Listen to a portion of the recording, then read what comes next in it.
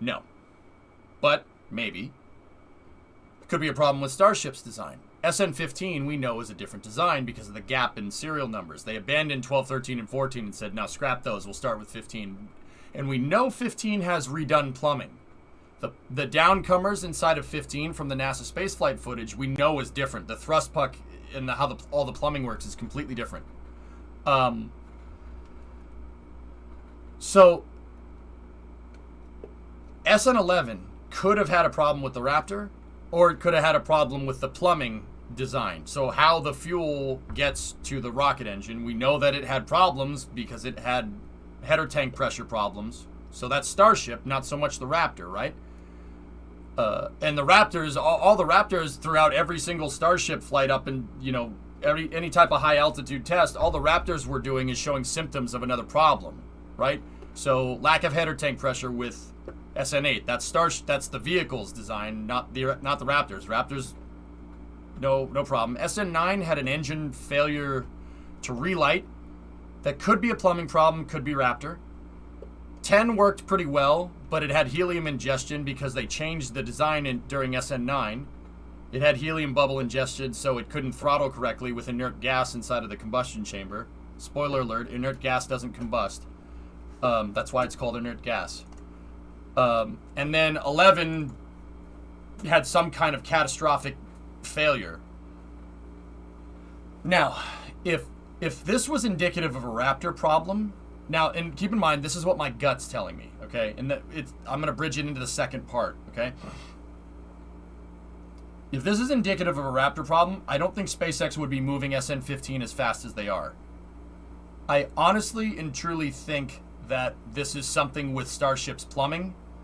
I do know from the Apollo program, the plumbing design absolutely freaking matters. Plumbing really, really matters. How you set it up, the bends in the pipes, even what you make the pipes out of, if you have a corrugated pipe, a flex joint, if any of these things are causing like a vortex in the propellants, or they're causing, I don't know if it's cavitation, I guess, in the plumbing, you're not going to get a good relay, right? Obviously. So this leads me to the second thing, and this is what I'll end Space News on, because I already switched the directory over to KSP. This leads me to the second thing. The second thing is that if there was a problem with Raptor, don't you think they would have found it at McGregor? Every Raptor engine that goes to Boca Chica gets tested, if I understand that correctly. They get tested vertically and horizontally. So my gut's telling me it's not a problem with Raptor. Raptor still has some teething problems here and there, but like I want to say like maybe the FADEC isn't right. And what is a FADEC is an aviation term for the computer that controls the engine, like the engine management system. I don't think spacecraft work that way. I don't think it's called a FADEC, but it has something like that. Maybe they just don't have it dialed in for doing that flip burn. But all these problems, like if I take all of the Starship flights that have happened, right? Every single one of them, and I kind of just string each one of them together, coupled with the fact that they're testing every one of these engines before they even meet a Starship, that tells me that there's a plumbing problem. The downcomers aren't working correctly. That's what that tells me. But once again, that's just my theory. I wouldn't report that as the news. Do they test it upside down? Jonas, they have a bunch of horizontal test stands for Raptor and then one vertical test stand for Raptor. So they're testing it on different axes, but they're not testing changing axes. So I don't know.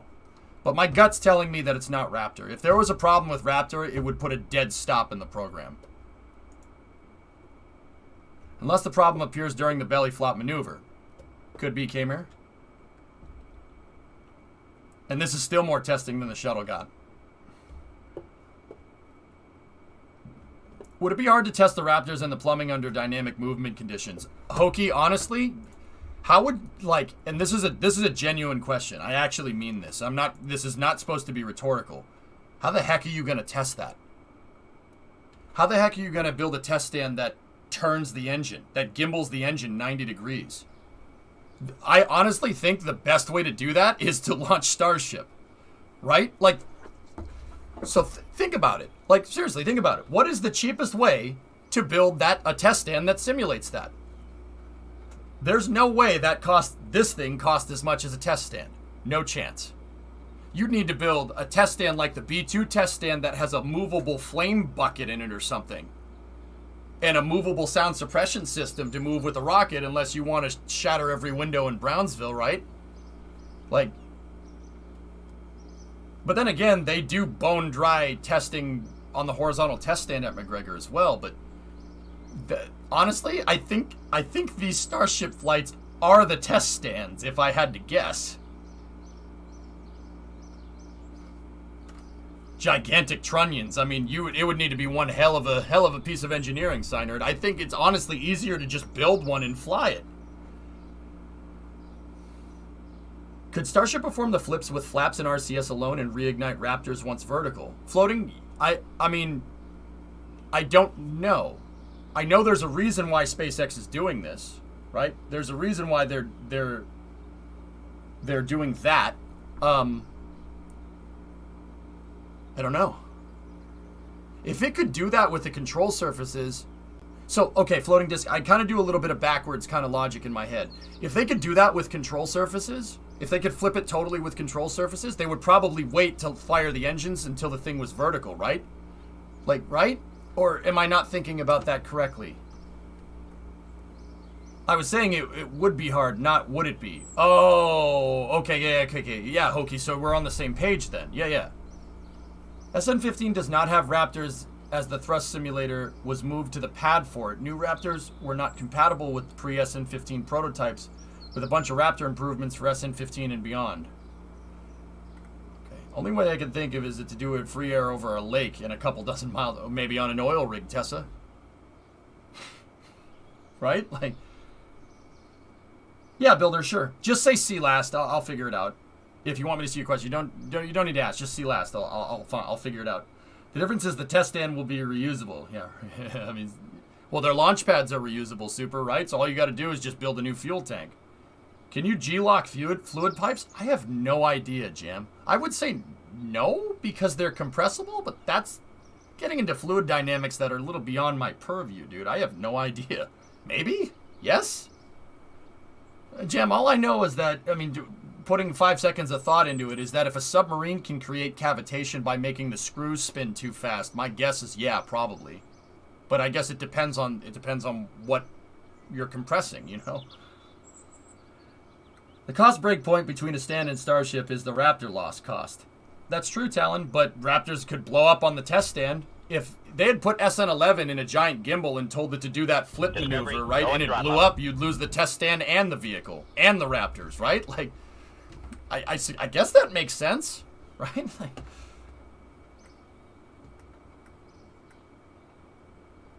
the control surfaces could do it, but it would take considerably longer. The way I look at it, there's a reason why they do it that way. There's definitely a reason. Because, once again, why would you... Like, you have to do a little bit of backwards thinking. Obviously, if they could get Starship to be vertical and fire the engine, all the propellants are being pushed into the bottom, so it would be a lot easier, so you wouldn't really need a header tank. Or, well, not that you wouldn't need a header tank. It would be easier to feed the header tank, right? But they don't do that. So that tells me there's a reason why they're choosing to fire the engines when the thing is still horizontal. And physics is what's telling me that needs to happen that way. So, once again, hey Biggie, 32-month resub. If I was guessing, right, I would say that they wouldn't fire it horizontally just because Elon wanted to. I mean, they might, but there's a very good reason why that's doing that. Elon has said that they needed the engines to flip it, if I recall correctly, because Aero can't flip it. Well, horizontal air start, someone corroborates that, so that makes sense. They use the engine to flip because they don't have the Methalox RCS yet. Okay. I think once Elon said he wanted to use the hot gas RCS for the flip, once that is implemented, but that thing's probably changed. Well, Phil, what Torlab said above you is good. NASA Man, win, min, miss. I'm working on it. The change with the new Raptors is also why they had to use ESN 46. Got it?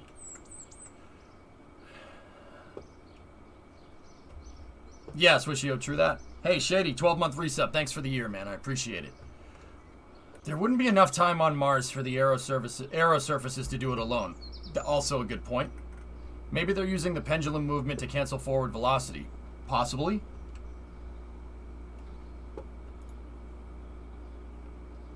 Hot gas thrusters aren't possible yet? Well,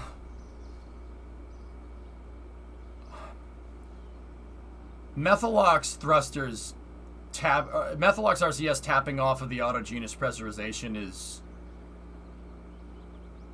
never been done before. It's a sound idea, but it's never been done before. Hot gas thrusters are just Methalox versions of Hypergol RCS, if I recall correctly.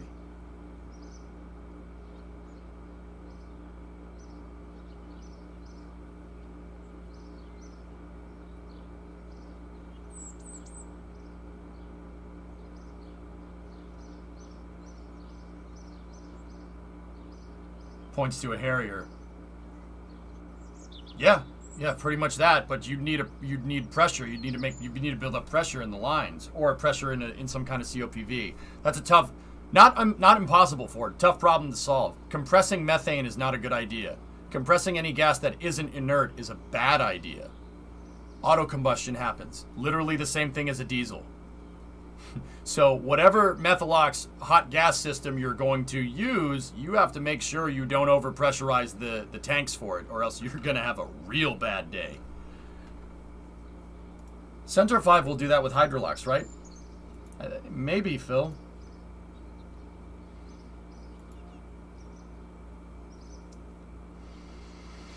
It's important to mention, Ford, that the tap-off cycle for the reaction control systems on the Harrier taps off of the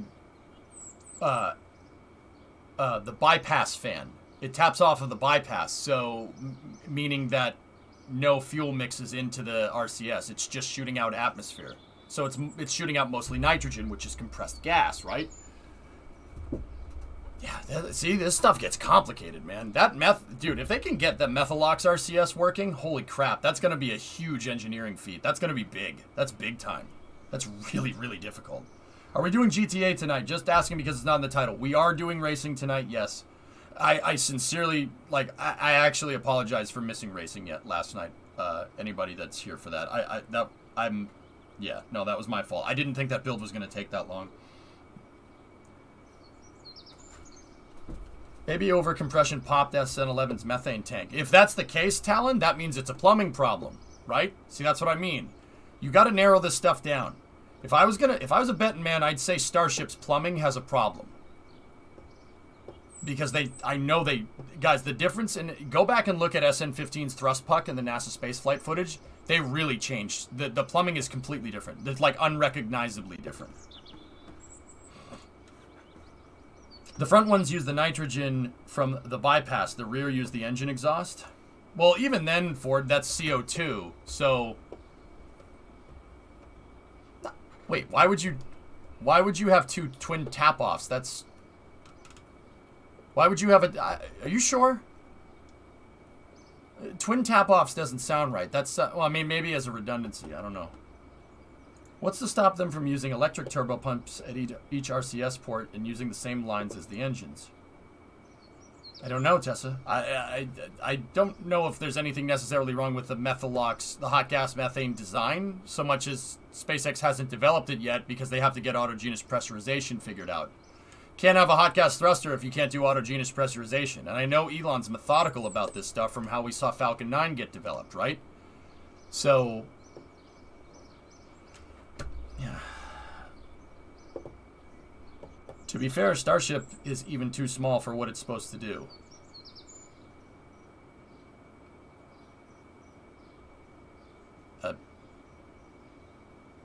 Okay. I didn't see you finish the shuttle last night. Can you disassemble it and do it over? Okay, thanks, bye. Please, no. Have I missed any KSP today? No, I'm in. We got to do our time warps, 229, so 8 days. So we're going to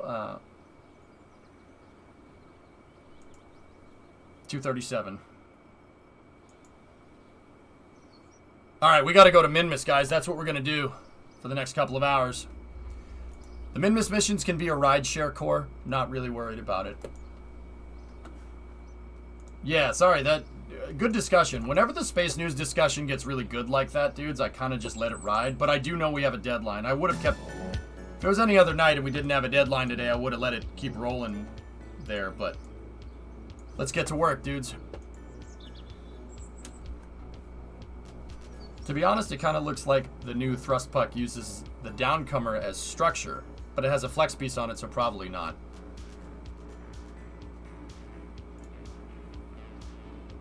That was 9 days time warp, but whatever.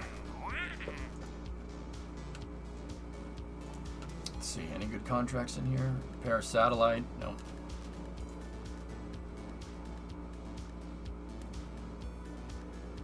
We need you to repair the Communicatron 16 on the vessel.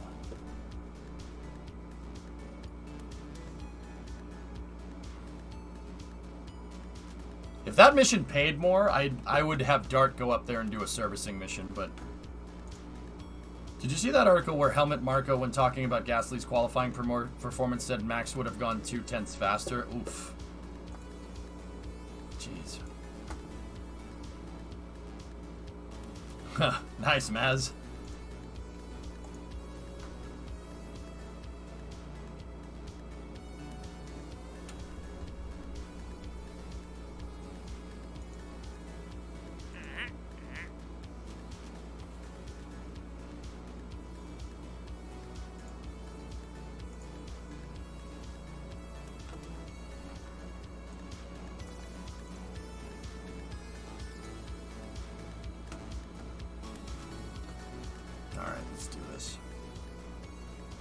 How much does the ARM contract give?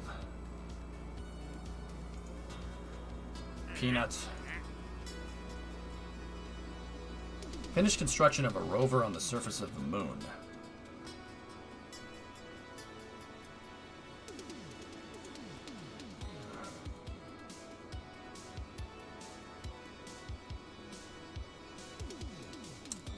That rover, the rover repair pays very handsomely. Can we see where that thing is parked on the moon? Hold on one second.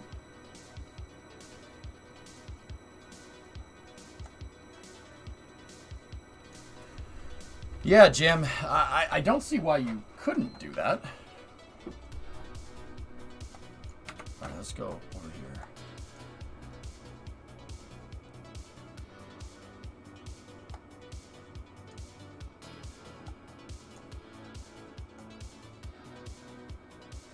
Guys, that mission is super tempting.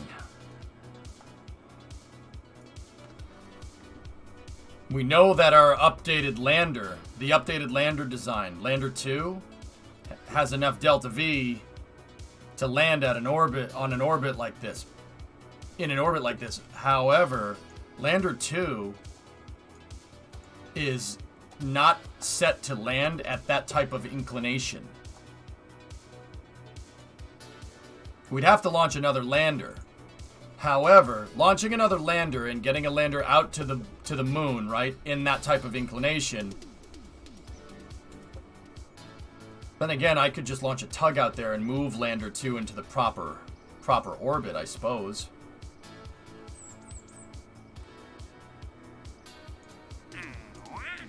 The advance is 115. Hey, Just Space. Happy April. Caught the VOD yesterday. The Discovery Lego model looks amazing. It is cool, isn't it?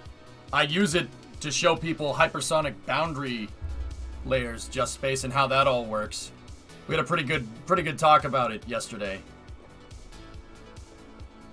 A refueling tug might be able to reposition at JuiceBot and have fuel left over. Refuel the rover and put it into that orbit for Kerbals to go and get it with the transfer vehicle. Guys, honestly, I think one of Lunar 4, Lunar 5, or Lunar 6 should target this. You want that biome anyway. Make it a mission on your manned program. I don't see why we wouldn't. Anybody have any objections?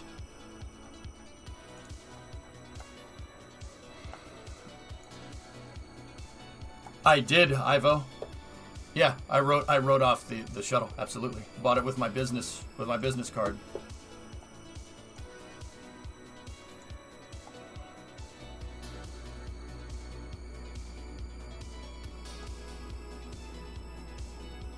I object, use SCOBY instead. What about the massive additional parts to repair the rover? Does it say what the damn rover needs?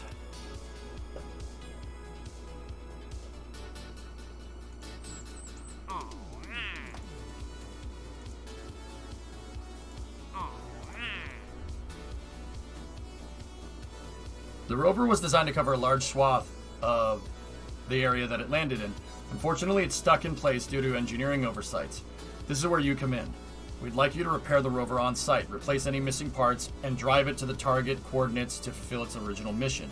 After you accept this contract, you can view the rover in the tracking station, evaluate the missing parts, and make a plan to move it to the target waypoint. You will likely need to send an engineer to attach parts.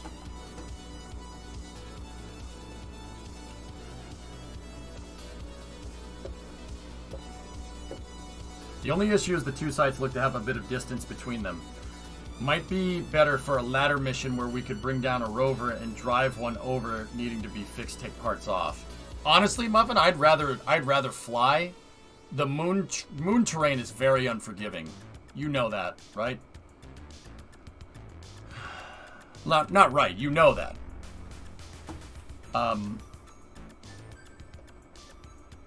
Guys, you know what? I'll accept it. Worst case scenario, I decline it outright and take a 3-rep hit. It's worth it. Let's see. Let's go take a look.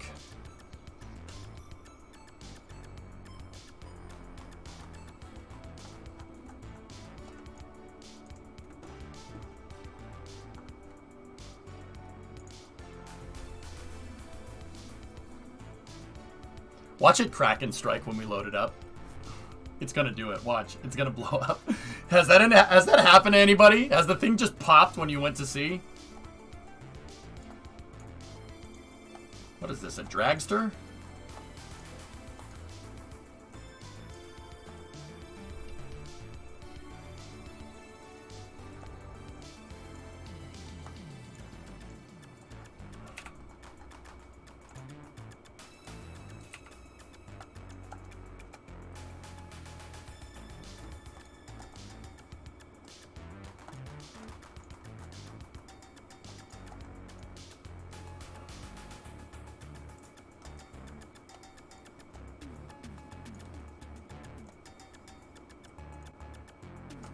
I see no batteries and no probe core.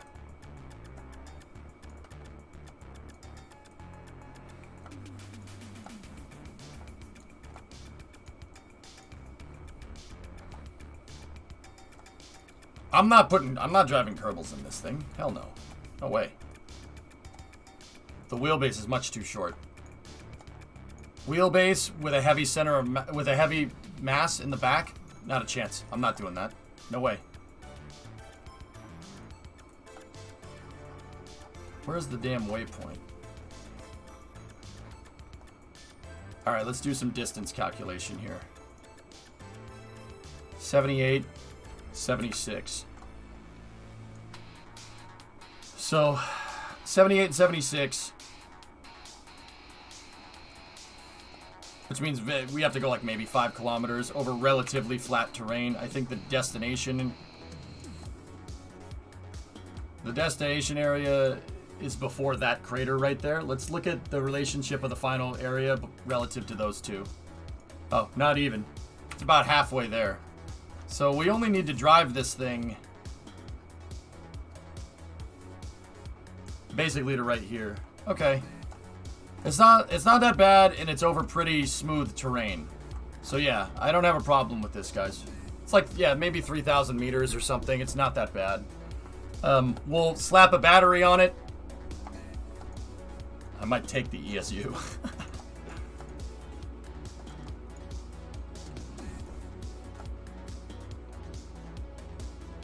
Yeah.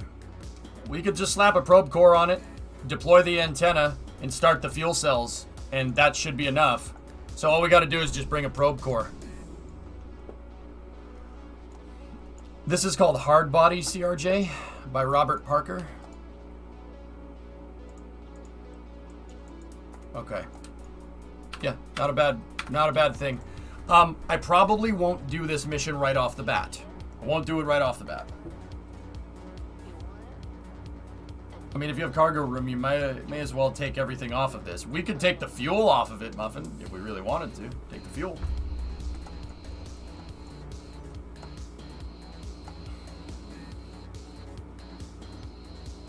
Take enough storage on the lander so you can take it apart. Just find a way to take the lander, dock it, and just build it somewhere else and just land the lander over there. I mean, I don't know if you can do that. We'll see how crazy we can get.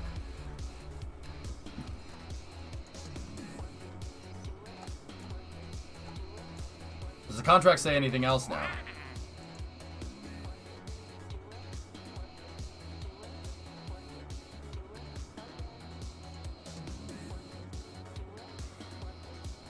We got a pretty good advance on that, guys. Pretty dang good. 360 Gs. I'll take that. That's fine. I don't think the Luna 4 mission will target that. Maybe the Luna 5 mission. Because what I need to basically test, guys, is we need to refuel the lander for the next lunar mission, right? And what I'll do is I'll send a tug out there. We'll refuel the lander completely and then see how much fuel we have left to see if we could do the inclination change. I'm pretty sure 1700 delta V in the lander is enough to be able to land at that type of inclination and not have that big of an issue. It's grossly over-engineered for that purpose, to be able to do polar landings if it really needs to. What all do you need on an LKO station? Comms, power generation, crew spots, propellant, anything else? Novus, my station has no spots for propellant. I use monoprop.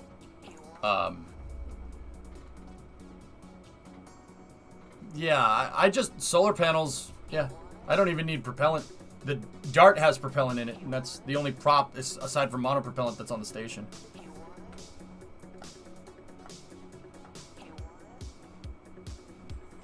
Yes, Victory, I probably will.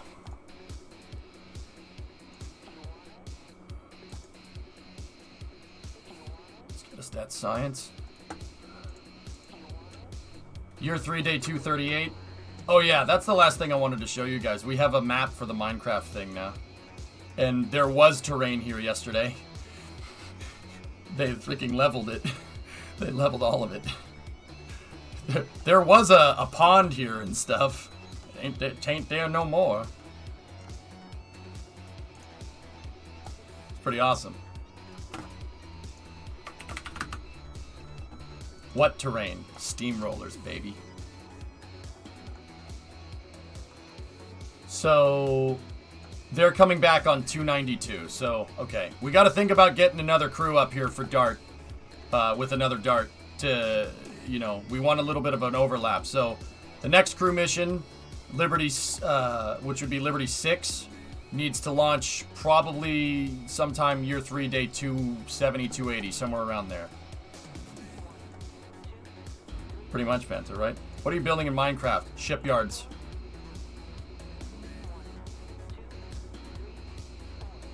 Okay. All right.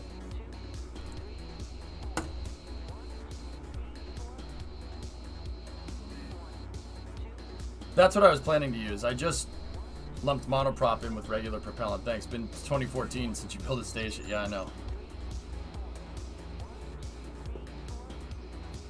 Place for Gunness and snacks. That's correct, Sneaky. And we made spawn at the shipyard. Yeah. Playing with Terradra, it was always just a soft rollout. We always planned to split it eventually. We just didn't know when that would happen. Basically, I just wanted a trial run to see if people were into having a Minecraft server. And yeah, turns out that you guys really like doing that. So, well, there you go. We have our own server now. It's a Minecraft server, subs only. Colton, exclamation point MC. That should tell you everything you need to know. Anyways, I gotta do a min-miss mission, guys. Also, I unlocked the 375 fuel tanks so we could build a bigger vehicle. Sneaky, didn't you already have a house there? Yeah, your house and all your stuff is still there. Yeah, it persistently went over. So as long as, because yeah, you should be able to go in and yeah, all your stuff should be there. The thrust sim is hooked up to the crane for installation at suborbital pad A. Got it.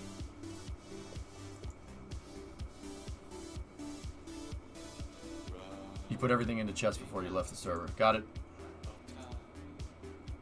Alright, so where we last left off, I unlocked the Gravioli. And then we unlocked all the asteroid mining equipment. Okay, cool. Yeah, we spent the 1100 science. I unlocked better tanks. I unlocked better science. I unlocked better pizza. Papa EJ. Alright, min-miss now. Let's go.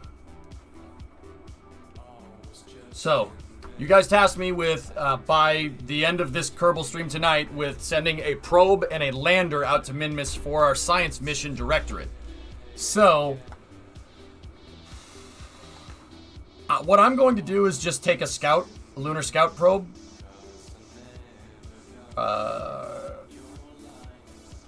Where is it? Where's lunar scout?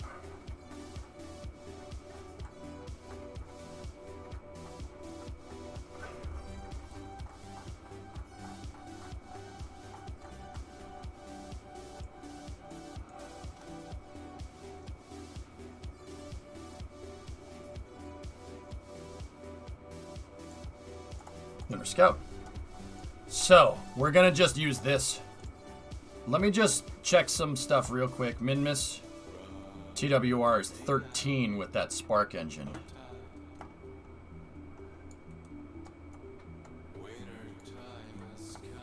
Okay.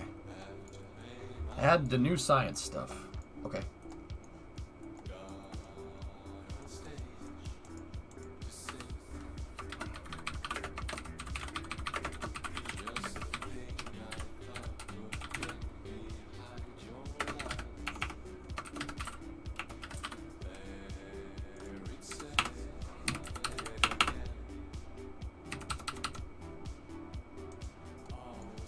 Alright, so let's upgrade our science components here. We have Gravioli now.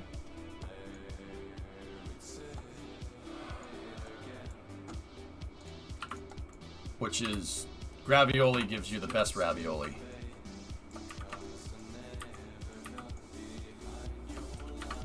Keep the barometer down there. Move the thermometer, right?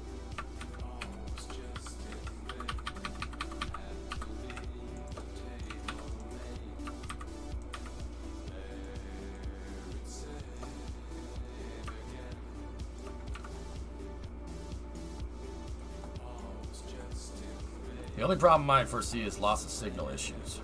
Man. Gravioli, give me the Vectoroli. Just finished the Saturn V. Thing's a beast. Didn't know you did the shuttle yesterday. What did you think of it?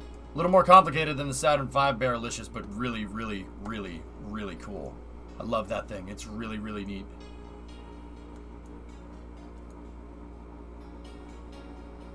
Also, something that I'm going to get myself into a habit of doing is shutting the RCS off while in flight. Well, you know, like say if the thing's attached, I'm gonna shut the RCS down.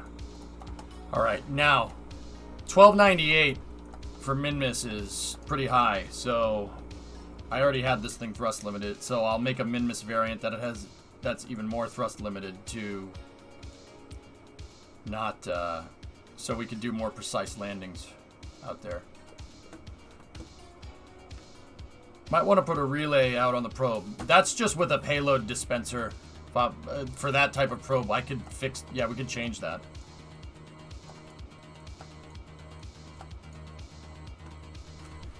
Well, you guys tasked me with putting a probe and a lander out there. I assumed that the probe would be a relay. Is your VAB capable of building a rocket large enough to go to min-miss? We can do it with the current rocket as long as the payload's small enough, Ryan. Oh, we're going to put a Leopard on the front instead.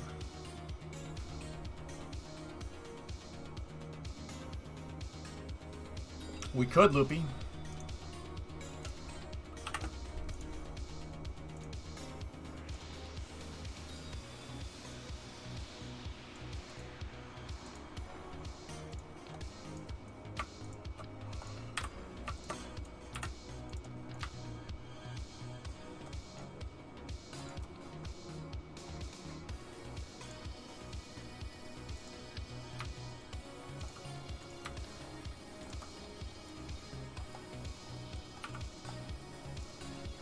Put a magnetometer on the probe. Okay.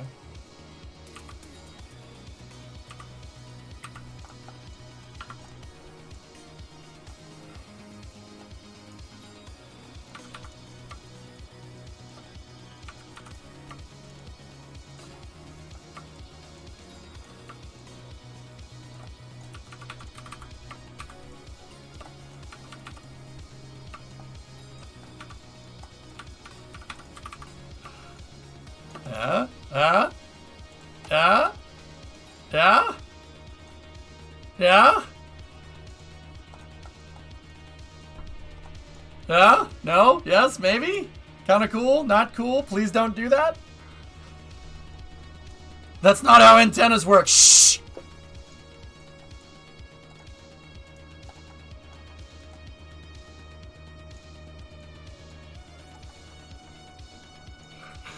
Putting a magnetometer on a parabolic dish is a really stupid idea. That's a really dumb idea in real life, guys. I'm pretty sure the magnetometer would screw up your communications pretty badly. Yeah, it looks cool, but that also that would be really stupid. I'm sorry, it was funny. Put it at the back. Yep. That's so dumb. I love it. It's so stupid. Oh my goodness. Here, let me shift that, and then I'll move the magnetometer right there. Let me just put it in a spot where it's not going to mess up. There we go. Other way around, the radar would screw with the magnetometer since the radar emit. Yeah, you're right. You're right. You're right. That's designed to. That's literally a receiving piece of equipment, and that's a transmitting piece of equipment. Your magnetometer would just act as an antenna for the relay. Oh, that's funny as hell. All right.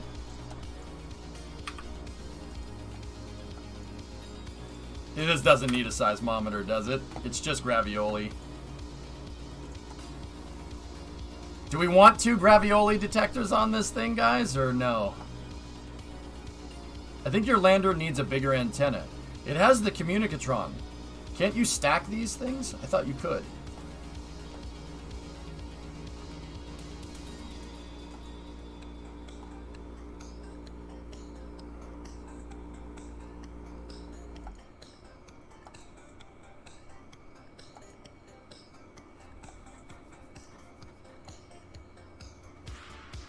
Only the deployable one.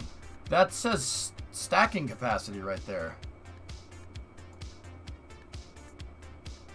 Wait, did they?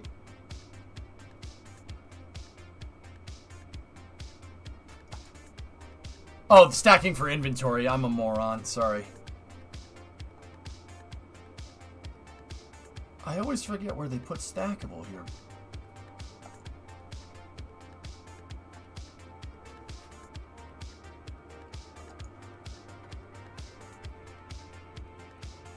Under antenna rating, 500K. Oh, yeah, okay. Well, Bob Bear, this thing would be relaying off this, what Mars Reconnaissance does to Perseverance and everything else on Mars. That's my intention here.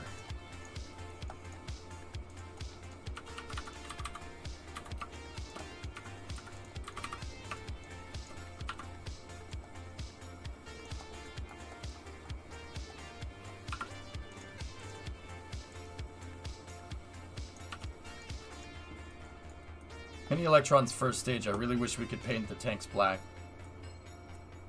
It looks great, T-Man. I don't remember Electron having air brakes, though.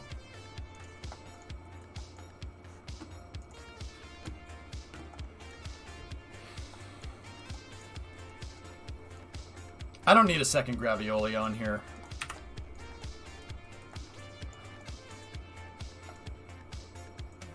I'll set that to 50. That's more like Minmus.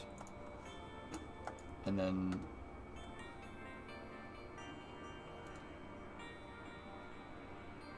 I'll do a manual release of that payload and then punch that out. Seeing the space shuttle fly is music to you. I know, Nuggets. It's cool, right? What's the lifespan of MRO? If NASA loses it, would it lose communications with Perseverance? I think they could communicate directly, but it would be intermittent. I think. I'd have to go look. Is this launching in one go? It seems big for the fairing. Well, considering the fairing's designed to launch a Liberty, or not a Liberty, yeah, Liberty module, I'd say we're all right.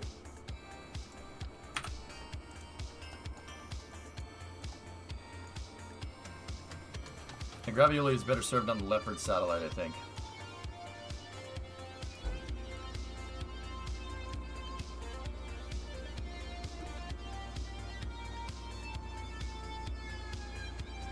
Is Gravioli biome specific, fellas? Discovery, go at throttle up. Well, 2713 sub. If it's biome specific, I want it on the lander.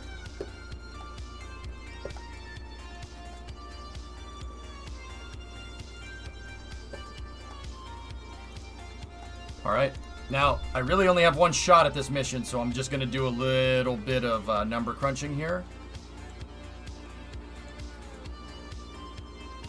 It was great, Sister. That game is really cool. It Takes Two. Very good. Really surprised. I thought it was just... meh. But it turns out it's a throwback to... it's a throwback to classic Nintendo games. Really good. Discovery, go at throttle up. I found some cool-ish space news. Nice, Apollo. Whoa. Cool. I'm gonna look at those later.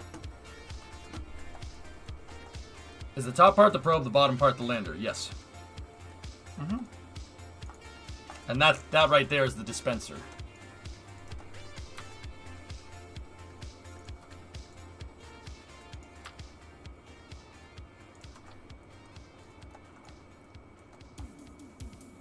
Erecting a dispenser.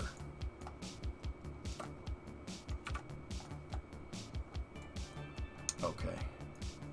So I'm going to save this. And we're also going to stage this. That goes up here. We can delete the fairing. Get rid of the staging. And then... what I'm doing here, guys, is I'm checking the... I'm checking how much delta V the upper stage is going to have. And I'm just going to crunch the numbers against launching to Minmus here. Because going to Minmus is a little bit different. Do you know this dude? I'm telling you, man. Stole my damn haircut. What are the odds of that? That's still weird. Forge, I don't understand. How does that happen? So bizarre. That's exactly what I said I was gonna do.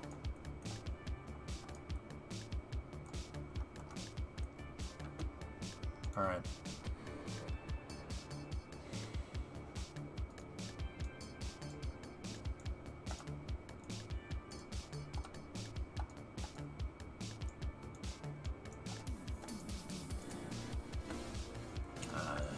Don't rope me in with him, J-Dude. I'm not even close. Not even close to Elon's power level. Not even on my best day. All right, so guys, let's do some math out.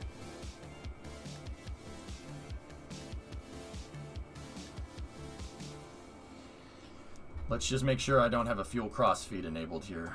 Okay, and then I'll be doubly sure here by checking with this. I just gotta crunch some numbers real fast.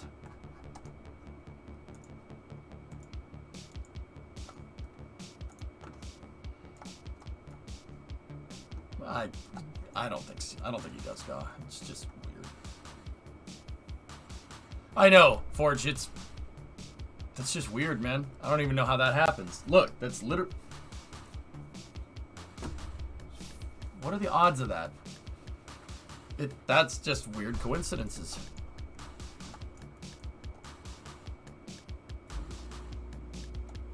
All right. So how much?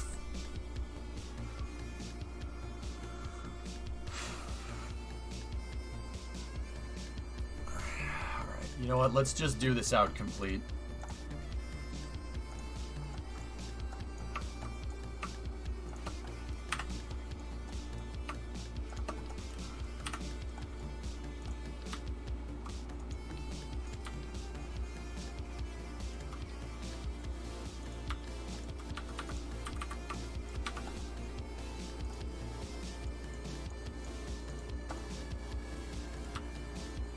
I need to make sure it attaches to the docking port, guys.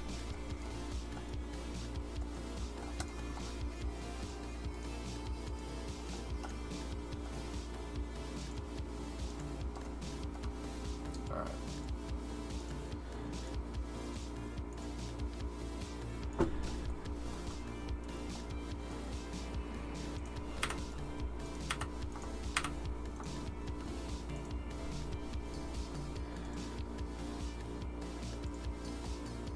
Oh, look. Kerbal is being weird today.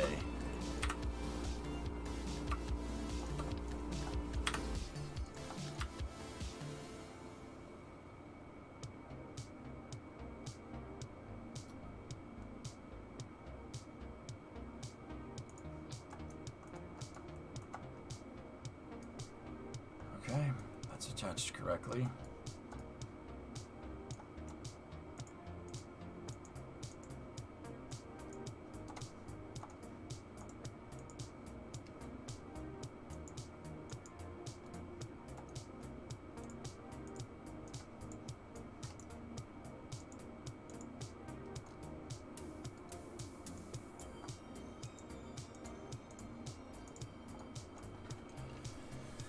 It is, Ryan, yeah. The only repeatable probe. The Gravioli is the only repeatable probe experiment that is biome specific on orbit. All others are biome specific when landed. Definitely put it on the orbiter. You're right. Okay.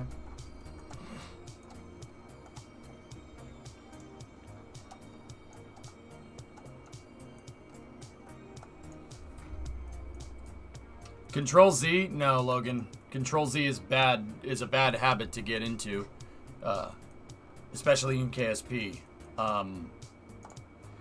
Because, long story short, when I go to put this rocket together out on the pad, I don't take half of it off and put it back on and then say, wait, no. If I'm going to build the rocket outside, like what I do, splitting it in half isn't one of the steps to integrate it correctly. So I always make sure that when I put a stack together to get the right delta V readings, I build it the exact same way that I would build it out there. It's just a good habit to get into.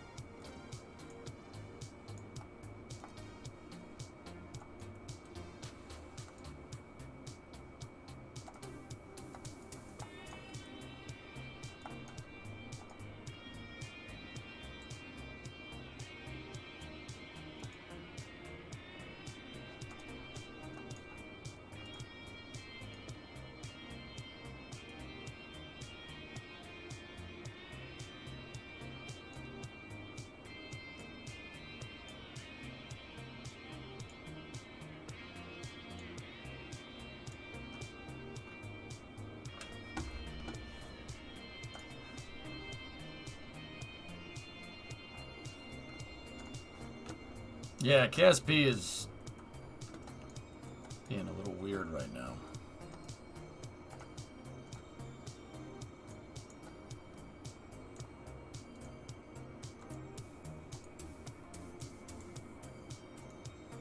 So if my delta V indicators are reading correct, this should give us about, should be 2500 at a very high TWR, 1.6, yes, okay. So that delta V indicator is accurate. Yeah, 24 at 1.56. Yeah, that's good. Yep, okay, so these are accurate delta V readings. So this is approximately the stack that we're going to make. Now I just need to see how much, like at what point are we going to do different stagings here? Because I got to make sure that we have enough to get out to Minmus. It should ultimately be less than the moon. It costs more delta V to do a transfer burn to Minmus, but it costs less delta V to circularize around Minmus than it does around the moon. The moon initial transfer costs less, but circularization costs more. The moon, when you compound those two numbers, ends up being a little bit more than Minmus. Minmus is overall less delta V. I can show you looking at the delta V map. That's the Minecraft map.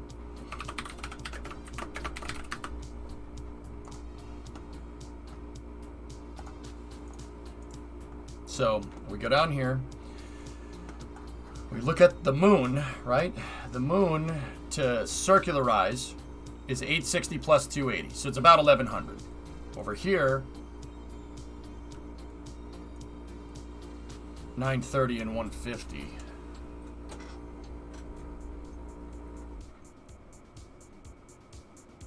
$1080, yeah, okay.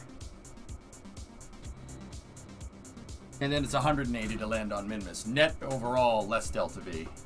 5120 compared to 4660. It's just a little bit less. All right, so I'm going to use the same numbers this time around. So let's go over here like this.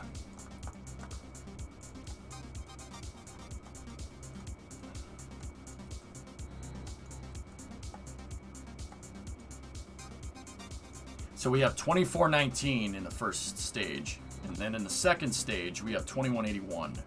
You need about 3,500, but because of our crappy ascent profile, to get Freedom 10 back home for reuse, I usually say it's closer to 4,000.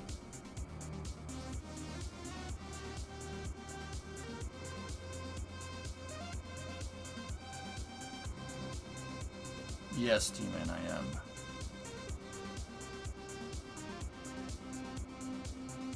So we have 600 extra delta V.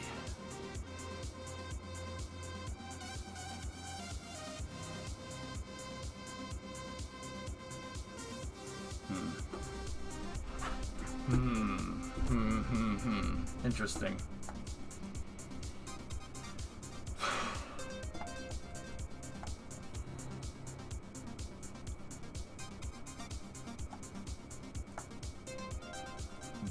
I'm thinking, guys, I'm thinking.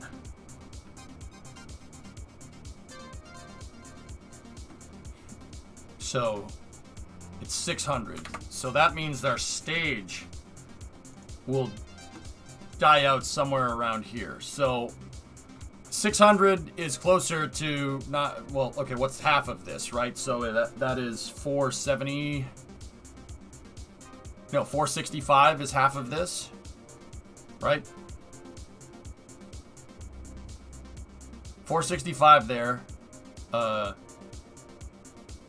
the reason why I'm halving it is for an overestimation. My stage can get me like 60% of the way there. So with my planning, I'll plan for it to get us 50% of the way there, right?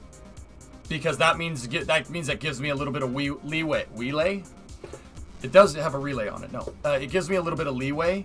So I could either expend the stage, or deorbit it, or crash it into Minmus, or we have some extra delta V to play around with it. So 465, and then 150. So that's about 465 plus 150. So that's 565 plus 50 is 600 and what is it? 615. 565 plus 50. Yeah. 615.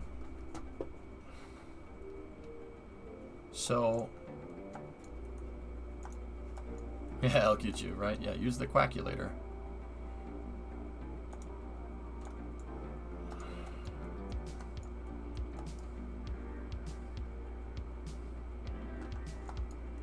Pi took your house?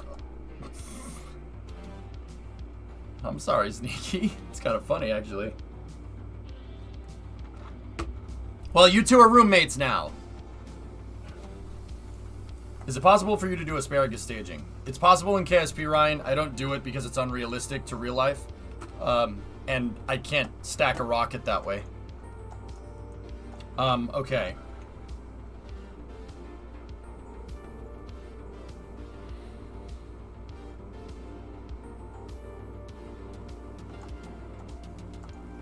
These tanks aren't, like, locked out or anything, are they? Nope. What about you? You locked out?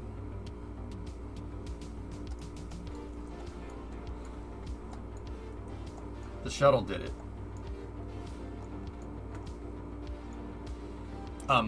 No, it didn't. Forward. A crossfeed is not asparagus staging.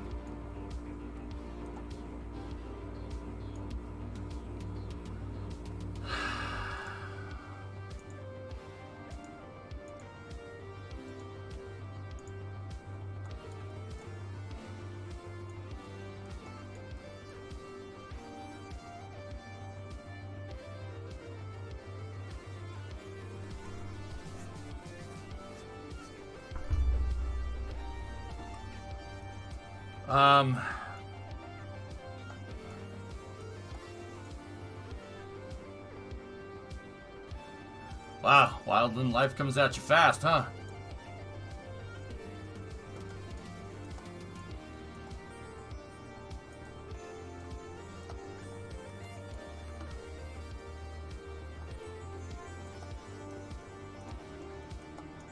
How difficult would it be for you to implement SRBs?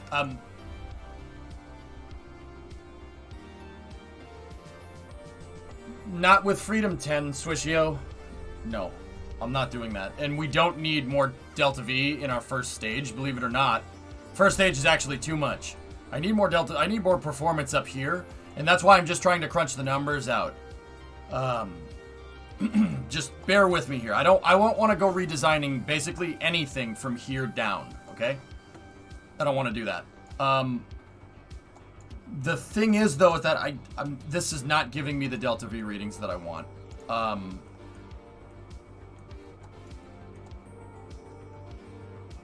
The second stage already has SRBs on it, you dope.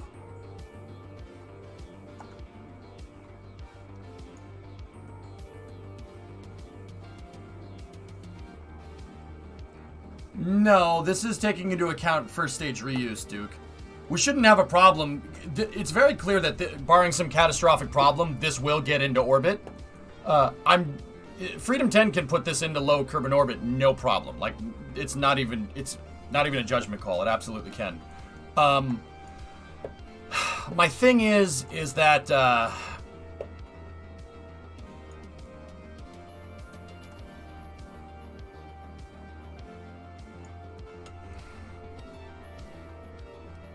okay, hold on a minute, guys. How much Delta V does the Leopard satellite have? The polar satellite. It has 1,200 Delta V. 1,200.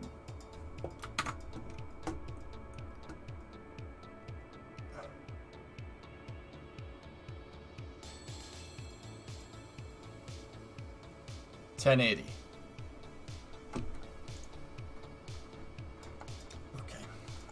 Okay. Yeah. Okay. That has 1,200 by itself.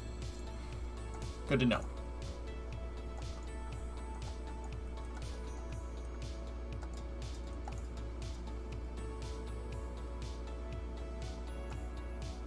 Yeah, Rashok, we could deploy that thing in LKO. So here, let me disconnect the stage, right? Right? And let's get this reading of about 500 Delta V, right? That's where we'd want it.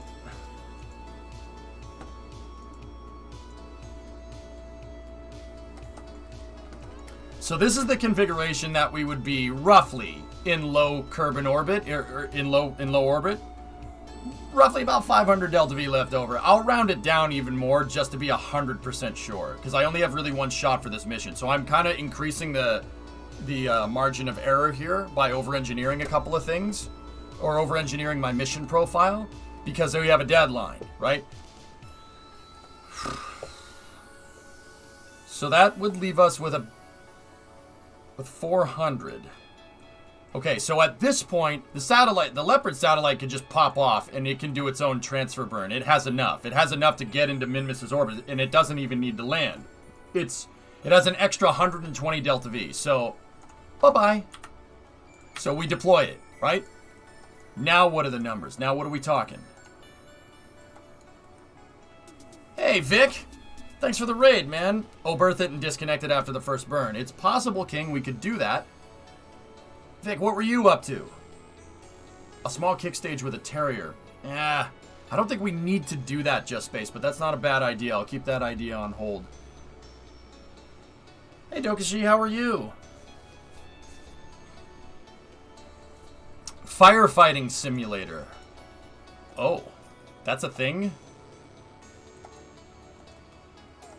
I took the fireman's exam once, VicNet. At least the Massachusetts fireman's exam. I passed, for what it's worth.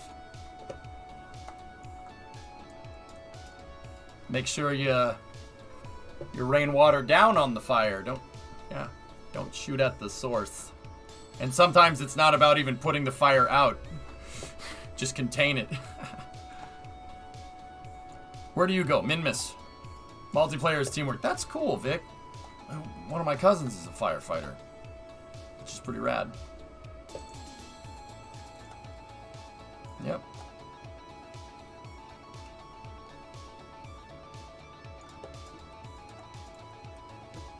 Actually, he watches the stream for what it's worth. He's in here from time to time. Alright, anyway. So this is where we're at with this.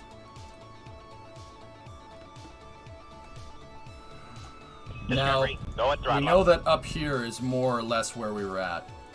Take the stack off of the payload to get the Delta V readings. There's no stack decoupler between the second stage and payload. Yeah, but there's no crossfeed either, and I'm not checking total lander Delta V just yet. I'm not at that point. Duke, gift a sub to Vic. That's awesome, man. Hey, thanks for the raid. I appreciate it.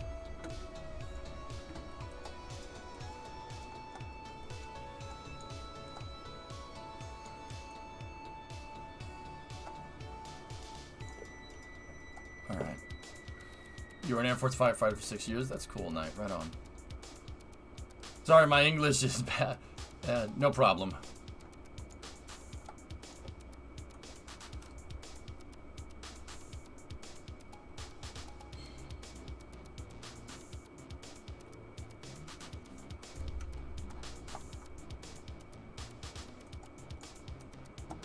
Mayor, the other day I talked about it. Mayor asks, you're asking if SpaceX is working on Lunar Starship. I think they're working on it in a place where we can't see it. They're working on it somewhere. And that somewhere is not near Boca Chica, believe it or not. Or it might be, I don't know. Or it's inside of the tent or something.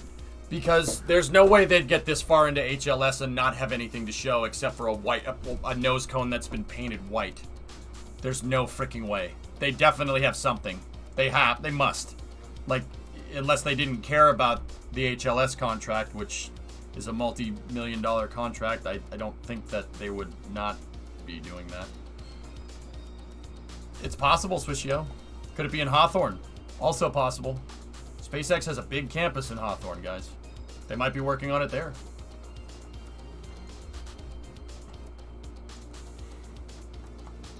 Yeah, we're Frenchies, so I sent you Frenchies. No problem.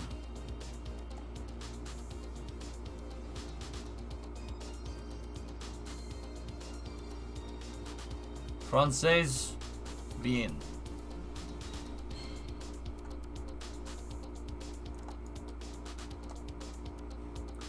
Alright, where was I at? Running out of time. Okay.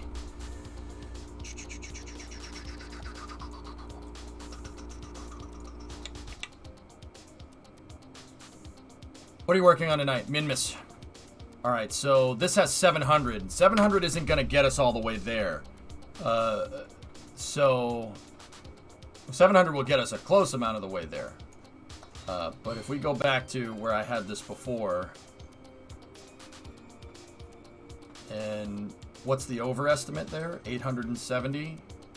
Okay, cool. And now separate this, and that means this thing has 1800. Okay.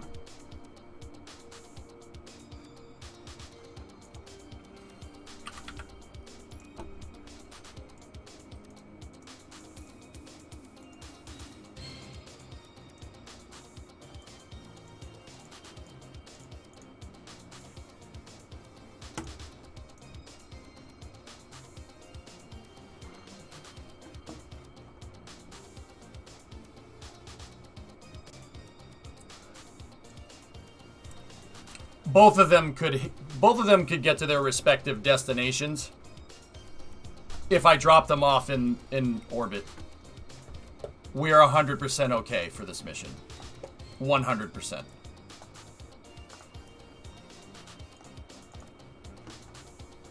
Yeah, I'm not worried in the least. Alright, I have to redo some modifications to the satellite here.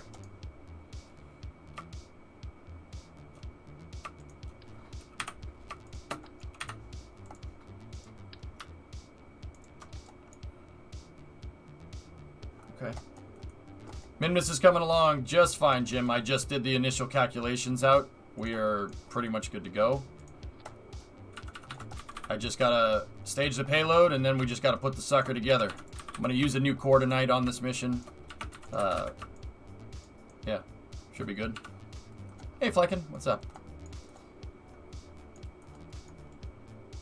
Okay, so per before, I'm going to take the gravioli off there, and we will put the gravioli, give me the formioli.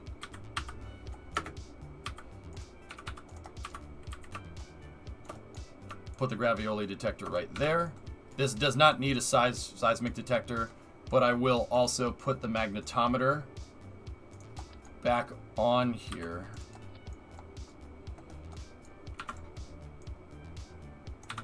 And we'll make it go backwards this time. That's cool. That looks kind of neat right there, actually, coming off the back. That looks good coming out of the side of his neck there.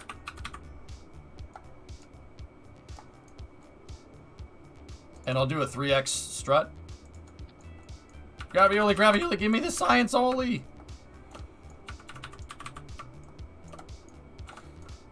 All right.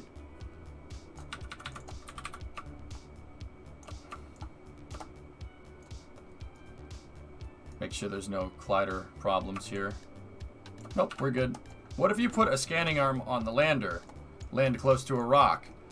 Well, 1800 Delta V, if I use the upper stage to move it, we could definitely do multiple hops out there. I'm not sure how far we'd get.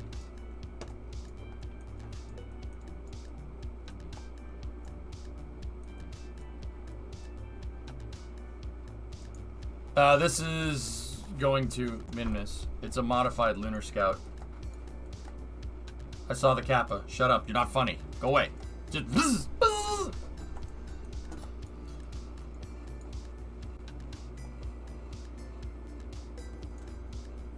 But I see. I also just did all my mass calculations out.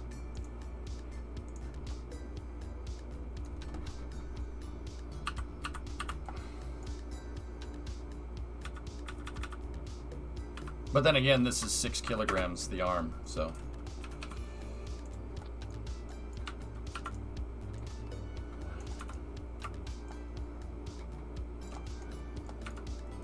Copy, mame. What's this thing with all these numbers?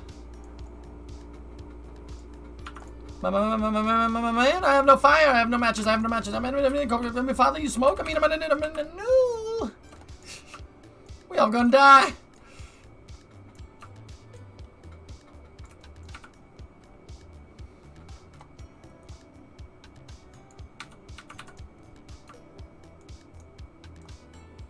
Carbon, I have no fire. I have no matches. Alright. Well, that should be okay. And that should be... The size of the arm will scan different pieces of equipment. It does. This is for scanning small craters. The other one's for scanning large crater. Yeah, that's right, Just Space. Yep.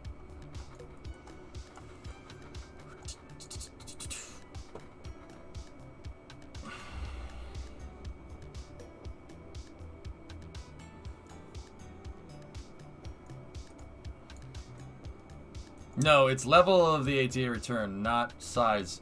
Okay, well, I'll just put a small one on there. That should be okay. Alright, let me make sure the fuel tanks are locked out here. Let me make sure these fuel tanks are locked out. Let me make sure the monoprop systems are all locked out. Disabled. Disable. Disable. We put the seismometer on there. Gravioli's on there. Magnetometer is up on there. I think we're good. Save it. Got it, Loopy. How many hours until GTA Racing? 2. Should be more than enough time.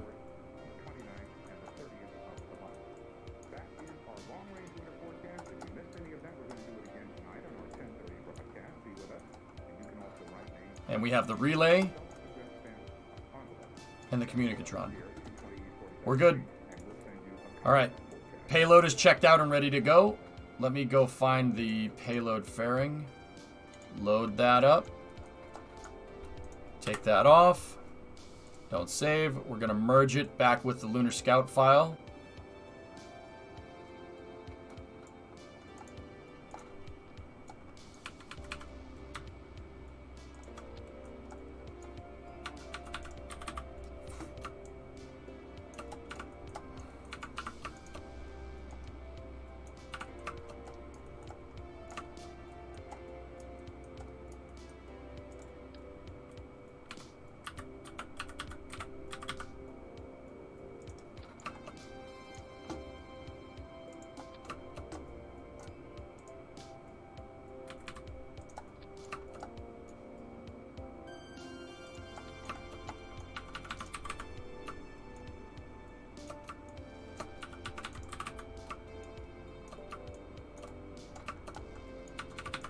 I like getting fancy with the strut works from time to time. Well, okay, let's be real. It's every time. And you know it looks cool. So shh.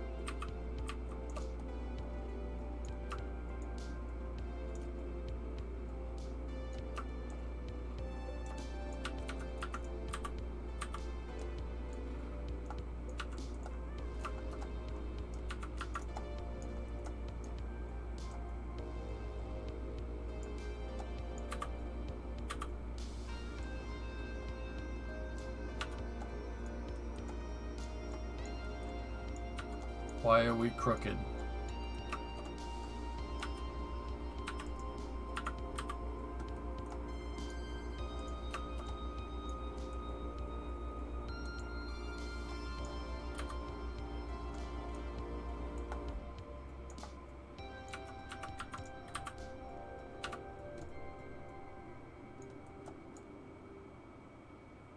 I don't like that. I don't like that at all. It shouldn't have... Why is it coming in crooked like that?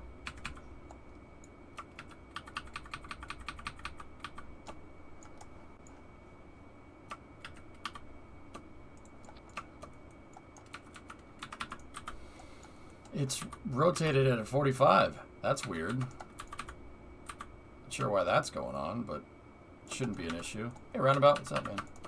Alright, well. It being rotated inside of the payload fairing is not that big of a deal. I just want to make sure that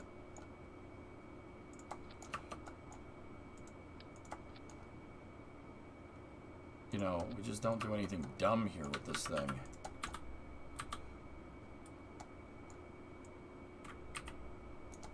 Actually, it'd be better if it was like that.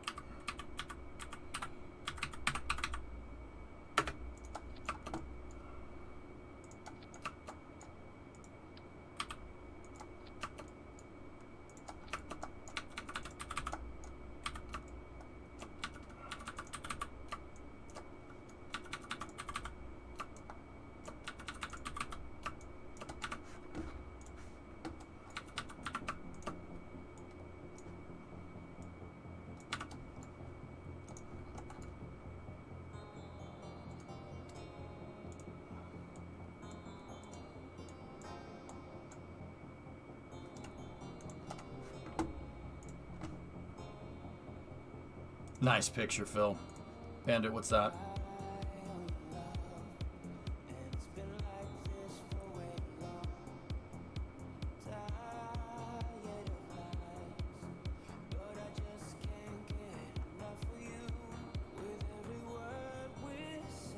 Ugh. Gross, Bandit. Did you finish the shuttle? Yes.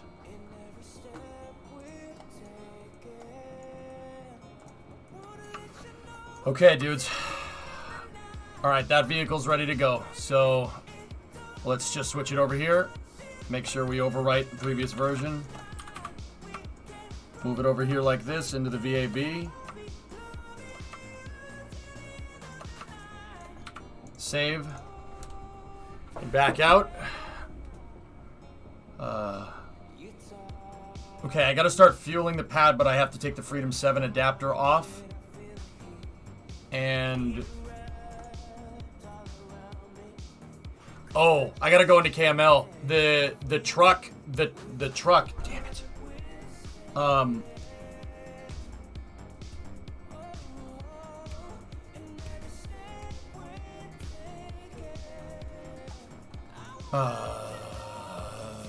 The Freedom 7 adapter plate is bent, so I have to go here. I'm gonna do this fast, guys. Long story short, I'm fixing a fused docking port. I'm gonna do this quick because we're running out of time.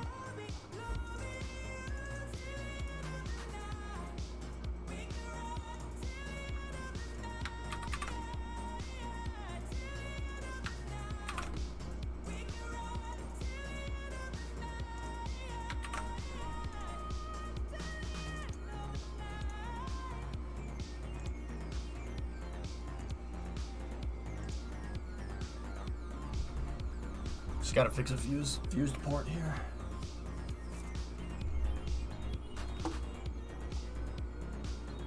I'm being swift, Sneaky. Grab that team Ferociter.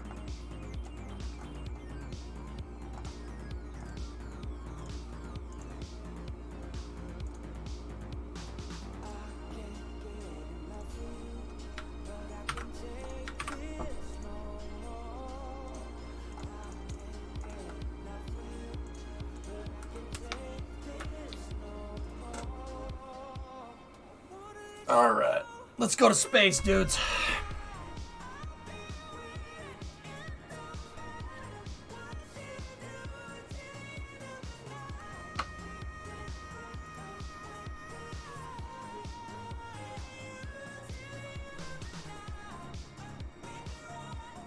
Well, Loopy, you said it only lives for 24 hours once it's disconnected. Is that like, does it have to deploy a solar panel or something? Like, that's how that works, right?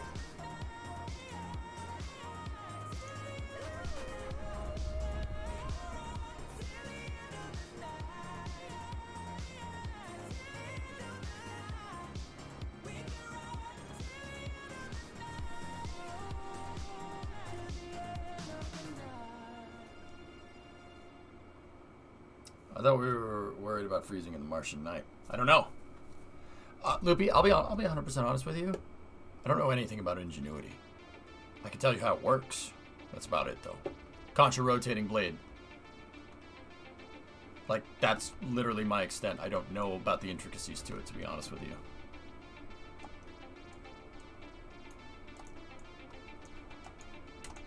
Alright, let's make sure. This was the fused docking port. Yep, okay.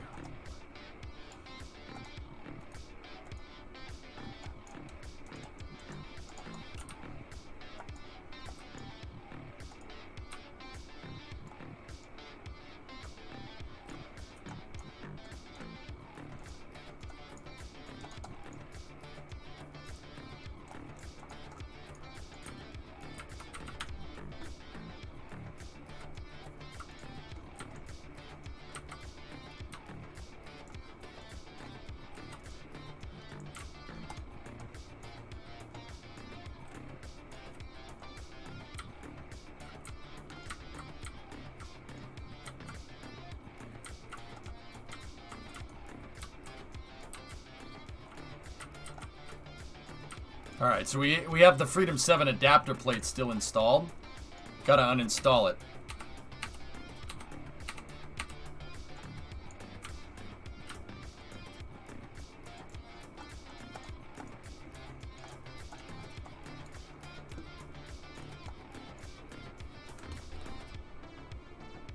It hasn't flown yet, Make.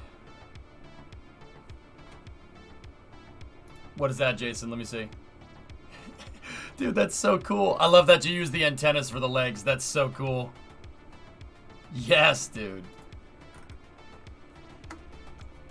How you been, Jason? Everything good, man? I feel like I haven't talked to you in a little while.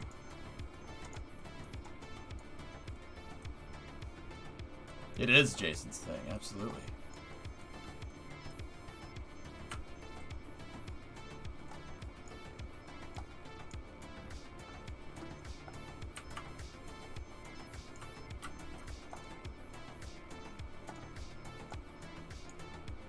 Okay, wait for an alignment.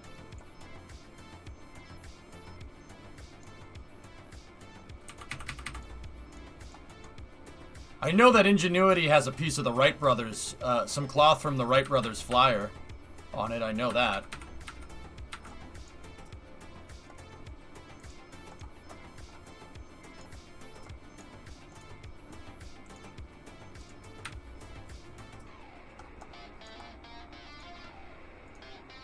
Okay.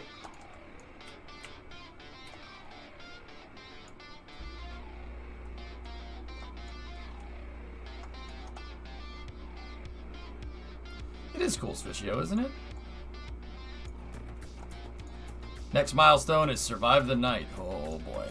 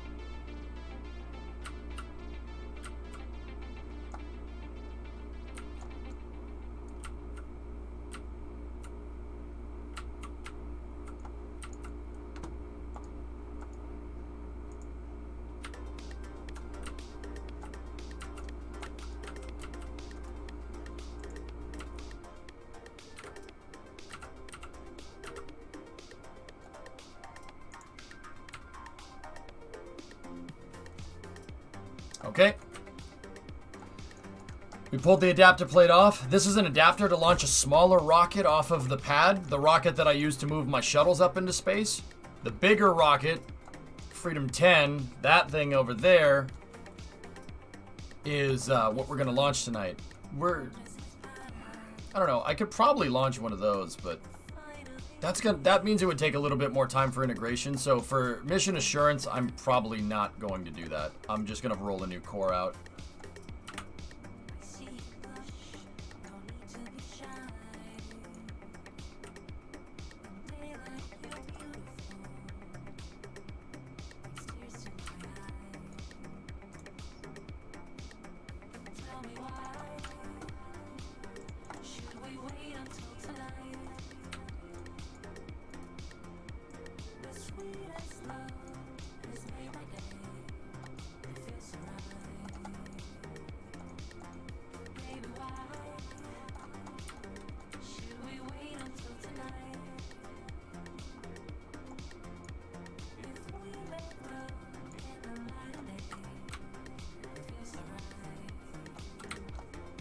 No!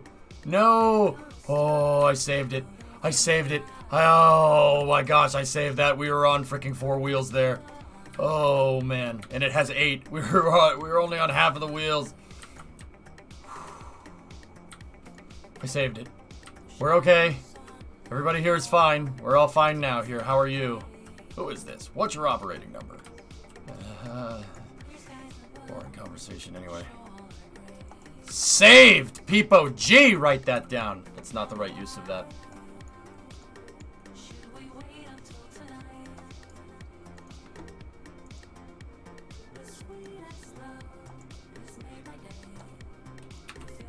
Oh crap, no. I just time warped the crane. It's probably not good for it. You gonna mark for a shuttle tile? I have pieces of shuttle tile and pieces of shuttle Nomex and pieces of shuttle payload bayliner, dude. I don't need a whole tile. Those, I said this the other day. I'm not really into collecting spaceflight paraphernalia. All those things that I have are gifts from viewers, and I'm very grateful for them. Don't get me wrong, but I don't go seeking it out myself. It's the knowledge that I'm after, dude. It's like when we were talking about astronaut autographs the other day. I'm not really interested in an autograph from an astronaut. Even Charlie Duke, man, I didn't ask him for an autograph. I had the pleasure of talking to somebody that's walked on the moon and shaking his hand. It means way more to me than a frigging autograph. And you know, I know what people are gonna say. Well, but what about proof? I don't care about proof. I know I did it. I don't need to prove it to anybody. I know that I did it. I don't meet astronauts to tell other people that I did. You know what I mean? I meet them because I want to meet them and I want to talk to them. Even though I end up telling you guys the entire time, like I don't go around on the street telling people that I talked to Charlie Duke, you know what I mean? I'm pretty sure half the people would be like, all right. Can you show us? It's out of my living room, dude. I don't want to go grab them. It's on the shelf with a bunch of other space stuff that I have.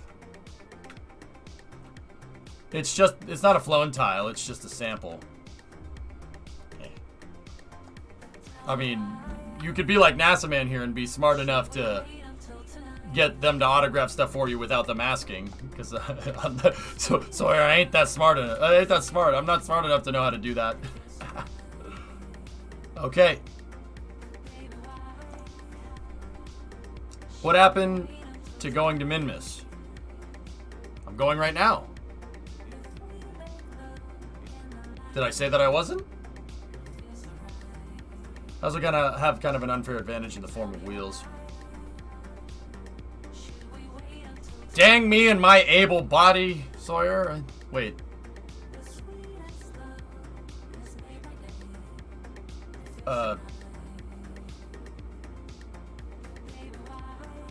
Yes. Any launches today? Yep. Yeah, how dare I? I don't like this conversation. It started as a joke, and now I just feel like a jerk. If you want to come punch me in the face, I'd be okay with it. I'd let you do it.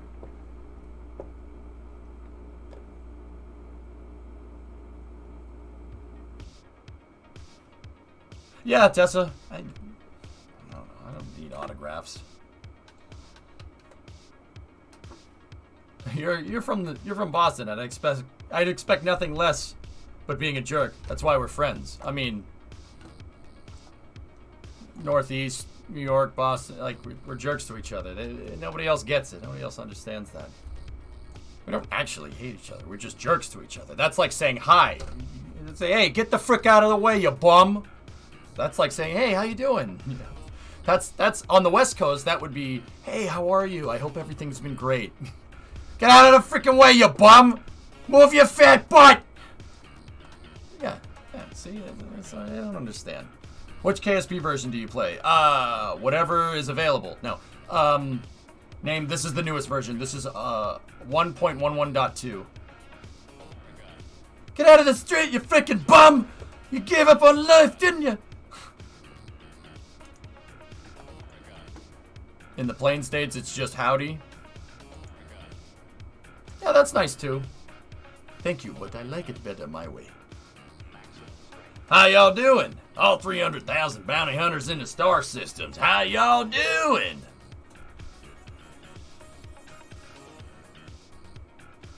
What are you doing? I'm driving here. Yeah, see that? I'm walking here. And then I'm driving here. That's not what New Yorkers say. It's get the frick out of the way, you moron. That's what it is. Yeah, Midwesterners are very nice. Yeah, very nice.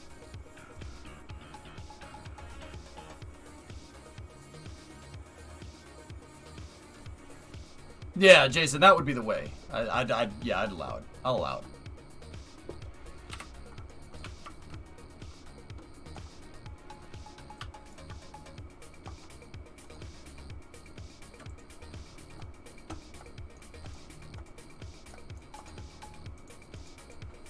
Actually, let's see. What do I do when someone does something stupid in, like, on the road?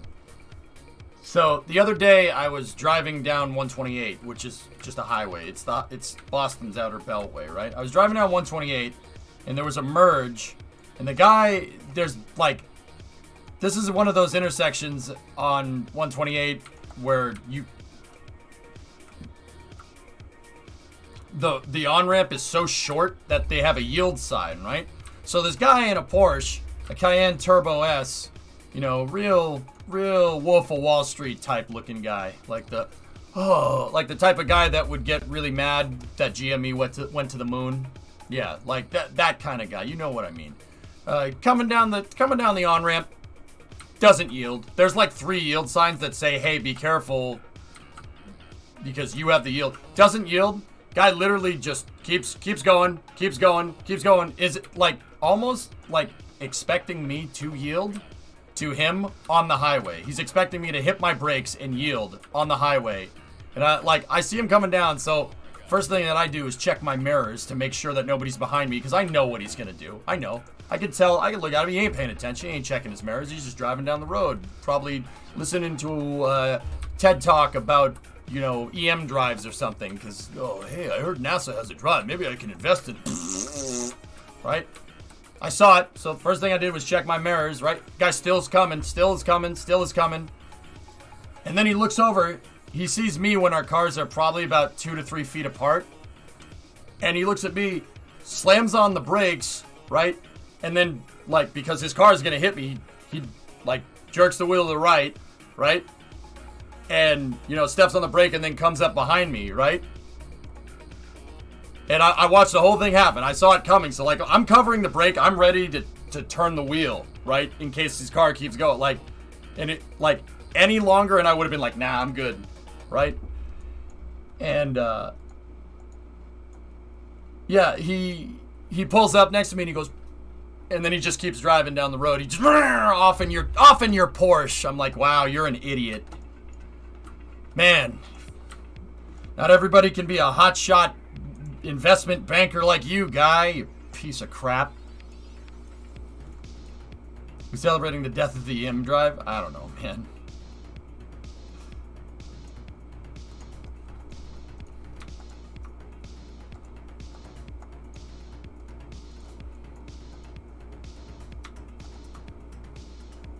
But yeah, that's, I saw it coming and I just said, yeah, okay, just put your car where mine is, right? My car isn't here, right? So I think that's what I said, if I remember right. Brimo was with me, I'd have to go ask her. Literally, didn't even check his mirrors. I'm just driving down the road.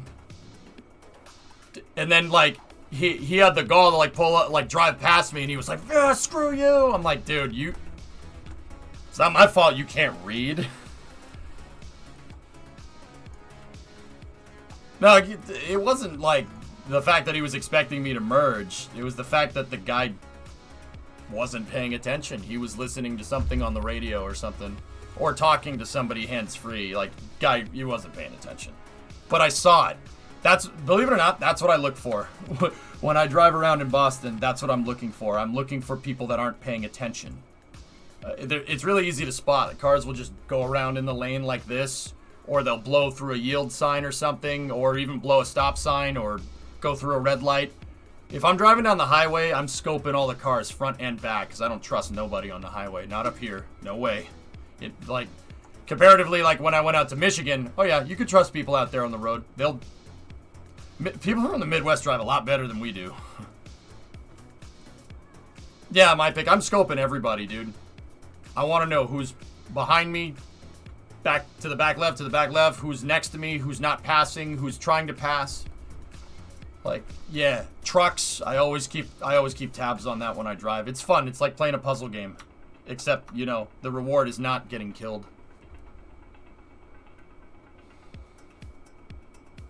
Yeah, Chicago notwithstanding, weather guy. How you doing, man? Everything good? I need Smat Pack. Yeah, Smat Pack. Natch, what's up? Do the Falcon Heavy boosters, can they be refurbished and used as a normal Falcon 9 stage? Yes. Not the center core, though, Natch. The boosters, yeah, not the center core. The center core is a different design. Yeah, Kuju, I don't trust anybody on the roads up here. None of them. They're, like, and if I do, it's because I've been driving with that person on the road for a little while. Like, if I merge onto the road and I'm driving for like 30 minutes down the road and there's just somebody that's kind of near me going a similar speed, and I see that, you know, car stayed on the road, everything is good, I'll just be like, all right, that person's good. I know what they're doing. Definitely do that with trucks. Well, Novus, you know, the thing is, dude, is that the trucks around here, the truck drivers aren't bad, to be honest with you, because as far as I'm concerned, truck drivers need a CDL, right? And that doesn't make them experts, but that makes they're a little bit above everybody else because they're driving a truck. The license requirements are more stringent. So I find that truck drivers actually drive better than most. And you know what I do? I stay with the trucks. If I'm on road trips, I'll stay with the trucks. Yeah, I'll stay with them.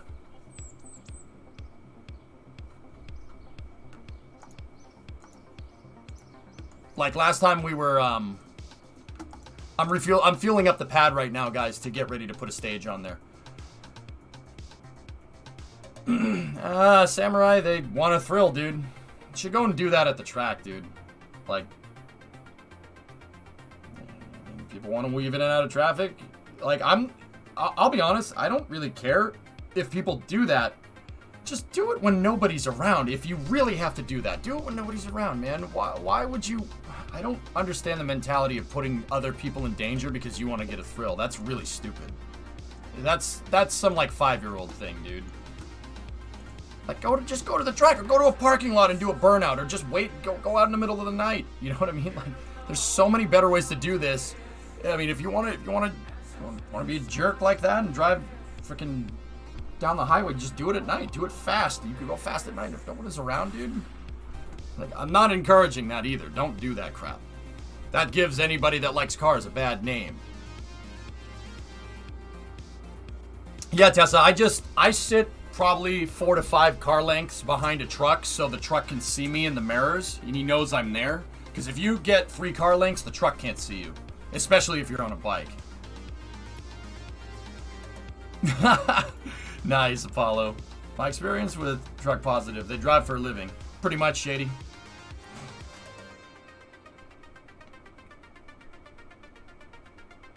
Yeah, Duber, right? Yeah, no, I'm with you on that one. I've just... In the Northeast, man, New York, Philly, Boston, even Baltimore and into DC, everybody's just in a rush all the freaking time. And they don't have, they can't be bothered with things like obeying traffic laws, dude. That's what I noticed. People are just not paying attention. They're on autopilot mode when it comes to driving their car, which is ironic because like a car with an autopilot would actually probably be better for these folks. But yeah, dude, when I'm driving, man, I'm paying attention to the road at all times. I enjoy it. I don't know what it is. It's like playing a fun mini game. It's the strangest thing. And I can do it for long periods of time. I drove 17 hours straight from the Upper Peninsula in Michigan back to Boston with the Mustang last year. Loved every second of it. I love it. It was so fun. No one uses their directionals hired. People just veer into your lane. Sometimes veer across multiple lanes if they forget that, you know, they need to get off the road. They wait until the last second. The on-ramp comes up. They're about 100 feet. Veer across 4 lanes.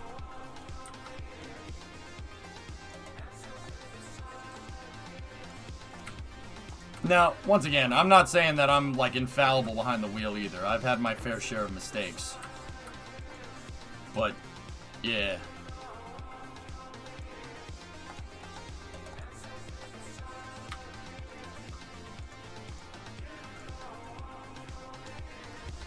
BMWs, Audis, Gießen, Mercedes around here.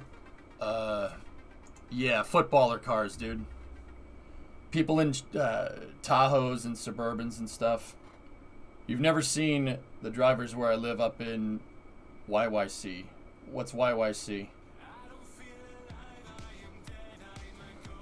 Not sure how far back it is. I've seen the semis with, if you can't see my mirror. Yeah, Apollo, I do 5 car lengths. Okay, so if I can see their mirrors, they can see me. That's my rule of thumb, so that's why it's 5 car lengths. So hyped for my caliper to show up. Nice. Yeah, lols, I know, right? I actually saw a Tesla owner bin the car on the highway, on the Mass Pike one time. Brimo and I were coming back from a party in Boston, and we got a designated driver. We took an Uber in and an Uber all the way, Uber out, because we were drinking, right? And this guy, we were driving and it was snowing out. This guy had a P100D. It was a P100 dual motor. I knew exactly what he was doing. So the highways in Boston, they curve. They go left, they go right, they go left, they go right, they go left, they go right. And I know exactly what this guy was doing.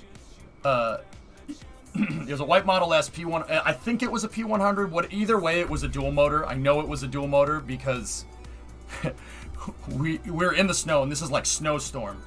The guy goes, and the highway curves to the right, and he tries to go around the corner, and car spins.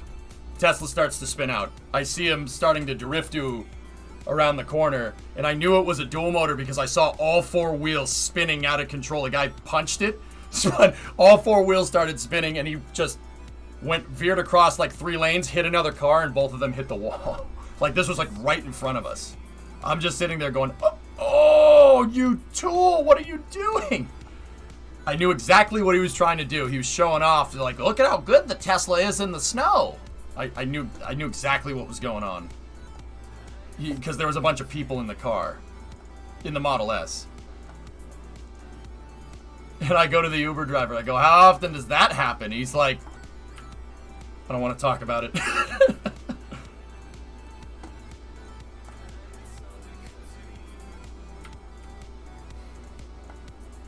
Oh, Vanguard, that's crazy. What's a party? I don't know. This was like in 2018, Just Face. Nice, Flykin. I thought Teslas were programmed to prevent that from happening. You can ask Remo. I'm not making this up. And I know I saw all 4 wheels spinning. I don't know if the guy, like, shut the traction control off, maybe?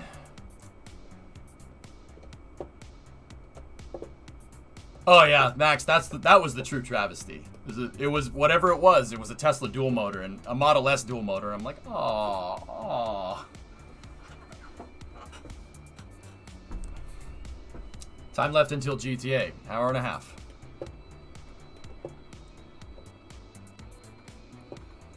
Nice, Nibbles. Teslas are nice cars, man. They had some problems when they were ramping up production. The body gap and the quality control was terrible. Like the panel gap on some Teslas, how they were put together. But that was years ago. They're great. They're great cars nowadays. Really, really good cars. Yeah, Creation. The TCS and the Mustang is like that. If I have the traction control on and like I'm going around a corner and I gun it around the corner, the traction control kicks in and the car just understeers out of the corner. Sometimes. What are you launching? Probes to min-miss. Because, like, I think I did it in the wet once and the traction control kicked in and the TCS kicking in almost, like, I almost binned it. I was coming back from Intrepid one time in the Mustang and it was raining. I was on the West Side Highway, 12th Avenue in New York, right where it connects into 95 at the George Washington Bridge. There's a couple of crazy on-ramps right there. Like, it looks like a Hot Wheels track, right? And I was going around, and I felt the car starting... I wasn't going fast, but it was just concrete, so there's a concrete on-ramp, right? So I was going around the corner, and I felt the wheels starting to get loose, so I corrected, and then the TCS corrected, and it almost went right into the wall. Fortunately, I knew what to do. I overcorrected, and I turned with the way the car was sliding, let the front wheels regain grip, and then turned it back. I came about that close to binning it on the West Side Highway because the TCS screwed me up. I wasn't expecting it to kick in. Yeah, Nasman. It was the ramps to get up to 95 to go on the Cross Bronx Parkway. You know that area. Yeah, that freaking the concrete ramp. I almost crashed the Mustang there because of the TCS. Program today. Yeah, Tessa. Yeah, I know what you mean. Right. All right. Let's change the serial number on the stage here.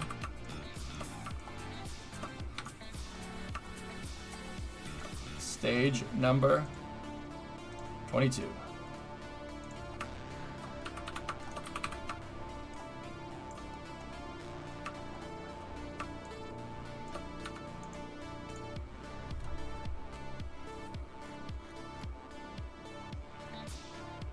Oh yeah, Jason, it screwed with me. Used to take that exit every time I went into the city on the west side. Take the George Washington Bridge home. Yep. Yeah. So I've made that drive with you in your car. Remember that one time? Yeah, now that you mention it, I've made that drive with you. Okay. All right, number.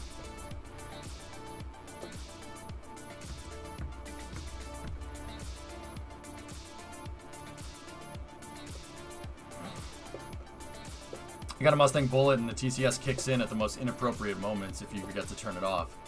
Yeah. You see, Rob, the flip side of that is that if you're running an open diff, which most Mustangs have from the factory, they have an open 8.8 diff with like a 320 gear in it or something. If you're running an open diff and you shut the TCS off, you'll do a Mustang auto show and drive it into a crowd.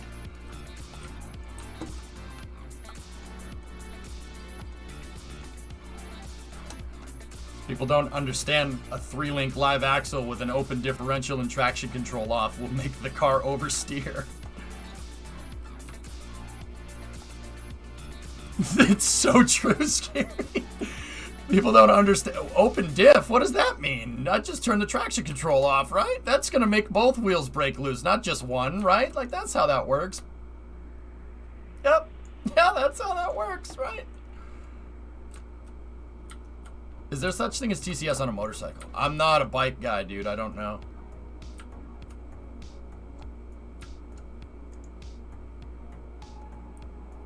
Yeah, dude.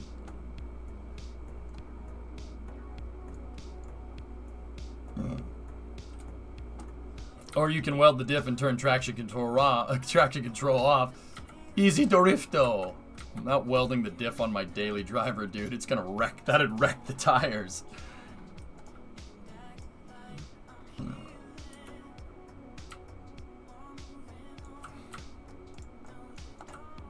Guys, I just gotta take a pee real quick, okay?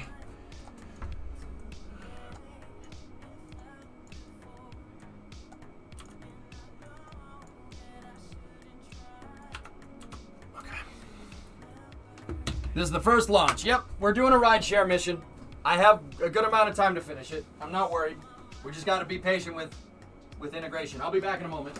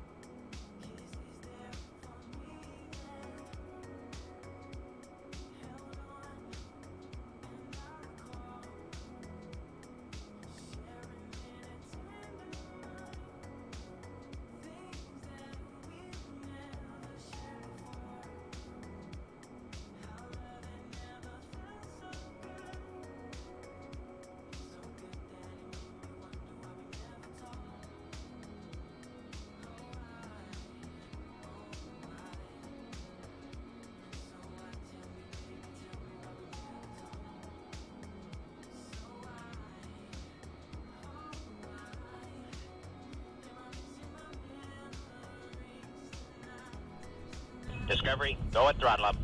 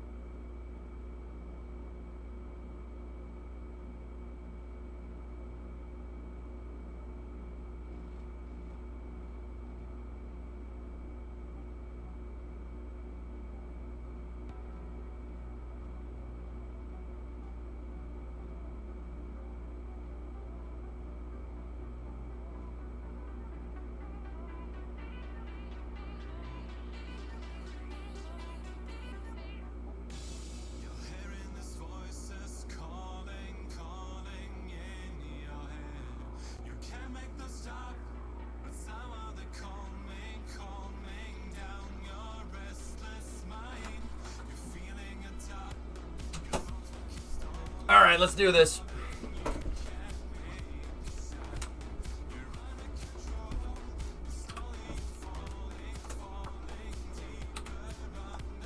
All right, let's do this integration by the book here.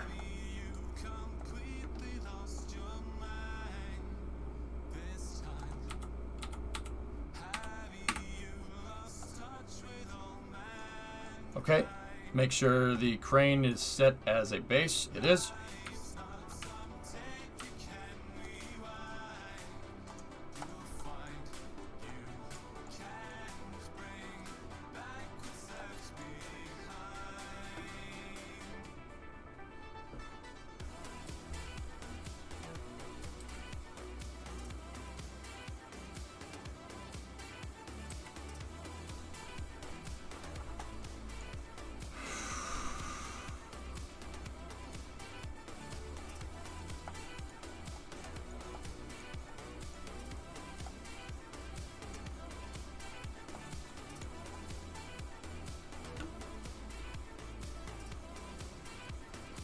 Like that, Dizor? How about them BTTV emotes, huh? I enabled them for April Fools the other day while I was playing Tarkov, which isn't a bad game, by the way. If I have some spare time around somewhere for a stream, I would like to go and play that again. It seemed pretty fun. Didn't bother me. I didn't get mad at it, for sure, but we still got to play squad, too. I'd play squad before I played Tarkov, but I digress. Yeah, so I just kept them on. I played it for April Fools, my pick. Yeah. I think I won one, dude. I won one. I played 4 factory matches and then 1 custom. And I almost survived the custom. I was probably about 20 meters away from the evac point when time ran out. Yeah. And I was just using pistols to keep the costs down. I was using Makarovs and then just picking up whatever I could find. Will there be a return to roaming side quests in Cyberpunk? You know what, Jim? I don't know, man. I mean, if... I don't know. That's low on my list. I wouldn't say no, don't do it, but I'm not going to sit here and tell you like it's high on my priorities list. We have the projects we're working on in Satisfactory right now. I have the Minecraft project. I have obviously mission mode, and then there's just the regular space news cycle to deal with. Yeah, it's just a lot of stuff. I mean, don't get me wrong. It's crocodile tears over here, right? Like, I have so much content that there's not enough time. I have so much stuff that we could be streaming that there's not enough time in the day to stream it. Oh God, it's really not the worst problem to have. Yeah, there's cities. Cities is still in the rotation. Were you playing with someone? No, solos.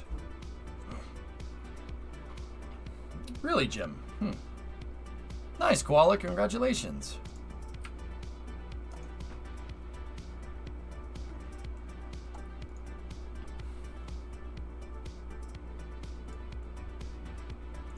Dude, next time you play at me or something, okay?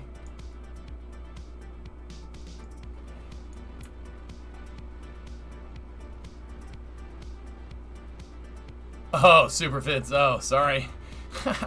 Yeah, if you're oceanic, yeah, that probably was a little weird.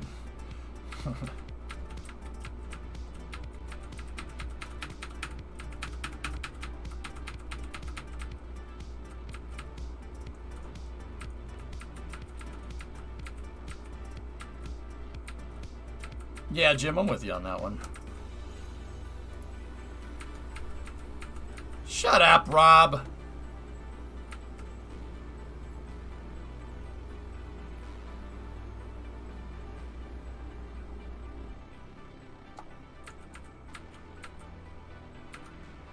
I don't do OnlyFans. I do OnlyVans, all right? It's on my website. ejsa.space/OnlyVans, okay? And guess what it is? It's only pictures of vans, okay? But you can see vans with the hood up. You can see vans with the back doors open. You can see lifted vans, vans with a little more horsepower. All kinds of vans, just for you.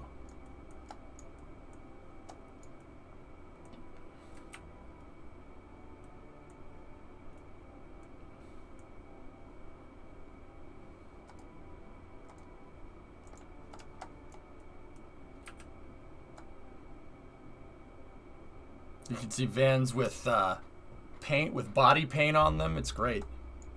Different graphics.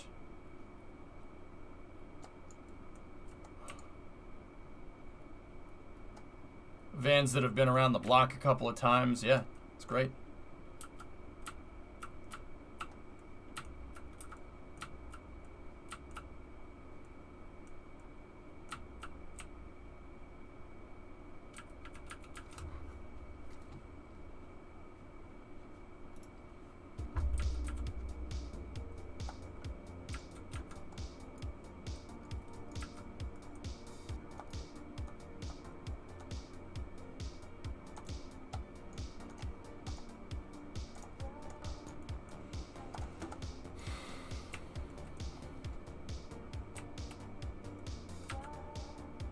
You can see vans with really big rear wheels and really small front wheels. We call those vans Biggie Smalls.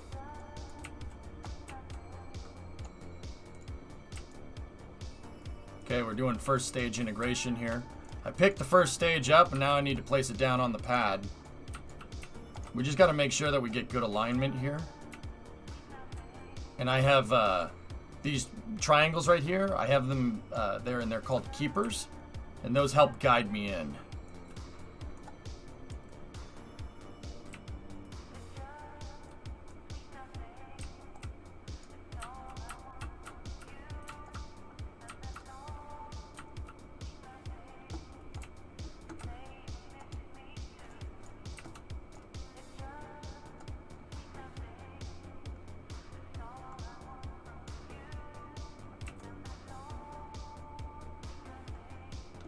Look at this van. All right, Loopy, what's up?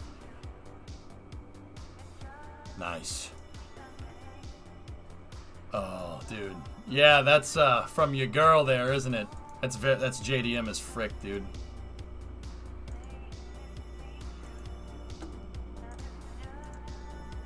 That's from Miss Buran over there.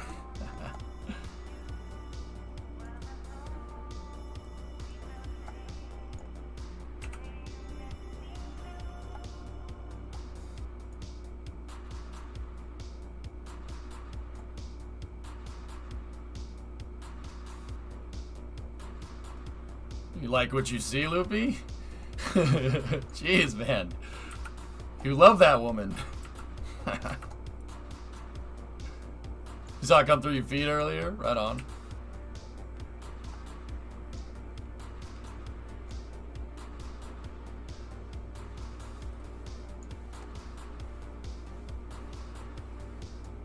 Okay, we're aligned.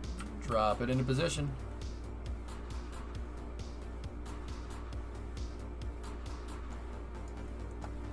Crew access arm the crew access tower kind of swung around a little bit, but check for alignment here. Our alignment check is 89.9. Okay, pop the cap off.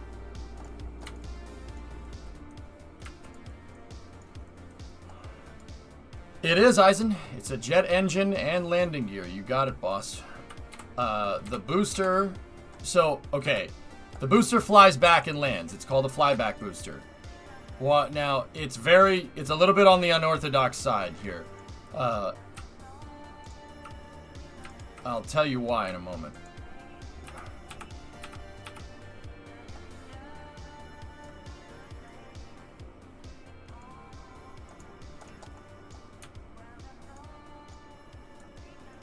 I mean, in the sort of way where you're like passing someone on the street and they have a cool shirt on. Oh, alright, okay. There's nothing wrong with admiring the scenery. You see something you like, there's nothing wrong with saying it, dude.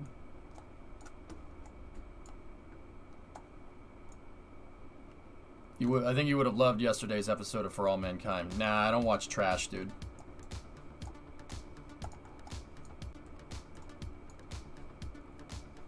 So, Eisen, that first stage has jet engines, but if you notice, the jet engines are facing backwards. The reason why is because that booster flies like an airplane, but it flies like an airplane where with the engines, the business end is where the cockpit of an airplane would be. And it uses a Taurus wing. So instead of the thing having, the booster having wings out like this, like an airplane, I just wrap the wing around the booster. So on the way up, it acts like a stabilizer, and then through re-entry, it just it doesn't really do anything because the booster center of mass is right where the wing is, right? Like an airplane. And then after it goes through re-entry, these control surfaces here, 1, 2, and 3, are pitch, yaw, and roll. And then I just fly it like an airplane with the jet engines back to the runway, and then it lands on tricycle gear. It's a little bit of a weird design. You probably won't see anything like that in real life. I'm not sure that Taurus wing would work in real life.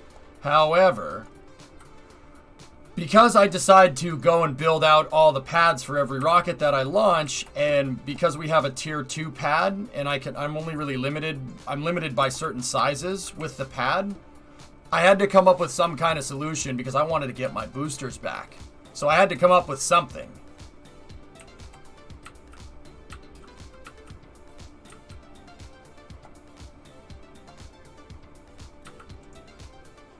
His hate for all mankind is weird. I went into explaining why I don't like it the other day, but I'm not gonna do that right now. I have to focus on the mission. Yeah, Eisen, it's definitely unorthodox. I don't think that this would work too well in real life. The wing wouldn't generate enough lift. But then again, with enough thrust, anything flies correctly. The space shuttle has joined the chat. No. So yeah.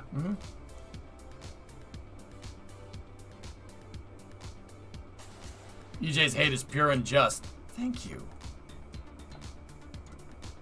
Thanks, Karate. Right on, man. Coffee bros. Whoosh.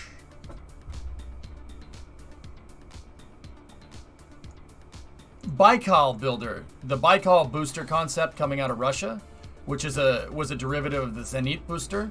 Yeah, it does that, but it does that with the engines are facing backwards rather than facing forwards in my design. And Baikal has scissor wings, so they go out like this.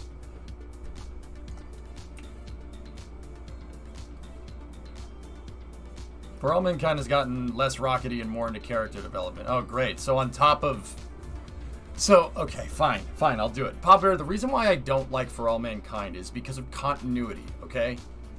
Look. Okay, do you remember... And this is spoilers, I guess, for Star Wars, okay? Do you remember in the episode 7, 8, and 9, I think it was episode 8 or whatever, where... and this is spoilers, so I guess if you haven't seen it, shut this off mute me until I give you a thumbs up. So... I'll wait for everybody to mute if they want to. Okay, once again, look for the thumbs up, alright? So, do you remember in episode 8 where Princess Leia just gets sucked into the vacuum and just uses the Force to come back into the ship, right?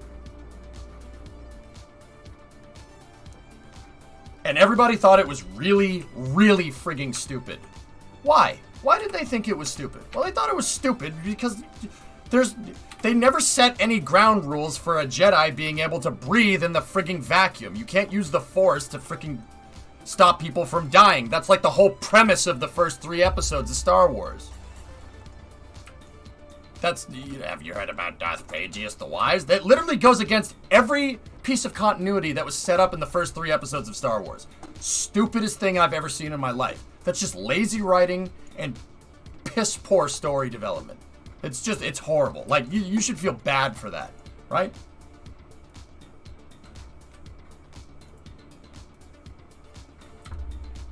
Damn it, Wards. And using the Force to fly in space. That's stupid. That completely goes against the continuity of the ground rules set up for the Star Wars universe, right?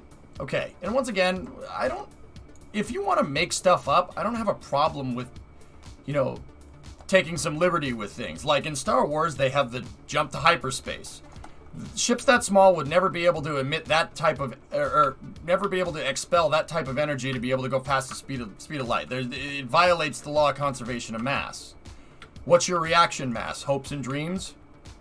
Right? The propulsion systems in Star Wars are fake. But every single ship in Star Wars obeys the set rules that Han Solo lays out in episode 4 for flying ships. Every single one. That was your continuity, right? And every single Star Wars ship obeys that. It takes a second to calculate the coordinates for the jump to light speed, right? That always takes a second. You engage the hyperdrive, the stars get blurry, and then you go, right? Right? So my point is that they set ground rules. They set ground rules. They set continuity. All right. For All Mankind Season 1, does the same thing. It sets up the ground rules. It shows that it's alternative history. Events change. Different events happen. But all the equipment is the same, etc., etc. Right? And with the exception of one or two things here and there, the continuity of the entire thing obeys the laws of physics. It obeys the laws of spaceflight. Saturn V's do exactly what they're supposed to do in For All Mankind that they did in real life, right? It obeys the rules completely, right? For All Mankind Season 2 is like Episode 8 of Star Wars. Go at throttle up.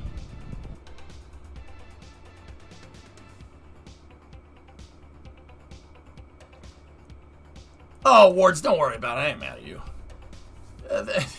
Thank you for the sub, though. You didn't need to do that, man. I'm not mad. They probably timed you out because they thought it was funny. I thought you were making a joke. No, it's all good, dude. We're totally cool. Glitchhound, hey, 21-month resub. I'm here for this chat. Right? Yeah, Daniel, exactly. That's what I mean. So I don't mind. Okay, so I'll use another example where continuity is fine. And this is Star Trek, so Star Trek has very straight rules for how stuff works. The reason why they have matter replicators and can just poop out a glass of tea Earl Grey in the matter replicator is because they have the dilithium crystals, and the dilithium crystals control the matter-antimatter reaction. It's very straightforward, very laid out stuff. Like, do dilithium crystals exist in real life? I don't know. But the rules for how the spacecraft fly never really deviates much throughout most of the Star Trek films. And then there's the J.J. Abrams ones, which are just... Gee, that's a Star Trek... That's a funny way to spell Star Wars. Huh. But I digress, once again.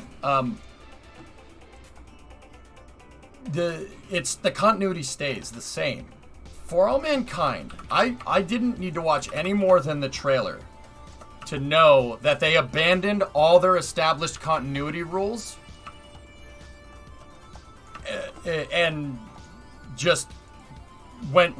They basically just went against everything, every set of continuity rules that they laid down in the first season. They went against everything. All the rules, all the plot points, how the rockets work in Season 1 are completely out the window in Season 2. Completely out the window.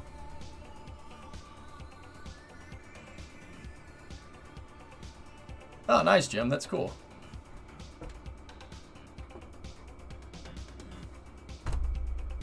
Is Star Wars and Star Trek the same thing? No. Star Wars is space fantasy. Star Trek is, like, hardcore science fiction.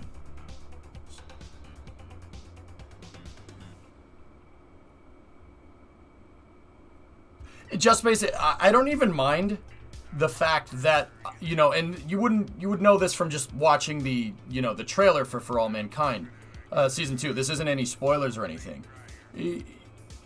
The fact that the shuttle and the Sea Dragon exist in the same universe, I don't necessarily have a problem with that.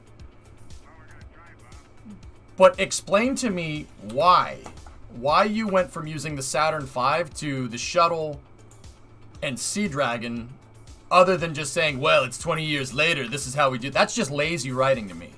That's just super freaking lazy. Why are you using the space shuttle if the Apollo program kept going? That makes no sense. If the space race kept going, we never would have even bothered using the space shuttle. The space shuttle doesn't exist if the Apollo program keeps going. And it's not just the fact that it doesn't exist. It's the fact that they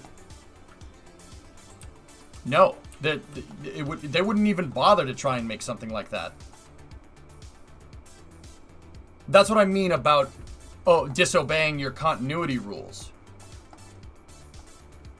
And the rules that were established, that were pretty well laid out in Season 1 and pretty good, pretty well established, they threw out the window.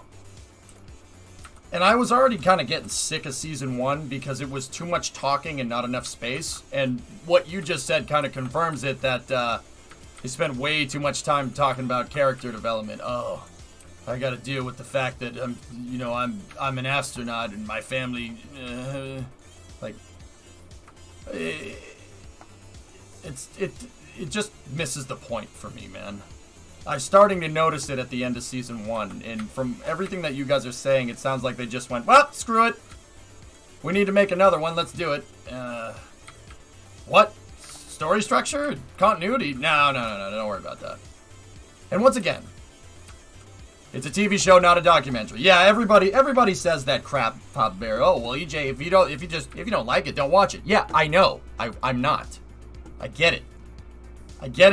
But I also understand that it's a TV show, and who cares? It's not a documentary. The whole premise of this was that they went against their own rules. So they made a TV show, and then the second season of that TV show goes against their own rules. I'm not saying that it's a documentary. I'm not saying it has to be 100% realistic. Star Wars does, for the most part, or Star Trek is totally unrealistic by modern standards, but they obey the rules of the laws of physics in that particular universe. Does that make sense? No? I mean, clearly it doesn't, because people are like, oh, it's not a documentary. Yeah, I know it's not a documentary. It's made up. And the stuff that they made up in season 1, they did the opposite of in season 2. See what I'm talking about? I ain't clicking that, Snackless. You see what I mean? And once again, like, I'm not gonna leave. Oh my god, I hate it. I'm just not gonna watch it because I don't want to watch it. It's a continuity thing for me. Because remember, it's about me enjoying it. I'm gonna watch it because I want to watch it. I want to enjoy it. Continuity is one of those things where it just really bugs me and it makes it not enjoyable. So I'm not gonna sit here and watch it and not be entertained by it. Like, why would someone do that?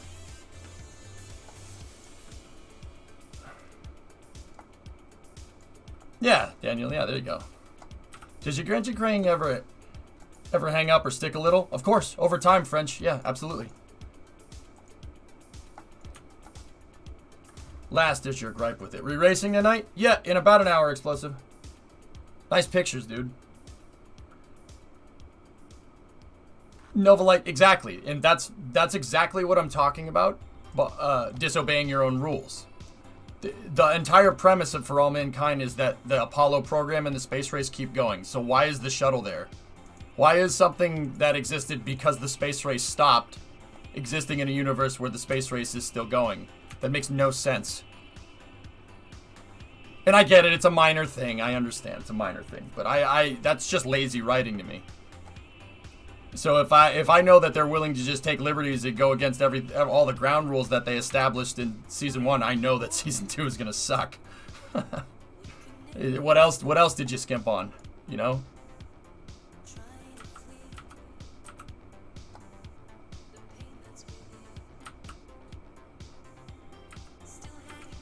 It's not even like the fact that, it disobeys the laws of physics.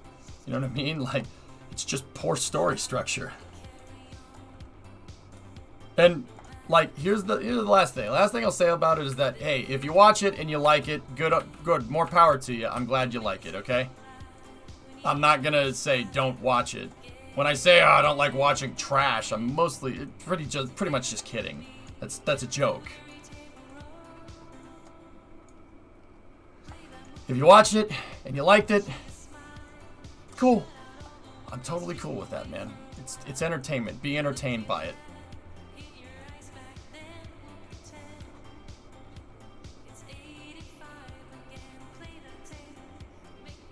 That's what I mean, Green. I just don't get how it's even physically possible for the shuttle to have enough Delta V to medium Earth orbit, much less TLI LLO. It's not. It's not. This is what I mean about disobeying physics. Not only does the shuttle exist, but the space shuttle has enough power to get to the moon? What rockets is that using?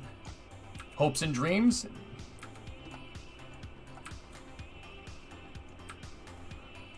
How does the shuttle re-enter? I have questions.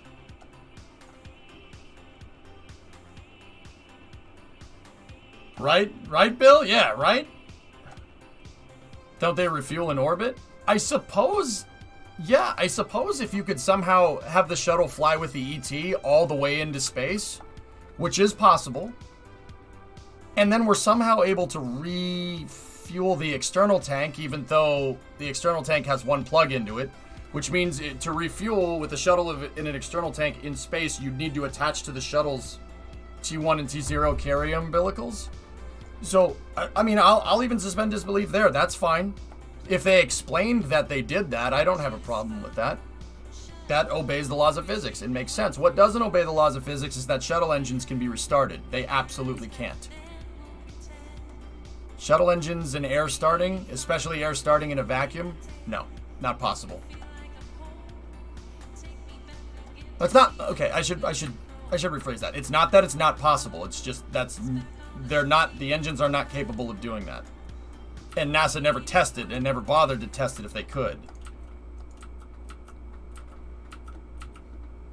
And then on top of that, you know, the shuttle re-entering from the moon would need to skip off the atmosphere. There is no way that the thermal protection system would be able to take something like that. That would be like crashing a plane into the water and hoping it floats. And when I mean crashing, I don't mean like Sully. I mean like nose diving into water.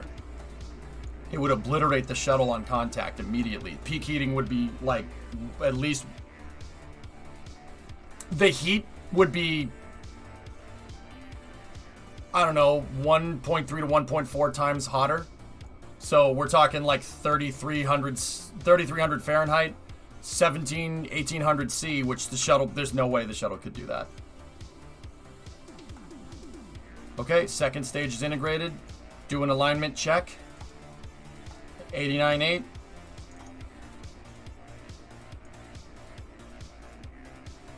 And that's what I mean. They disobey their own rules. That just comes off as lazy writing to me, but what do I know? Once again, I'm not hating on people that watch it. It's just, that's the kind of stuff that really bothers me.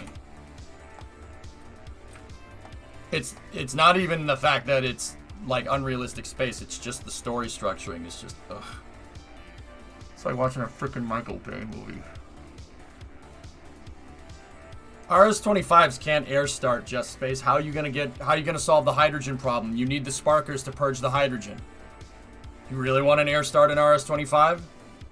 Every time, if you tried to air start an RS-25, what would happen is something very similar to a Delta IV Heavy launch. Fireball. And do you really want that on the back of the space shuttle? I don't. As long as people enjoy it, man, I don't have a problem with it. If it's getting more people involved in space, have at it. I'm not watching it. I'm not doing that. Maybe down the road. The other thing is that if enough people in chat say it's good, then I'll do it. And I don't know, I'll go probably give it a watch on my own time. If enough people say that it's okay, I'll wait until the end of the season. And if enough of you guys say it's okay, not just to the point where people are like, oh, come on, EJ, I'm watching it, it's not that bad. If enough people say it's good, then I'll probably go and watch it. I'm pretty sure heating increases as a square of the velocity, so closer... Oh. If it's a square of velocity, yeah, then it's not 1.4, 1.5, it's 2.4, 2.5, jeez. Yeah, it'd be closer to 2, right? Yeah, okay. I mean, it would be an entry interface max at about 23,000 miles an hour, or 3750, or 37,500, so 37,500 kph. So, what do we think, like 10 kilometers a second? Somewhere in there. Like, I'm doing the math I'm estimating off the top of my head. It's really fast.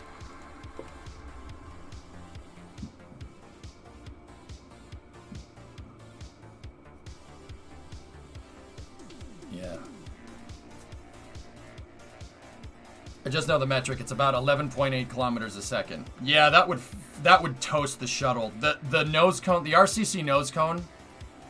The RCC nose cone, believe it or not, Max, could probably withstand the temperature. The problem is that with the shuttle, the bow shock, and I've been learning about this lately, the bow shock. So the gray area on the front of the shuttle, the nose cone right there, that's designed to push the plasma out of the way. It's designed to leave a wake. think about it kind of like the prow of a boat moves the water out of the way and it leaves a wake. The thing is, as the shuttle comes in at different speeds, the angle of that wake changes. The faster it's going, believe it or not, the easier it is to move away, right? But if you went down into the atmosphere too fast, right, and slowed down too much too fast on top of liquefying somebody from aerobraking, right? If that bow shock comes too far in, temperature's going to get too hot. It'll melt the tiles right off. Yeah, hypersonic flow is really freaking cool. That's really interesting to me. Metric 41 month resub. Thanks, man. Okay, let's get our payload out. Just slap Starship with stainless steel on the bottom of the shuttle. Wait, well, actually, Venture Star was supposed to have a one-piece metallic heat shield. Supposed to have a totally metal heat shield, no tiles. Or maybe, I forget. Maybe that was Venture. I don't know. How long did it take you to build? It took me like 8 hours yesterday, Facha. But I was talking with chat and explaining things at the same time, so. Yeah, Max. And once again, it's not... If they had said, oh, if they had put some exposition somewhere, and Max, I can already tell you that I know that they didn't, right? Because they threw their own story structure out the window. If they had some exposition explaining why the shuttle can come back from the moon, right? Like, oh, we're using a RCC, an advanced reinforced carbon that's derived from nuclear warheads that can withstand 5,000 Fahrenheit. Even like that in there, just that little piece of exposition, that explains the whole thing. Good to go. I don't need to know anything else. You had some crazy material science increase because of the increased funding for space. I get it. But I can already tell you, and I haven't watched one episode of season 2, that they didn't even bother to explain it. I can guarantee you that. Anybody that's been watching, am I right? I'm curious. Yeah, Brian, they did. They definitely did. Brian, SpaceX did abandon the transpiration cooling. Just Space, they definitely didn't. Yeah, see? Lazy writing, dude. Even some crap about advanced material science. Yeah, just a little bit of exposition. And once again, this isn't about the physics. I don't care that For All Mankind has a shuttle that has basically plot armor as the heat shield. That's fine with me. I really don't mind that. Re-entry in Star Wars is never explained. They never explain how they do it, but every craft can do it, so you just assume that it's just the material that they make it out of, right? That's a good assumption, right? Like, because they have unified ground rules. This is a story structure problem that I have with it. I know they didn't. A lot of times writers for the shows just don't have that much respect for their audience's savvy, or they actively dislike nerds who point out flaws like that. I mean, see, Max, the funny thing is I'm not, and that's everybody thinks that I don't like For All Mankind because it's unrealistic, when that's not even close to the truth. I don't like For All Mankind because its story structuring blows. Sorry. Or the shields. You just know that the deflector shield is using a lot of energy, and if the deflector shield absorbs too much energy, then it goes out. And it uses some type of radio antenna on a vehicle to be able to transmit a deflector shield. It's pretty straightforward rule. That's established just through exposition in Star Wars. That's fine. I wonder what kind of thermal transfer coefficient plot armor has. Well, Novus,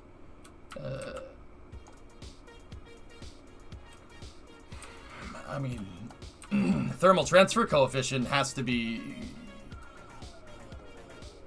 Wait, so how does thermal transfer coefficient? So it would have to be extremely high. So like, if the shuttle can take re-entry, it must be really. So the thermal protection system and the hull of the shuttle must be able to absorb the heat and shed the heat very, very quickly, right? Like, that's the only way that's possible. So the transfer coefficient must be very, very up. It must be up there.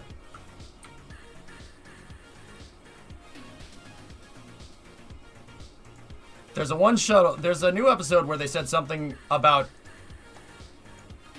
how a new shuttle decreased travel time, but I'd have to rewatch what they said.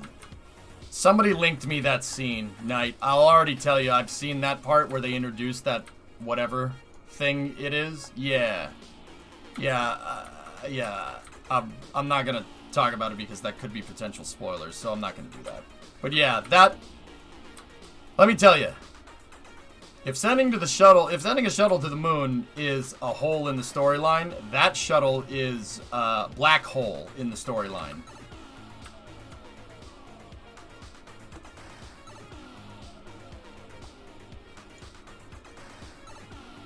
Yeah, Kuju, like I said, that's just lazy writing.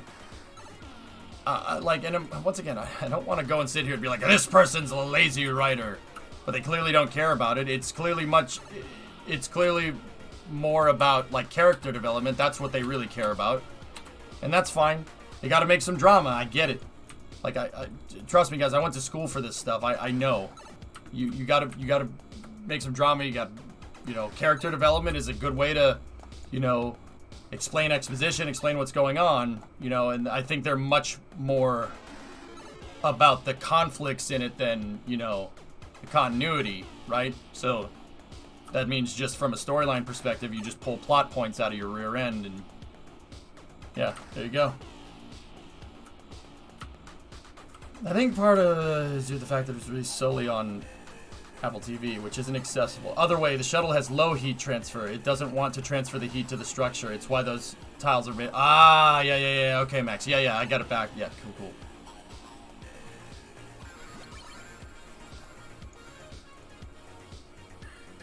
I think part of it goes to the fact that it was released solely on Apple TV, which isn't accessible to everyone as much as other platforms. So when watch reviews came back, they didn't get the viewership they expected. They wanted to add more flair and action. Yeah.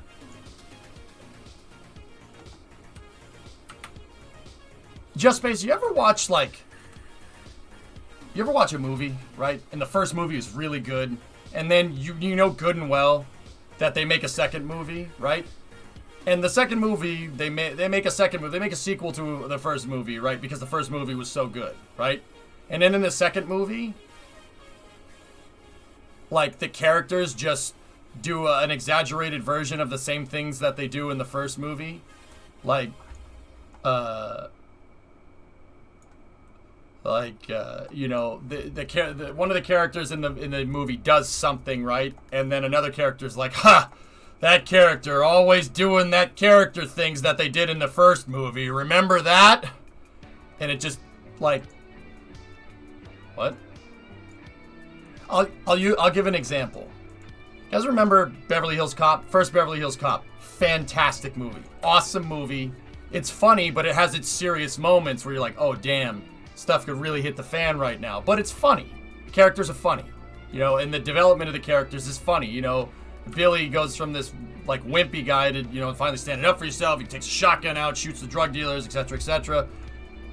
And then in Beverly Hills Cop 2, it's almost like the characters in that show are self-aware. It's almost like the characters in that show watched Beverly Hills Cop 1 and they were like, yeah, I am like that. Oh, that Taggart always being like, no, we can't do this. Oh, Taggart, you stick in the mud. Like, oh, that kind of stuff drives me up the friggin' wall, dude. Where's Neo? Oh, he's doing his Superman thing. Oh, yeah. Don't get me started on the Matrix, brother. Oh yeah, remember that Neo? He's just doing his Superman thing, right? Based off of a 5-second scene in the first movie. He's just God now, whatever.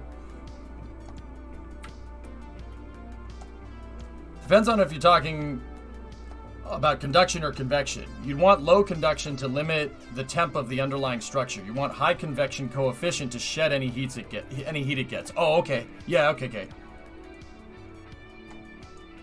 Yeah, and then Billy turns into a gun nut. Yeah, like, all right, I get it. Your character went from having a character flaw to having that flaw fixed to having another character flaw. Like,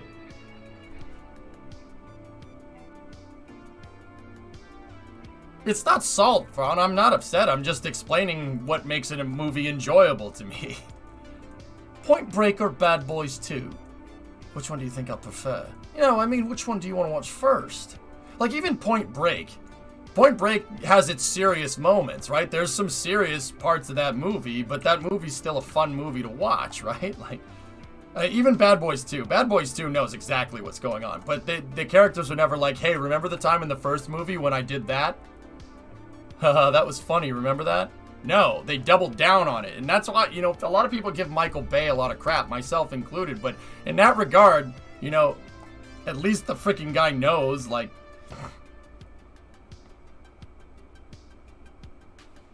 Alright, we're putting the payload on there. We're gonna send this sucker out to Minmus. Looks like the crane had a little bit of droop.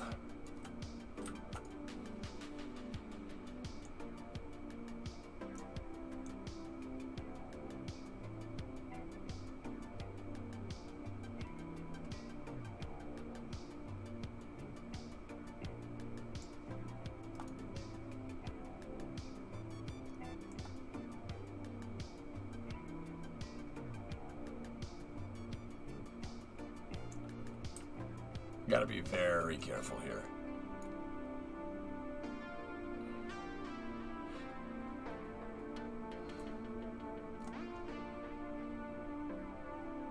Dude, how about that whole dance scene in the second Matrix movie, Daniel? What the heck was up with that?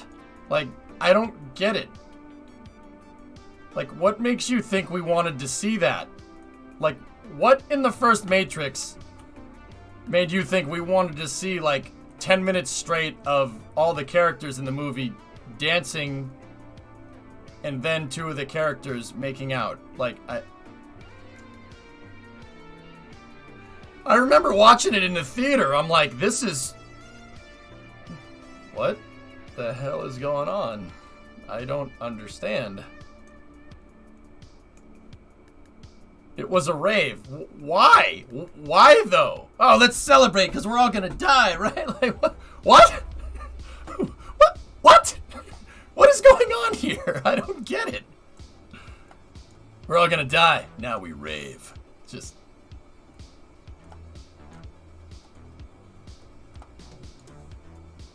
You've never been to a cave rave? No, I can't say that I have.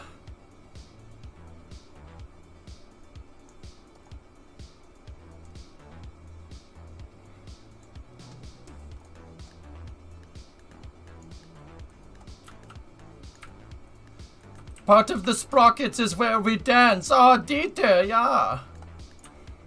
Like, I don't understand what's happening here.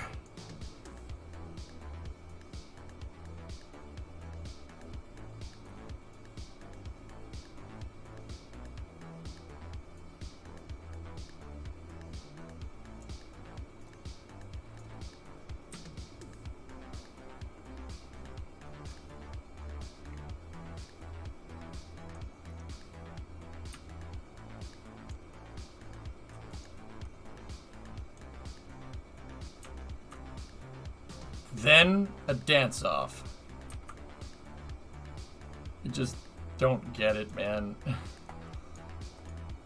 That scene very much seems like something that the directors wanted to put in because they wanted to have an awesome dance scene, and it's not really central to the plot in any way, shape, or form.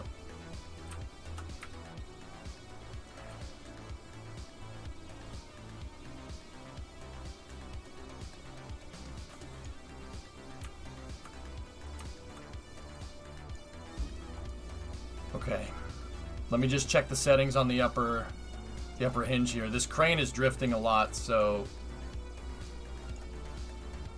okay.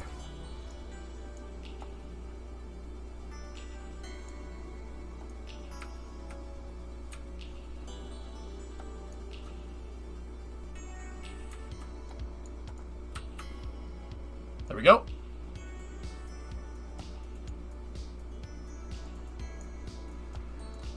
Just needed to make sure we got it while the thing was straight up.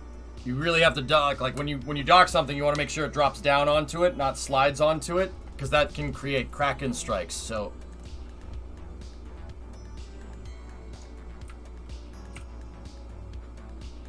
But, you know, the whole thing about movies, guys, is that it's art. and beauty's in the eye of the beholder when it comes to art. Art is subjective. Some people like art, some people don't like art. That's fine. Like, I don't have any problem with that. You know, if you like the other majors, if you like For All Mankind, that's totally cool. But yeah, not for me. Not for me.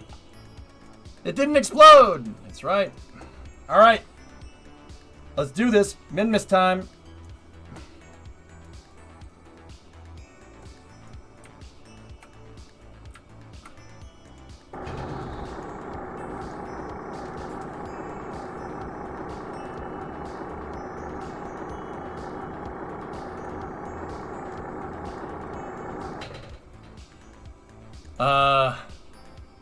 No, Tom, I don't really have insurance, man.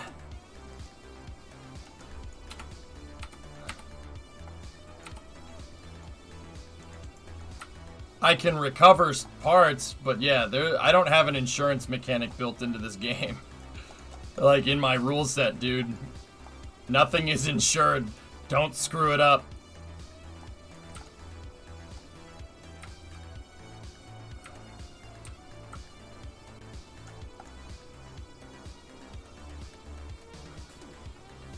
If you lose a vessel to the Kraken, are you allowed to revert? Cernalar, it really depends on the glitch. If it's something that I know about, like Kraken strikes, for instance, I know what makes a Kraken strike, and I know what upsets the game, and I know what causes explosions if you don't dock stuff correctly. So if that had docked and the rocket, for whatever reason, exploded because I didn't dock it correctly, alright, have fun missing the deadline. Have fun picking up the pieces. Hopefully your shuttles and stuff don't get damaged. With that being said, if it's something I've never encountered before, then I usually will ask chat if they think it's viable to reload.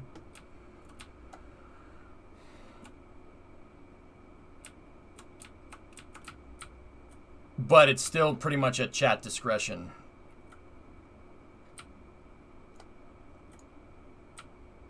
What's the large cover to the left of the crane? This thing? That's a crew access structure. I roll that up to the rocket, and the crew can enter the shuttles when the shuttles are stacked.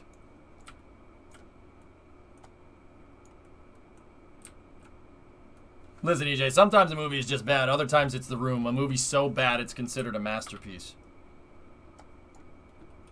I did not hit her. It's not true. That's bull junk. I did not hit her. I did not. Oh, hi, Mark. What's new with you?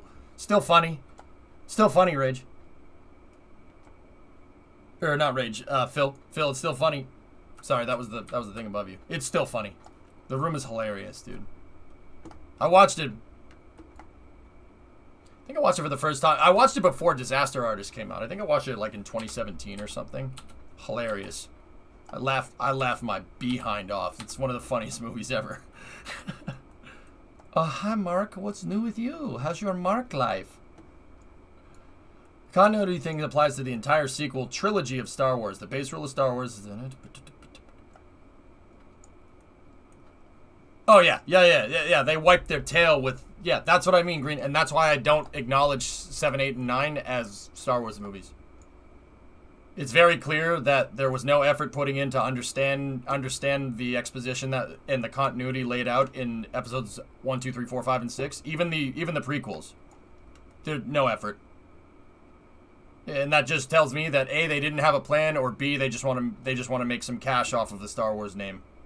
So yeah, 7, 8, and 9, not Star Wars movies. No, they're not canon in my mind. That's stupid. The Mandalorian, though, that's canon. Absolutely. Mandalorian is perfect. And you know why? Because it does exactly what I'm talking about. It obeys all the rules of the original Star Wars universe. That's why people like it so much.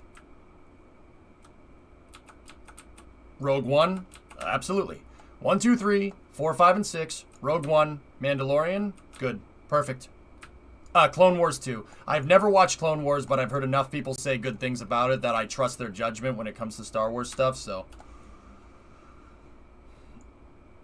Yeah, anime fan, my biggest thing about when Disney took over Star Wars is that they erased the expanded universe. They reset the lore completely to just just Star Wars movies, which is just... all right.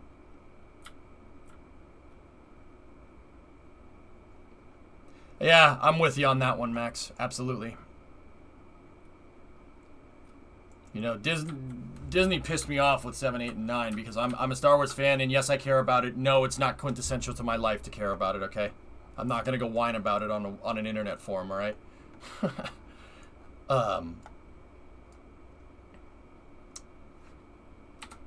Okay. But yeah, I didn't like that. I didn't even bother watching 9. I've never seen it, and I probably won't. Probably won't see it. Why do you have darts lined up? Those are my shuttles, Ryan, that I'm not using right now. The next one to launch will be... Explorer was used on Luna 3. So Pathfinder... Explorer is probably the next one that's going to be used. That one will probably be used for the next station rotation mission. This one right here that says Dart on it, that's Phoenix. Phoenix is my test mule shuttle. So anytime I needed to test something new, I use that one. And then Pathfinder is set for the Luna 4 mission. The next mission that goes to the moon, the Kerbals will fly on this one. Yeah, Max, 8 is what sealed the deal for me. I'm just like, I can't do this. I can't do this. I can't do this anymore. It's ruining my childhood, and it's pissing me off. So, yep, nope. No, I'm good. Don't watch 9. It's never worth it. All right, Scary. Kuju, thank you for the bits, by the way. Bless you. Never see it. Okay. Solo movie's okay. The only reason Solo is even remotely good is because Ron Howard saved it. It's okay. It's not the worst. It's not the best. It's not Rogue One tier, but it's still good. We're lighting it, Flykin. We got a deadline. Let me go through my checks here. Okay, movie rant conversation over. Let's go.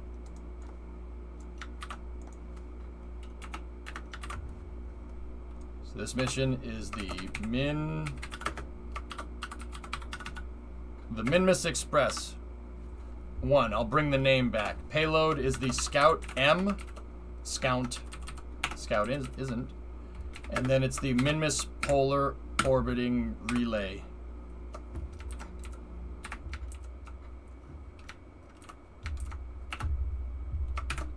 MyPOR. Minmus Polar Orbiting Relay.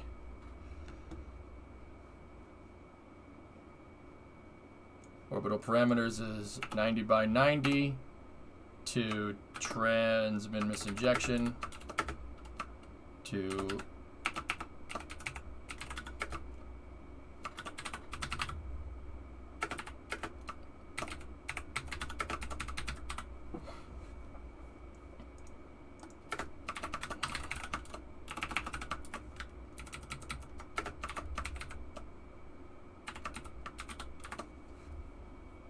inclination. We're going to launch to 6-degree inclined orbit. We don't need a re-entry date. There's no crew aboard.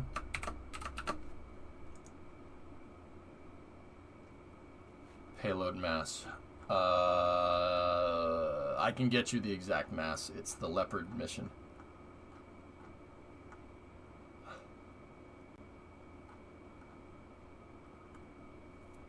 Scout and Leopard, 4.3 tons with 2 payloads. Have you seen 1917? I have. Great movie.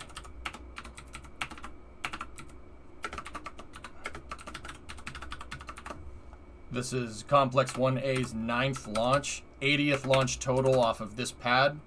9th launch here means I've done 9 launches off this pad without recovering it. Which is pretty crazy.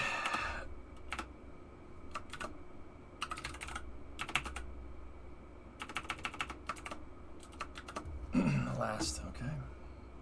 Oh, I forgot to tell you something awesome I found out today. My grandfather apparently met Buzz Aldrin at a grocery store a long time ago. He didn't say anything to him. Just saw him checking out. Oh, that's cool. Neat.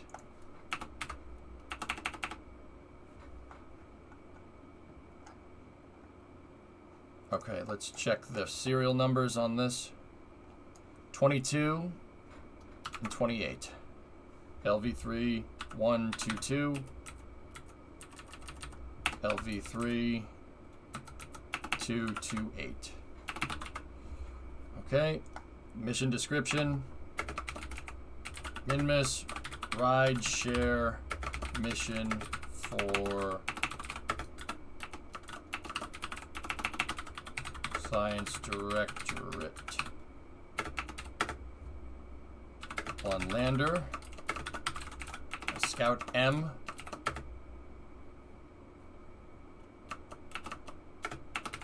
and then one relay probe.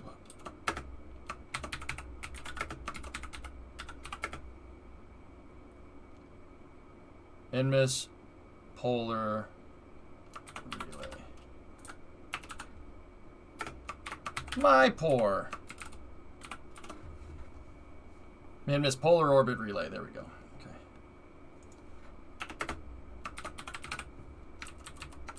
Got to do it how NASA does it. They capitalize all the letters in the acronym.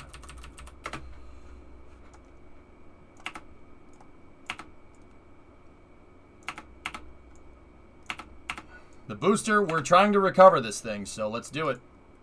Okay. We don't have a T0 time here, but we need to line it up with Minmus. So let me select Kerbin here and then zoom out.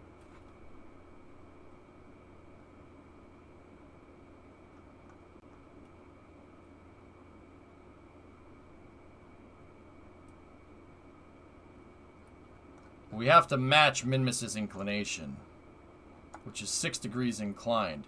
And I have to make sure that we go on the ascending node here.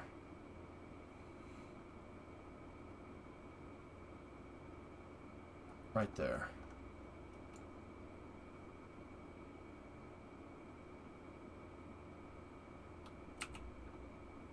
Okay, so that's going to be about 15 minutes.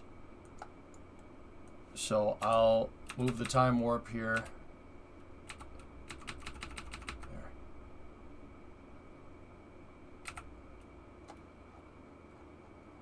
There. Okay.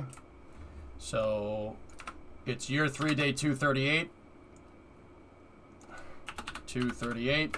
We're going to target 05:32:00. Mission time is actually 3:1. I'm trying to time it.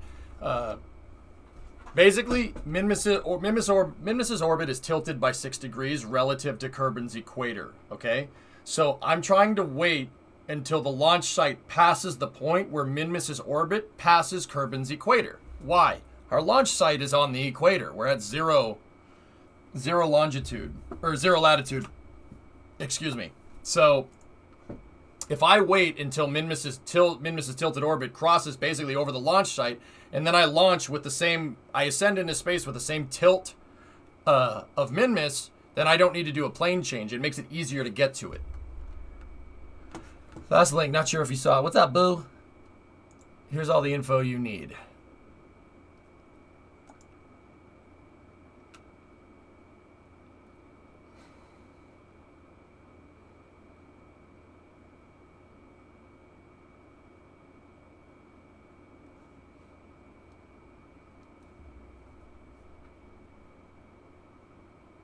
I don't like that at all. That's not funny. That's not funny at all. Is this record available to the public? We're working on integration with the website right now, Swishio. Okay. All right, so the first thing we're going to do is check for alignment here. Control from here. Alignment's 89.9. Okay, alignment check has passed. Now we're going to do a hierarchy check to make sure that the root part of the entire launch pad is on the rocket. I use auto struts to do that. So if I right click here on a part on the launch pad and say root part, it should draw 2 lines up to the top of the rocket. And that's exactly what it did. Okay, we're reading the avionics core on board inside of the payload fairing as root part. That's perfect. That basically do that because when I separate the launch vehicle from the launch pad, it's on a docking port. So if the root part was on the pad, I'd separate the rocket, and the rocket would just fly off out of control, and I'd be like, oh, this is a really nice launch pad. I want to control the rocket when it leaves the pad. That's kind of important. Yeah, that's kind of important. I mean, it's important. Yeah, we should probably do that. There's the Poodle engine right there. That goes there with that, and then my stage decoupler goes right there. So I'm just going to set my staging here. There we go. After that, payload fairing sep. Right, and then okay, staging is good.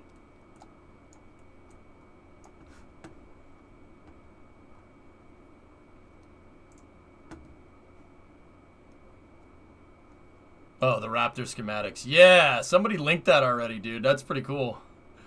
This way is not up. The up, it reminds me of the original XKCD, the Upgoer 5. All right. What we're gonna do now is that we passed all those checks. I'm gonna go down the list here. We're gonna make sure that there's no crossfeed there. Enable crossfeed. Good. Got to make sure same vessel collision here. Same vessel collision is good. This docking port should have crossfeed disabled. This docking port should have crossfeed disabled. We should have a fairing right here that should have same vessel collision on. Same vessel collision is on. Bottom fuel tank here, same vessel collision is on. We're going to open up we're going to go in here and we're going to open up the fueling valves, which is just a crossfeed between the first and second stage, so I can fill it up with fuel by opening them up. I have them in triple redundant because Kerbal's crossfeed is weird sometimes. It doesn't understand the hierarchy sometimes, so I have it. I enable 3. I could really disable 1 and it wouldn't be a problem, but double redundant just in case.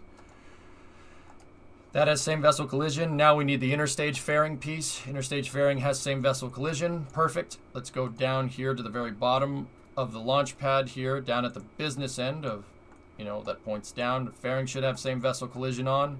Same vessel collision is enabled, and the reaction frame has SVI enabled. Okay. We're going to open up the valves to the stage now, and we are go for first stage fueling at this time. Let me begin first stage fueling. Okay, rocket fueling is underway. No fused docking ports, Anth. We're good. Oh, the Pacific, Ryan, is based off of With the Old Breed by Sledge. I've read that book. It's also based off of Helmet for My Pillow by Robert Leckie. Great books. Weird. Helmet for My Pillow is weird. That's a weird book. I took a heli tour for your birthday. You might enjoy these pics. What is that, Bill? Yo!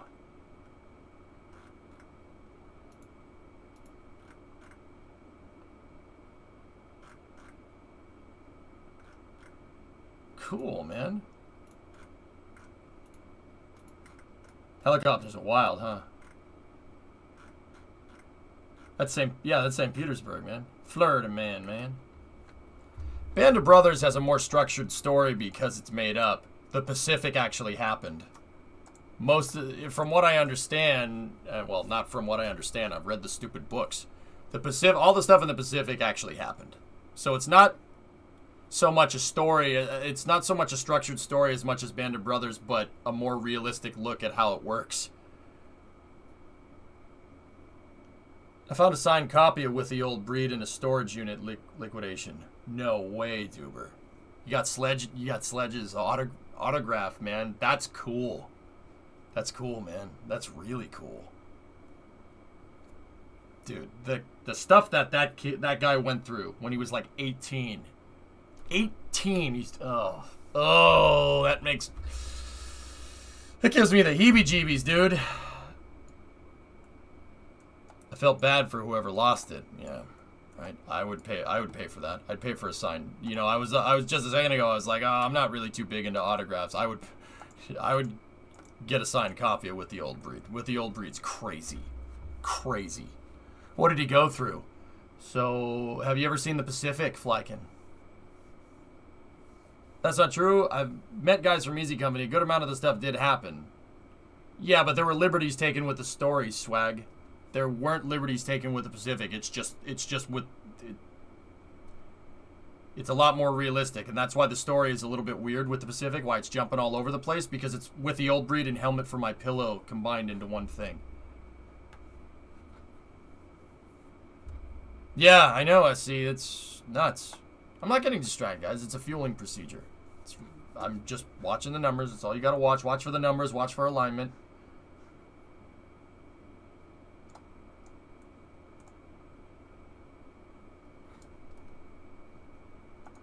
I know Easy Company existed. I understand that. But Band of Brothers there are liberties taken. That's fine. And once again, sometimes you can't convey a story like a book. You can't convey it through a movie. So if you take some liberties here and there with the plot to help convey the book better, for instance, I don't mind that. That's fine. I've never seen the Pacific. Ever watch Hamburger Hill? Yeah, of course. Flykin, the Pacific, we're beginning second stage fueling at this time. The Pacific, dude, is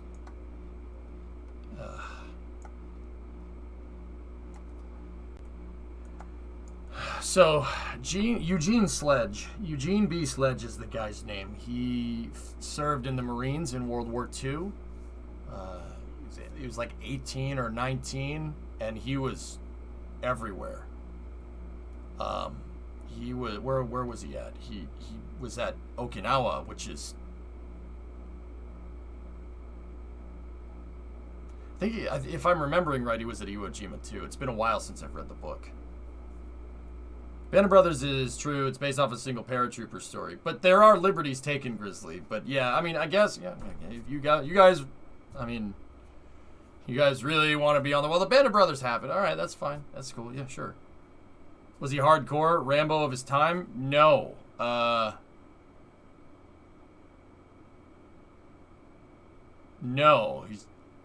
No. That's John Basilone.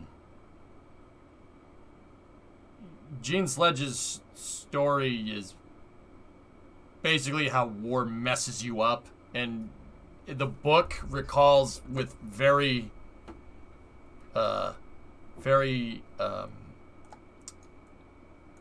high details what he did during the Pacific Theater, and it's a little messed up. Not gonna lie, it's a little screwed up. Yeah, it gets weird. Then there's Das Boot. What book is this? With the Old Breed by Gene Sledge. Well, With the Old Breed, Flykin, is his autobiography.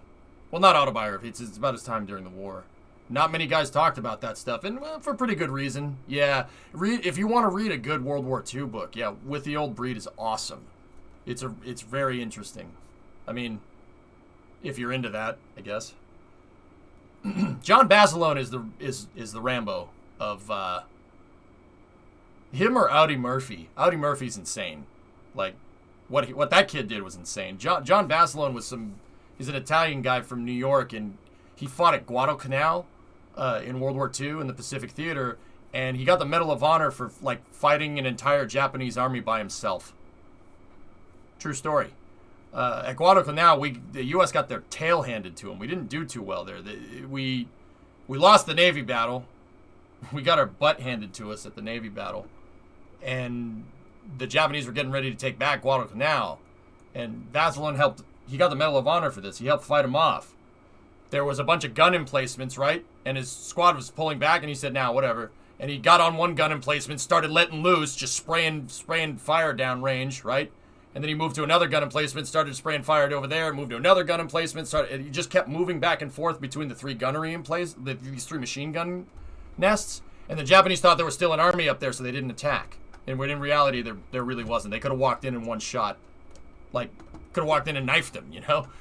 It's pretty nuts. And then He got the Medal of Honor for that because his guys were able to get out, if I remember that right. And then, after that, he went on tour in the U.S., and he thought that was stupid and got really sick of it, so he re-enlisted and fought at Iwo Jima. Yeah, that's where that story ends.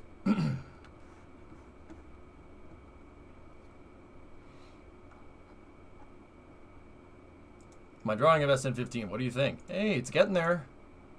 Very good. Have you read The Things They Carried? Negative. Downfall, yeah. Oh, Guadalcanal, yeah. Tom, we messed up bad. Dude, like, we had a Navy fight in the dark, and everybody was just shooting blind, and our ships sank themselves. We lost the Atlanta to friendly freaking fire. If I'm remembering that right. Like, oh god, our Navy just had a crapshoot in the Bay of Guadalcanal because it was nighttime. They couldn't figure out who was who. Everybody just started shooting at each other, and we sank a bunch of our own stuff. It's so embarrassing.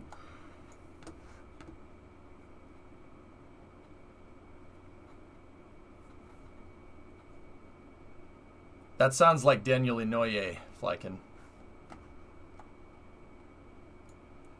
Oh, no, that's not Daniel Inouye. Never mind. Anyway. Okay, guys. We're fully fueled and ready to go. So what I'm going to do now is close out fuel on the second stage. We don't need to drain that. That didn't end well last time. Disabling cross-feed. Triple redundant. Don't hit that damn decouple button. That would end very badly. Disabling cross-feed. Okay, we're inside of 2 minutes now. We are go for auto sequencer start. Freedom 10's onboard computers have primary control of all vehicle critical functions. We're beginning thermal conditioning on the motors. Okay. Stand by for thrust vector checkout.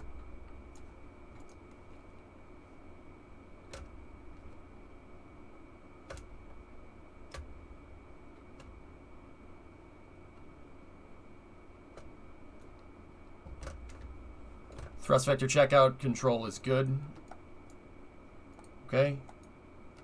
Getting primary gas closeout on the first stage. Okay. Gas closeout is complete. First stage is reading a full tank of gas here. Let's press for flight. T-minus 1 minute and 23 seconds. Remember, our flight azimuth here is... We're launching east-southeast, so our flight azimuth would be 096. We got to turn to the roll program to 096 and follow a track down this way, not down the 90. We're not going that way today. Make sure control surfaces are closed out. We're good. Okay. T-minus 1 minute and 10 seconds. Did you clip the Bobcats? Yeah, 4 of them are clipped into each other, so there's 2 like this and 2 like this, and I clipped them together to make them look like an RD-170. It's an RD-170. It's supposed to look like an RD-170 MV. I call it the KD-170.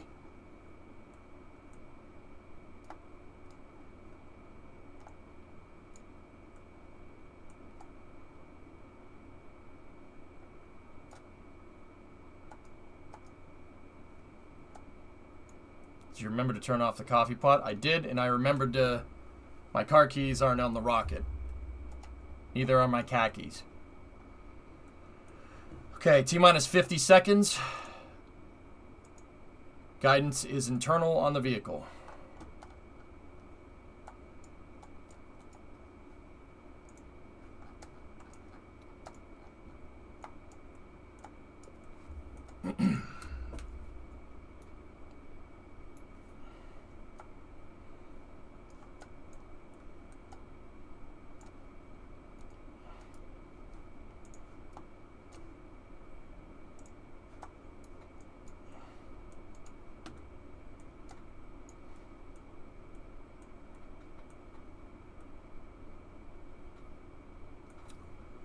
Rock, report range status. Status check. Go Mimis Express 1. Go Scout M. Go MyPOC. Go Freedom 10B. Range Operations Coordinator signaled green for launch. T-minus 30 seconds and counting.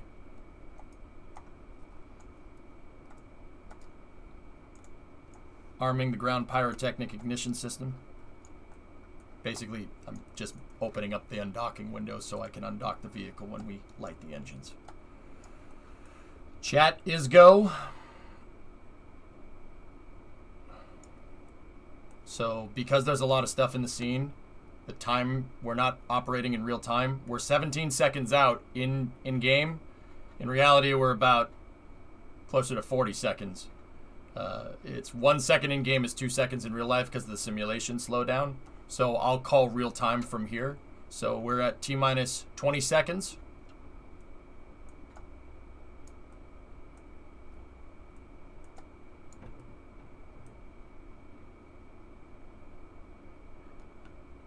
T-minus 10, 9, 8, 7, 6, 5, 4, 3, 2, 1.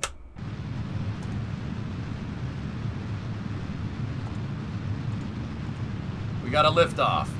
Liftoff. Minmus Express 1. Following the Science Mission Directorate to explore Minmus and probe the surface of the mint chip ice cream. Roll program is complete. We've cleared the tower. Stand by for the pitch over maneuver.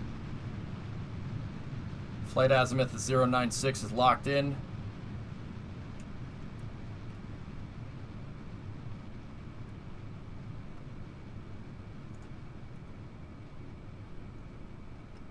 All systems looking good.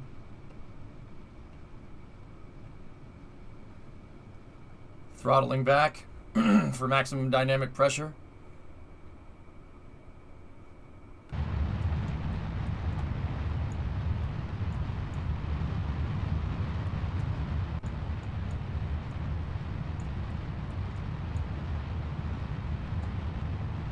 All systems looking good thus far. Vehicle 4 kilometers in altitude. T plus 45 seconds into flight, 5 kilometers in altitude. Dynamic pressure is at 8.6 kilopascals and increasing. Vehicle speed is 185 meters a second. All systems are looking good right now.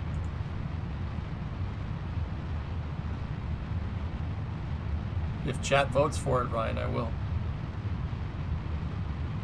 We have max Q. Maximum dynamic pressure has been achieved. Throttling the boosters back up, coming out of the throttle bucket.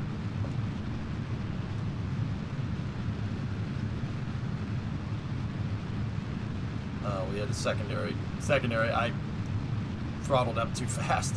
Okay, vehicle's now transonic. We are breaking the sound barrier here. System's looking good. Next step in the flight will be main engine cutoff.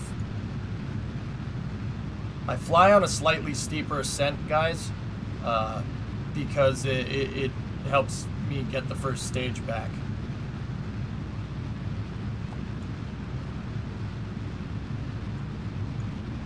No, Swishio. I gotta pay attention here, buddy. Here, I'll try. Ready? Stand by for Miko.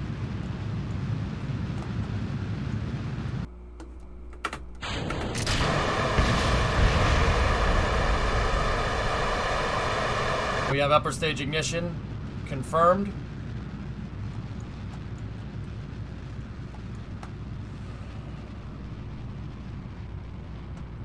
Stand by for PLF jettison, throttling back. First stage. Yeah, for the first stage overperforms here pretty hard. Okay, we got to set Minmus's target.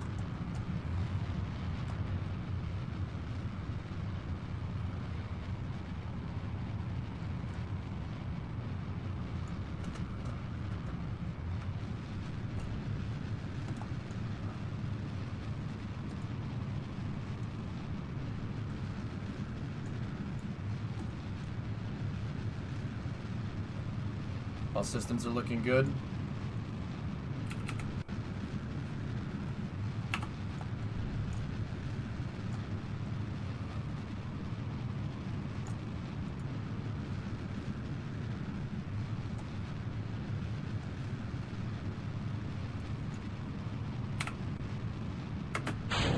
Payload fairing jettison confirmed.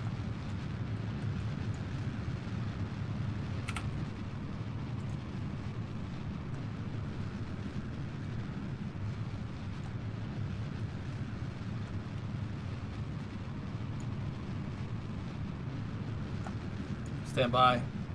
4-second stage engine cutoff. Slight overcorrection on my part. We have second stage engine cutoff, 108 by 73. Nominal orbital insertion. Why is your ship pointed down? I'm adjusting my orbit. We're gonna have to do. Why did that come in so messed up? I could have sworn I'd. Okay. All right, we're 7.3 degrees off. That's no good.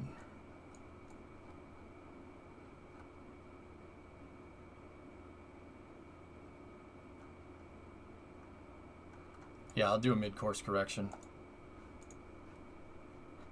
All right.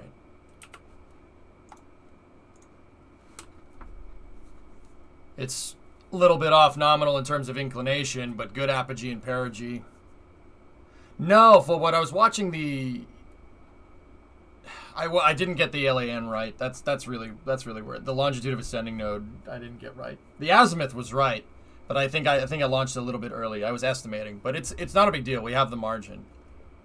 We could have put it into an equatorial orbit and figured it out. Not, like I said, not too incredibly worried about it. So we were, initial orbital insertion was 103 by, or 108 by 73.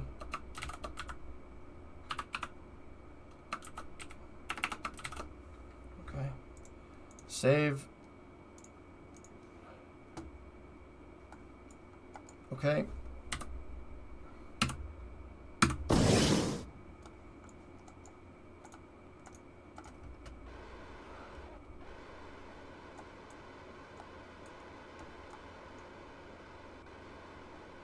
Yeah, Switchio, we got plenty of Delta V left. I'm not worried. Okay, first stage is reorienting itself for re-entry.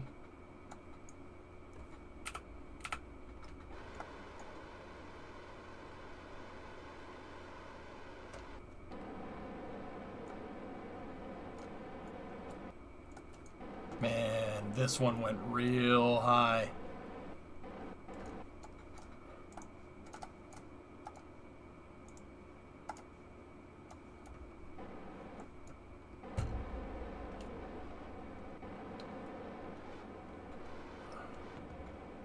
Okay, we're back. We have atmospheric interface.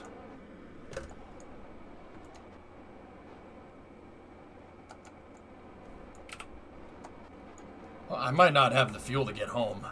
I really have to be careful about my re-entry trajectory here.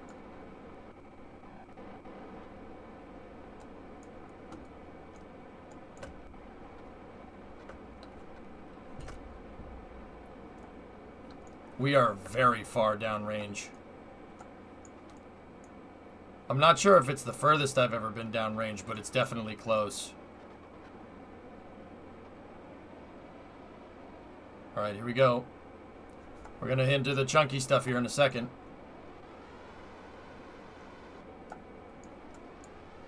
We have loss of signal on the vehicle. As expected.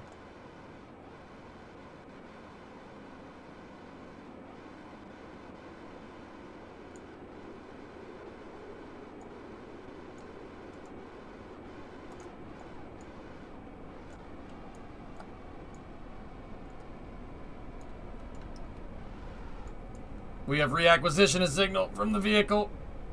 Oh, those G's, though.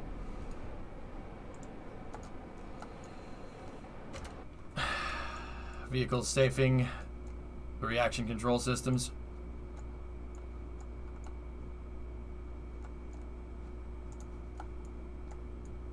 Stand by. Priming the fuel tanks for a ignition on the recovery engines.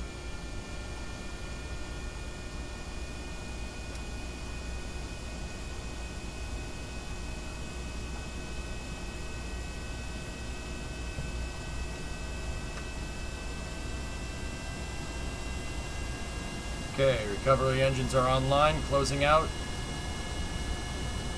and depressurizing the main fuel tanks. Main fuel tanks are down from flight pressure.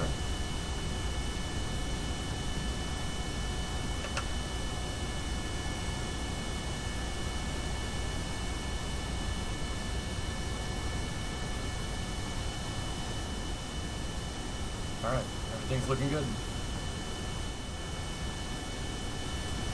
This will be the first booster recovery in how many launches? The last Freedom 10 I launched, I got the booster back, Jim. That was the Luna 3 Launch 2. Luna 3 Launch 3 was a Freedom 7 and I expended it because of Dart. So, not the last launch, but the launch before that I recovered the booster. I have 3 Freedom 10 boosters lying out there. Lying next to the launch pad. If I didn't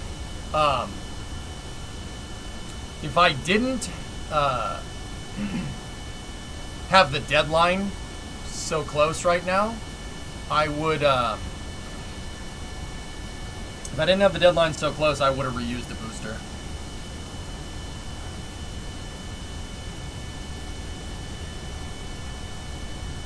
Discovery, go at throttle up. We're way out. Hey, Mossy.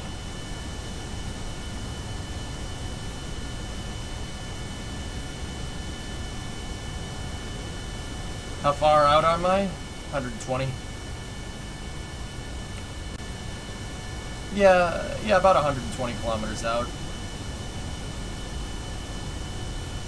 So we're about 50 miles away, maybe, something like that. No, more than that.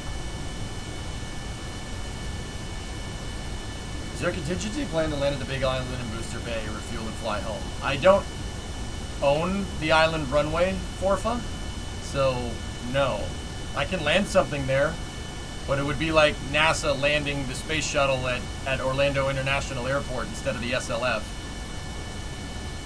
Yeah, I guess you could land it there, but yeah, getting the shuttle back to KSC would be a little bit of a challenge, that's for sure. Fizz warp, you know, for the sake of time, yeah, I probably will.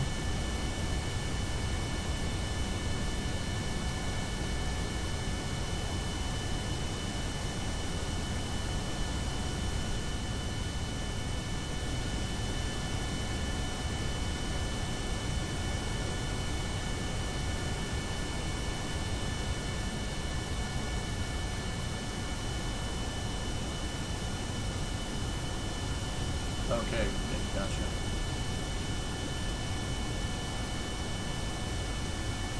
We have acquisition of signal at KSC, about 60 miles out.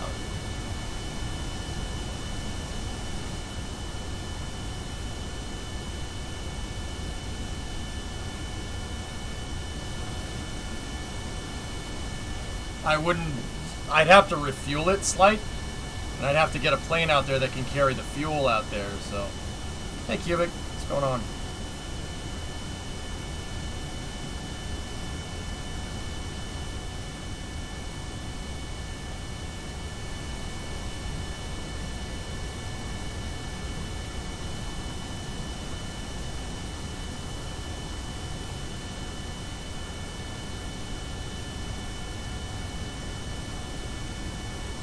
Man, if you get this thing a little bit out of the atmosphere, this thing sips fuel.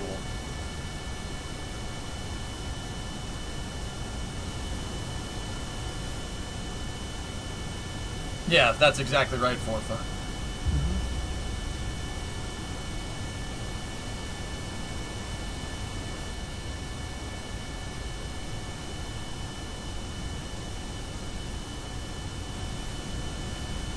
I had to spot yours. I had to make sure that it flew somehow.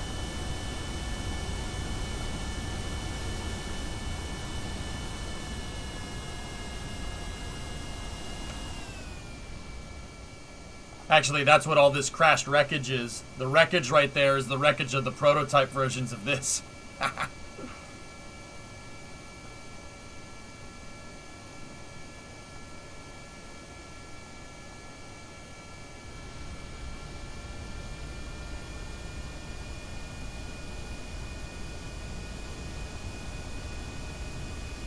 What's the junk you're flying over? Crash prototype stages, Jim.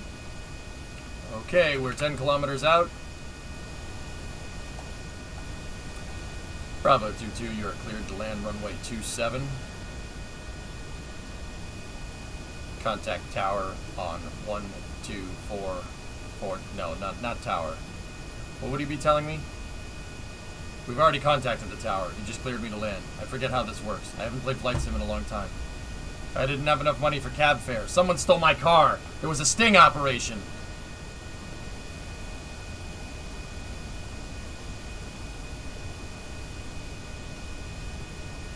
Contact ground, yeah. There we go. On 154.4 when ready. I know, 154.4.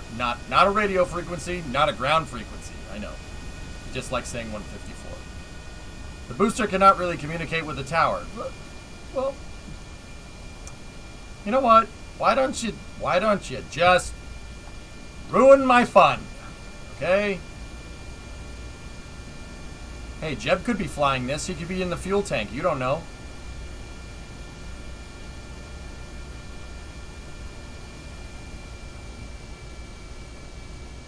Okay, we're gonna get a little bit of lag when it starts rendering the stuff at the runway. But we're not in physics range, so it's gonna go, it's gonna stutter a little bit right at landing, but we should be okay.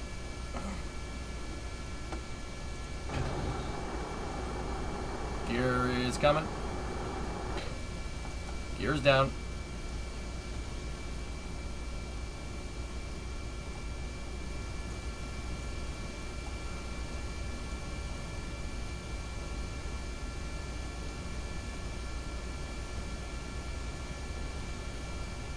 Yeah, Greg was on last night, Anth. Why are you contacting the tower runway? I don't know. I'm trying to... It's a joke. I'm trying to be funny, but that's apparently lost with some of you guys. There's the lag. So, I don't have any flaps because we don't have any wings, so this thing kind of... comes down a little bit on the rougher side. And yes, the interstage can take a hit. It's not a problem.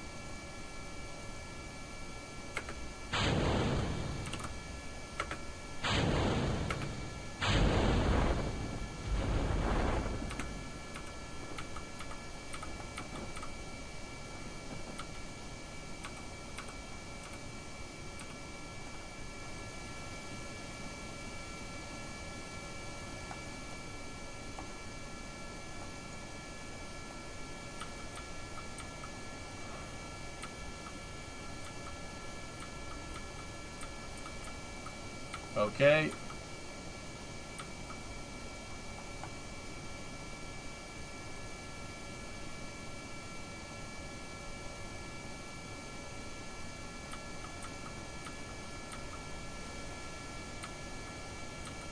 Paint crew is like, oh, come on. Yeah, it's alright. Well, we got our stage back. So simple, Jason, I know. The center line. Dude. I don't care as long as I snag the tow hook. You love how crazy how unorthodox the booster is? Yep, you made a funny. We didn't notice. Yeah, I know. You guys must be great at parties.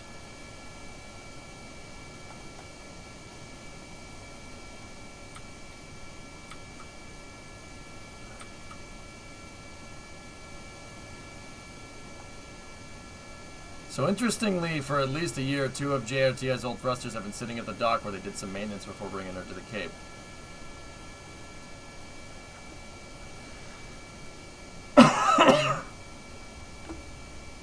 Yeah, there you go, Apollo. Yeah, what if it was like a drone? What if somebody was manually flying it back?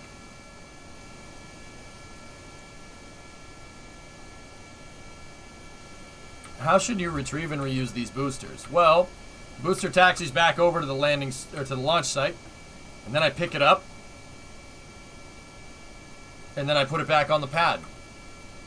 I pick it up, roll the trailer underneath it, attach it to the trailer, and then I install the interstage cap so I can pick the booster up, and yeah, that's it.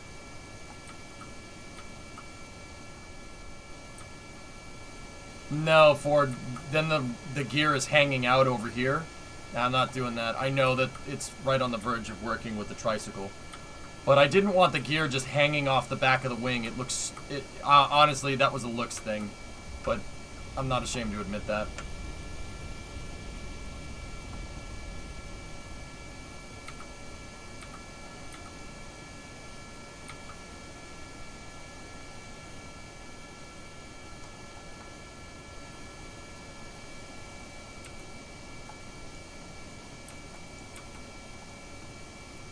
The original idea for this, Jason, was the tail dragger. The tail dragger actually was really difficult to land. Because this thing has no flaps, I need to land it. I need to have a higher angle of attack. So when we tried it with tricycle gear, the tricycle gear was the first one to touch down, and it slammed the front gear into the. It slammed the front gear down. So yeah, I didn't want tricycle gear.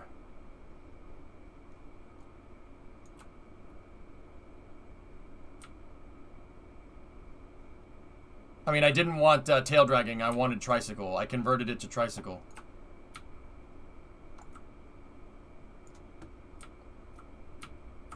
Absolutely. I wanted to be able to get that rotation. Did you see how I scraped the inner stage? The inner stage was touching the ground before the wheels were, and I'm lucky that fairings have high impact tolerance. Okay. Shutting down the stage. Okay, setting the probe to hibernate, safing the monopropellant systems.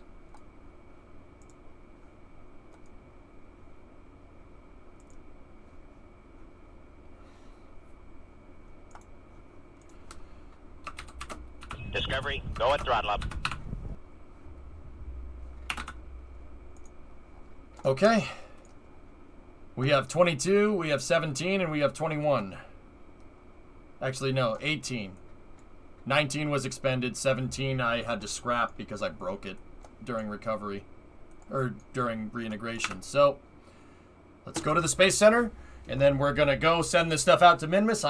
We're making pretty good time here, and we'll go from there.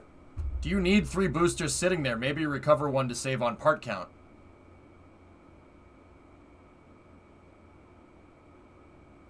I'm going to reuse them, TD.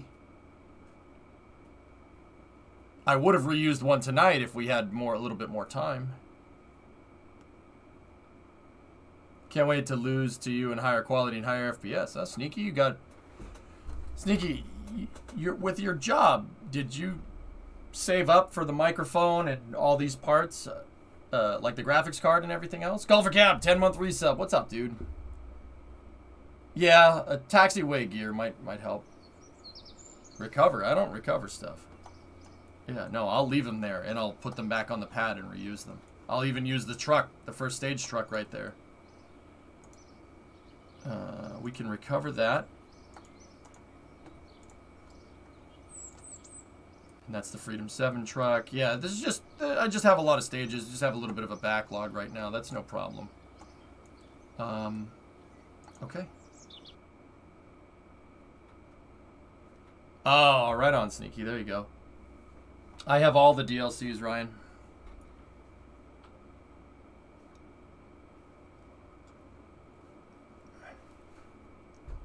All right, let's get this thing out to Minmus.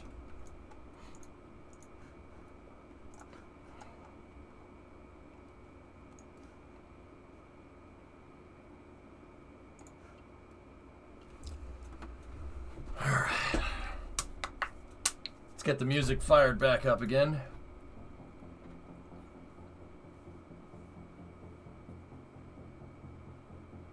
Ah, Reagan, putting low effort into your jokes as usual, I see. Very nice. No advantage to parking the stages out of physics range, or is it not worth the taxi time? It's not so much that, Muffin, is that I don't have a place to store them right now. I want to eventually move, get a stage storage facility out where my scrapyard is. Yeah, I'll move them out there.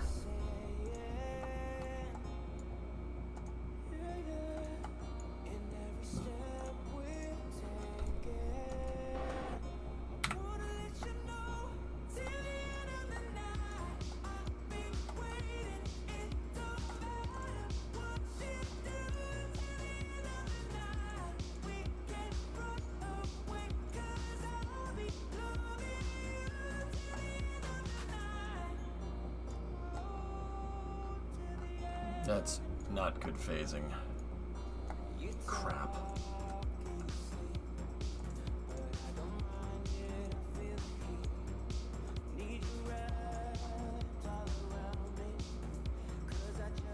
How did I screw that up that bad, man? I mean, I did eyeball the insertions, so that 280. Oh boy. All right. Well, this is why I overestimate.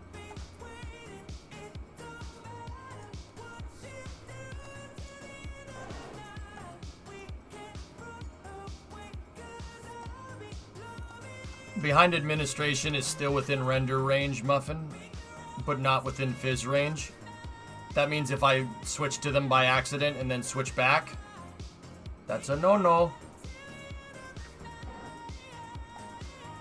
I want them out of render range. So, okay, this isn't a big deal. We know that these things can make it out to min-miss. Both of them can make it out to min-miss by themselves, so I'm not too incredibly worried here. We have 394 meters a second delta V.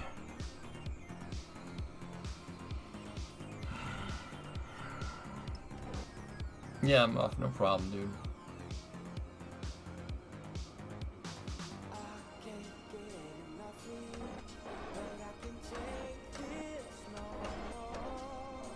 Can you keep your upper stage on station until you can just hit the ascending and descending node to intercept business and not do an inclination change?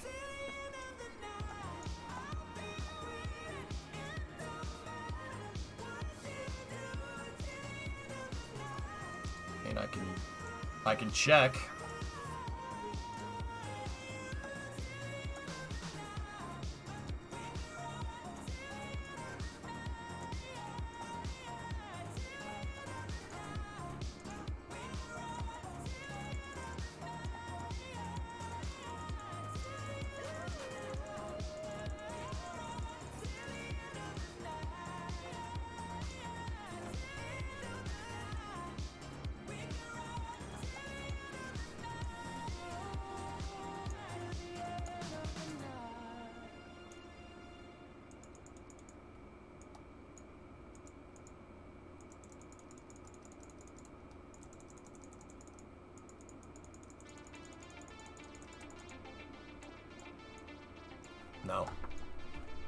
No, I just got to do the ink change. It's not a problem. I took this into account. If I botched something like that, it's really not a big deal. Not the most efficient way to do this, but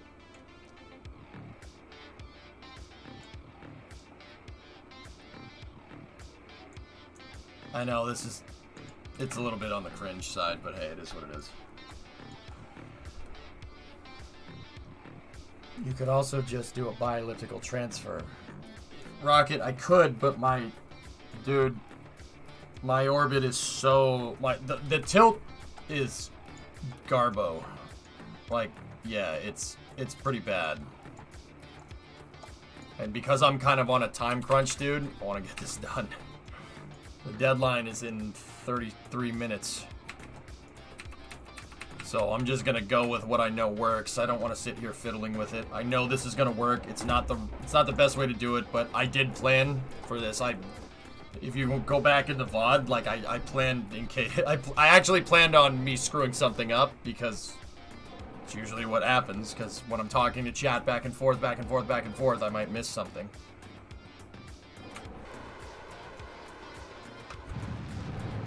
So I'll just fix it here. Now, I acknowledge fully that this is Bush League.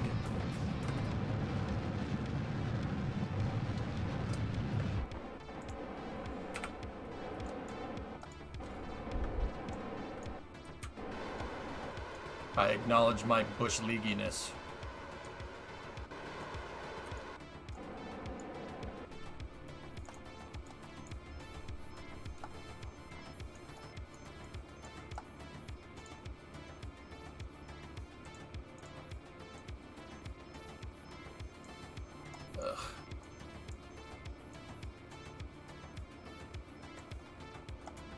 Yuck. Okie dokie.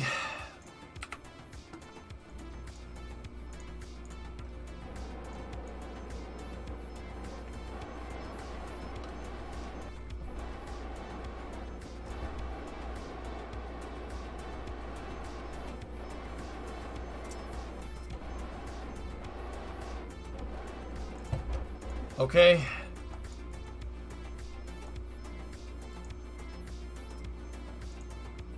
Stand by for my POC. Deploy.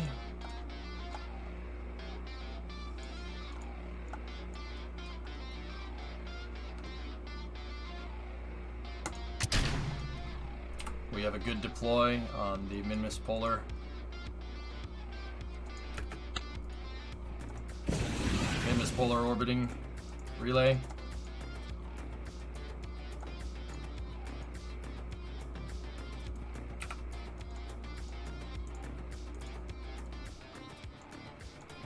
My favorite guitarist? My favorite guitarist is Jimmy Page.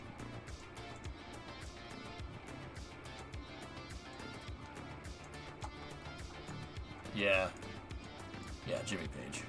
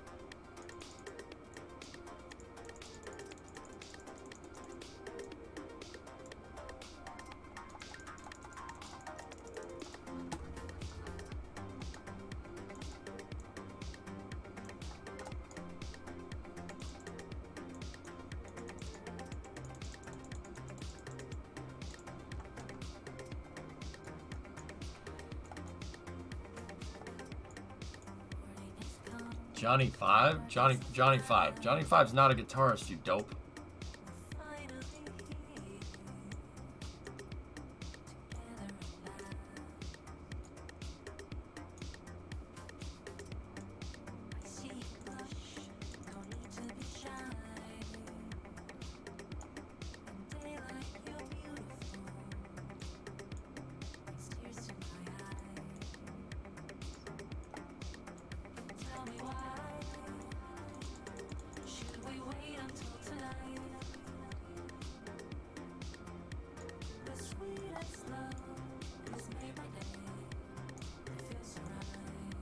I'll do a course correction. It's fine. Okay. Onboard gyros reorienting. Satellite here.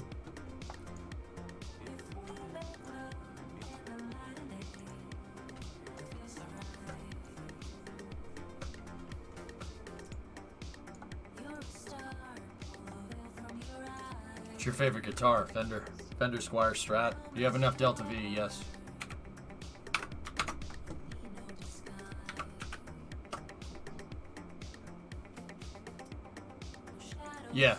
Yeah, we have plenty. What's your favorite bird? Birds don't exist.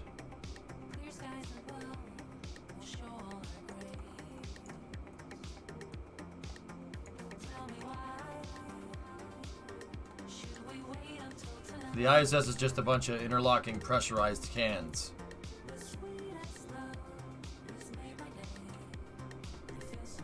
Oh, okay.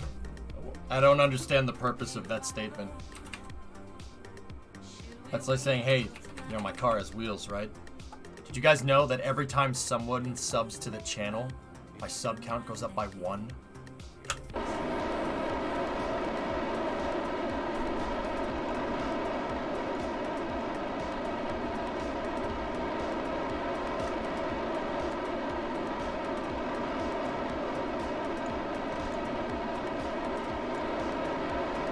Lies!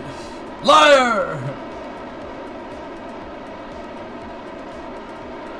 Discovery, go and throttle up. Sneaky, you didn't need to do that.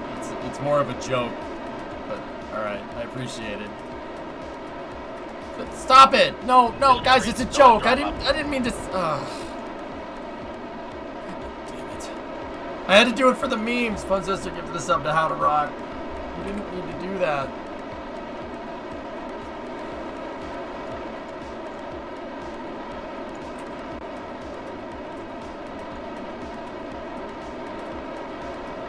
Discovery, go and throttle up.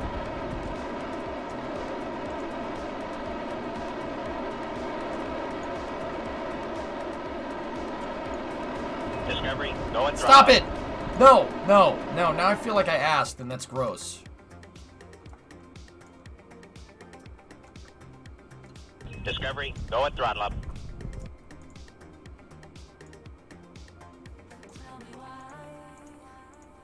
Stop it. Discovery, going throttle up. Oh no. Oh no. No, no, no, no, no, no, no.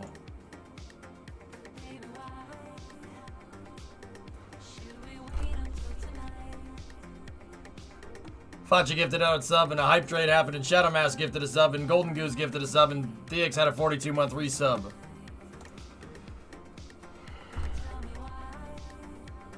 That would mean my Delta V readings from when we took the probe were incorrect, because it had, I distinctly remember it saying that it had 1,000 or 1,100 Delta V, and we just used 900, and we have 100 left, so I know for a fact there's no way I would have let it fly like this. Damn it.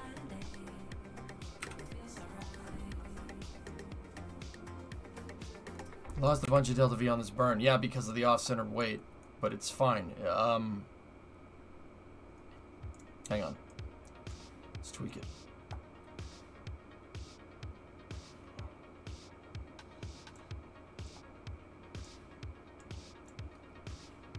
All right. Okay. All right. We're still really far away. So, Discovery, going throttle up. five subs. Thanks, guys.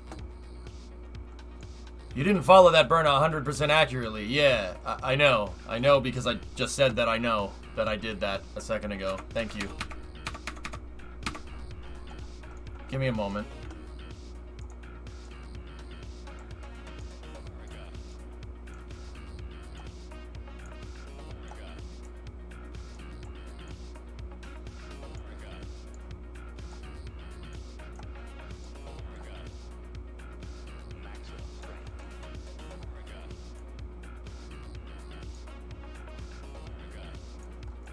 The closer we can get to Minmus, the better.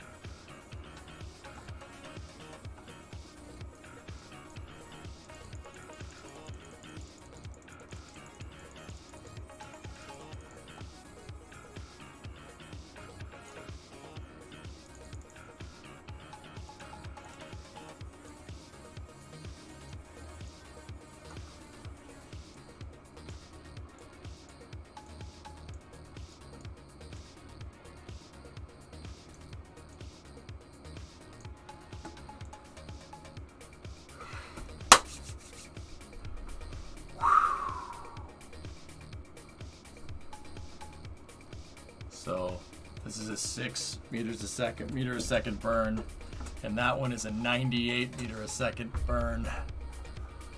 Oh boy.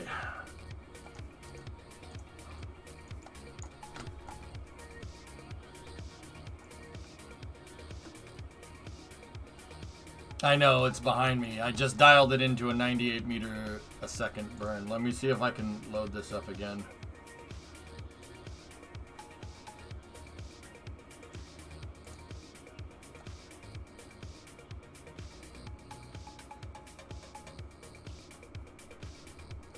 I don't remember, Ryan. It doesn't matter. Get the P to the... No, Papa Bear. P to the lowest, to the edge of SOI means... No, I want to use the planet to slow myself down. Why would I do that?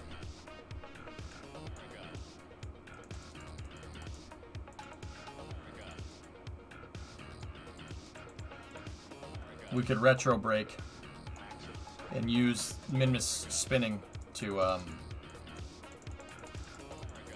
get that curve even more.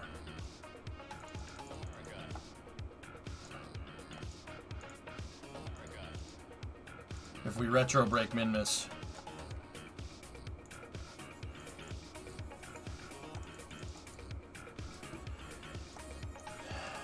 Have you ever tried Astroneer? No.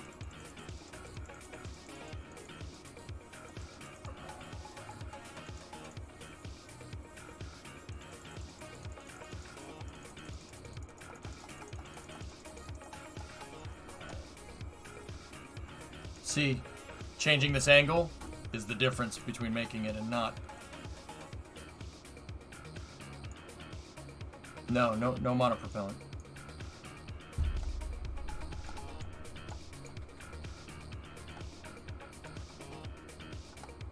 Maybe you did it. Yeah, Voodoo, but I remember distinctly coming to the conclusion that we could get this thing, both of them can get to orbit, get there from low Kerbin orbit. And, yeah, it didn't do that.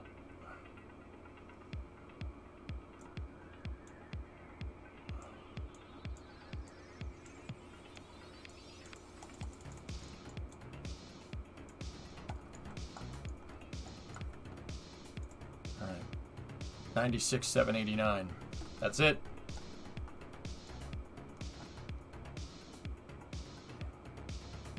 Okay.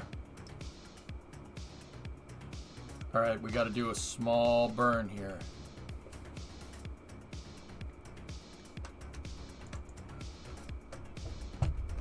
Ready?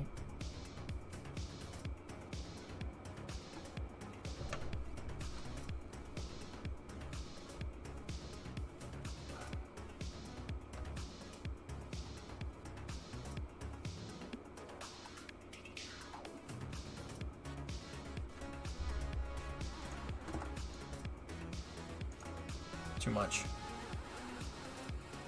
No, Loopy, I screwed up the inclination. So I'll use the second stage delta V to fix the inclination. But don't worry, it's fine, I'll get it.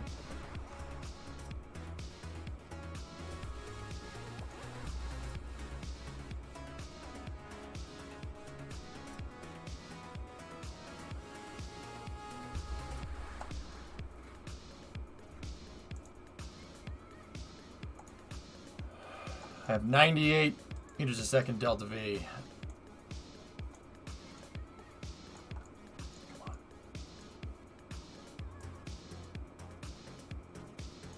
Oh my goodness. Oh my goodness. No. Dude, there's no way. Dude, I have to be so careful with this burn when we go to do it. Oh my god. 98.1 and I have 98. Oh, jeez. There's no way I'm going to get that right. There's no way we're going to get that right. Dude, unreal. Oh my god. I don't think I'm going to get it. Seriously, we're... Do it in multiple smaller ones? Multiple smaller ones. Multiple smaller what, Scary?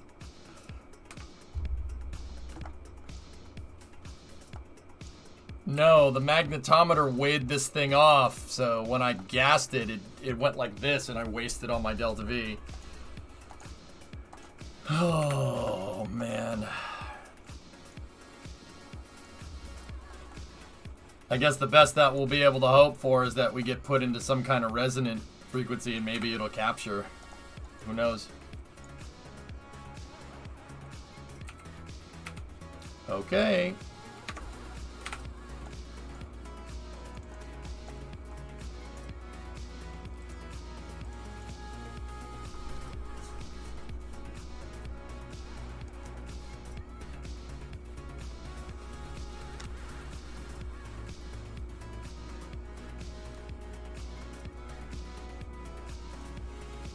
I'm thinking.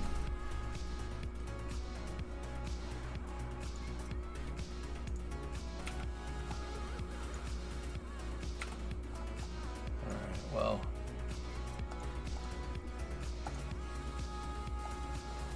Stand by for main payload separation. We have good indication of SEP from the Scout rover.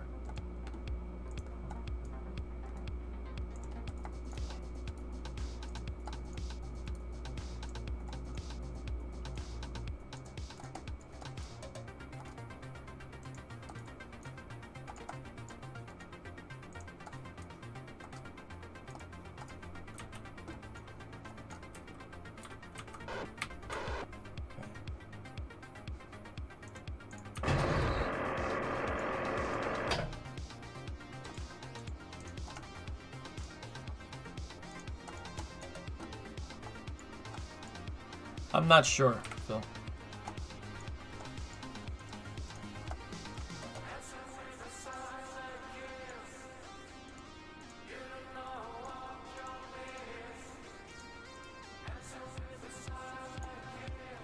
Alright, let's do this.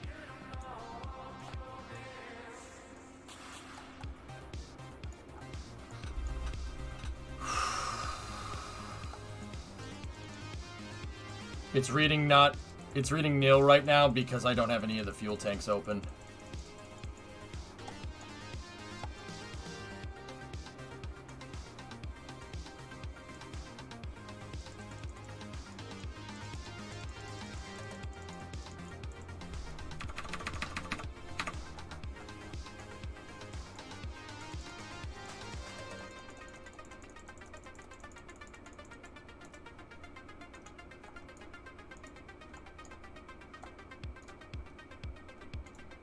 Okay.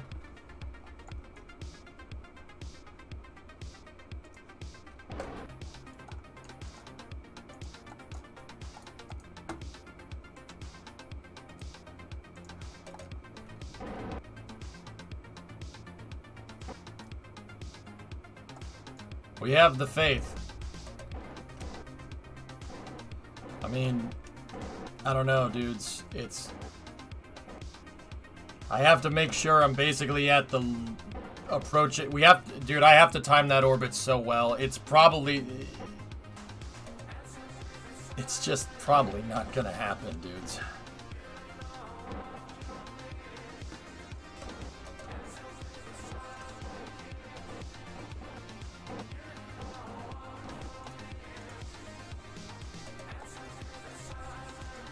But if it doesn't happen, it doesn't happen. That's the way it goes.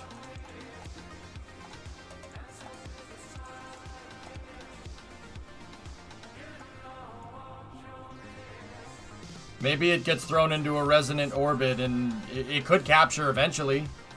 If it retro breaks min-miss, it could. I was thinking about doing that, but it's alright.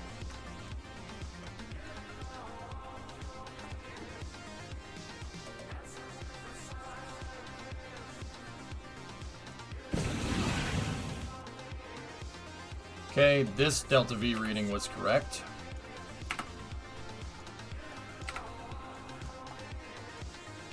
Okay, stand by for transmin misinjection.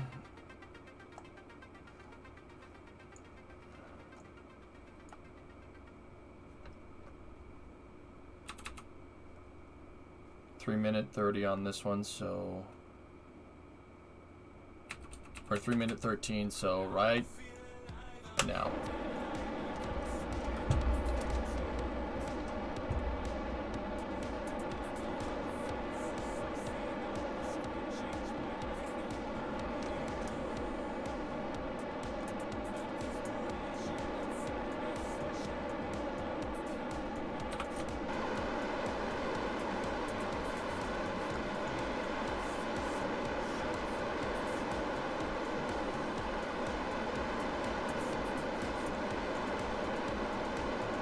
No subs, no RCS on the other one. I don't use SAS, Bob Bear, only on certain vehicles. Not every vehicle has a damn gyroscope in it. Just basically a heading hold. I'd rather design the vehicle right and not have to use a gyro and thus electrical power to make the design work. That's bad. That's a bad habit to get into. I used to stack RCS on all my probes. I mean, stack SAS on all my probes to get them to fly correctly, when in reality I didn't know how to engineer the vehicle correctly. And me adding all this stuff to the Scout Rover is making it heavy on one side, which is... I should have checked that, but it's okay.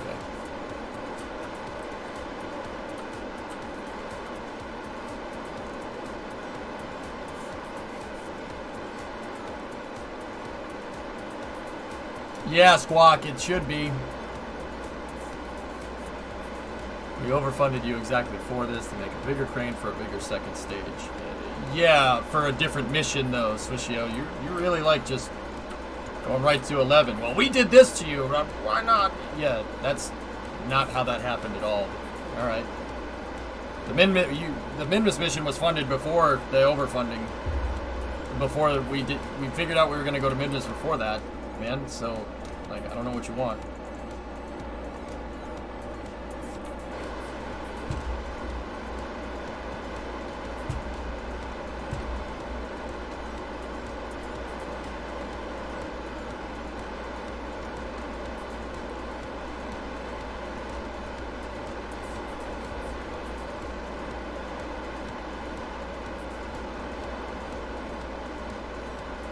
I like these small monoprop thrusters, just on a side note.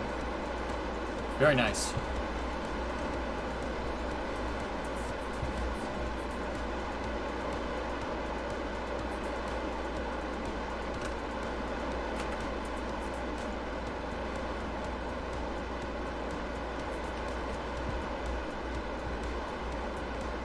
I just want to know where I went wrong with my estimations. I distinctly remember us saying that we have enough delta V to get both of these to min-miss.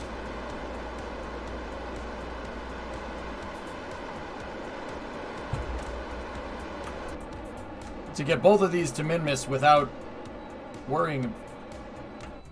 I could have sworn that was a... I mean, yeah, in some of the burns I did get messed. I did burn radial out, but I wouldn't short the margins like that. You know? Like... Doesn't make a lot of sense. I don't know. I went wrong somewhere. It's pretty clear, but whatever. I'll figure it out. It's not a problem.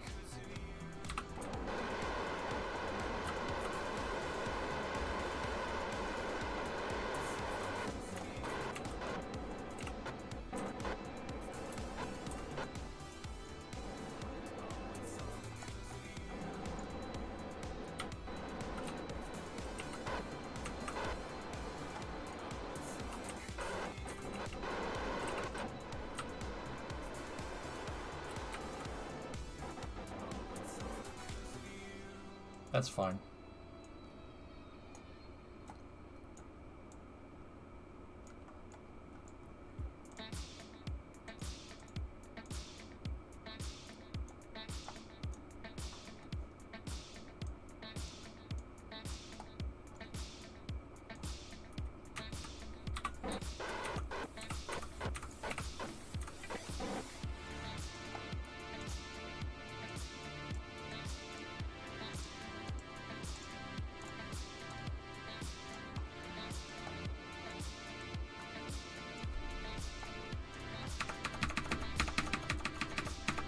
Give me one moment. I'm coming up with a solution here, guys.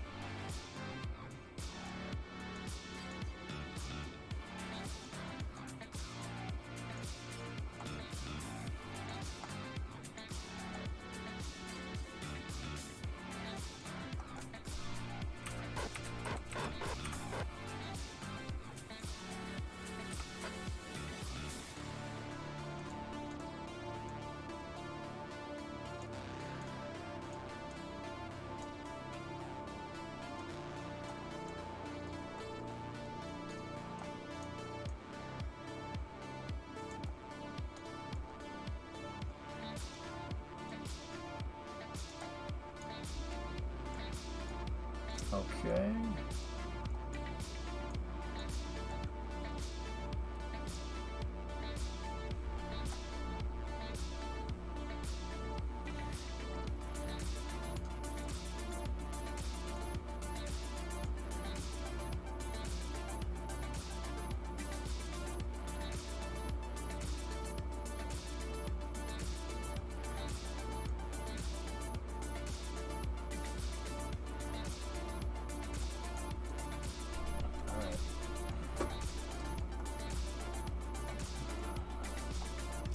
Oh, why didn't you just take them together and put them in orbit when you got there?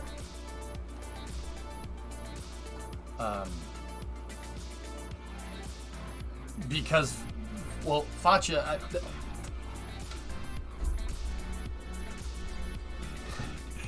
the lander is not as efficient when it has that attached to it.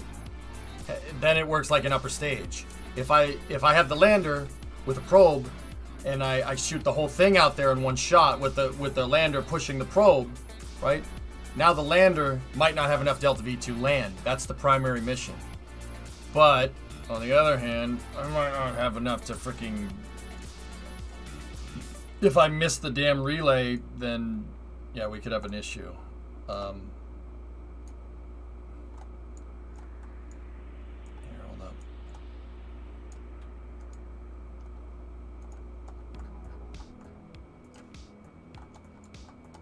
I'm going to circularize this orbit. But I'm going to circularize and make sure that my ascending node is the same. From here, I could make a better adjustment because I'm going to get there first. All right, let's do this. Guys, get ready for racing, okay? Jump into GTA. I'm ready to race when we're done here. So, let's do this. And let's go. I hope we can relay. I overshot on that one just a little bit, which is good. Because that means we're going to get here. The lander's going to get here first. And as long as the relay is there, we should be good. No, no, no, no, no, no, no, no, no, no, no. If I have to, Ryan, yeah. I'm basically going to put this into a standby orbit.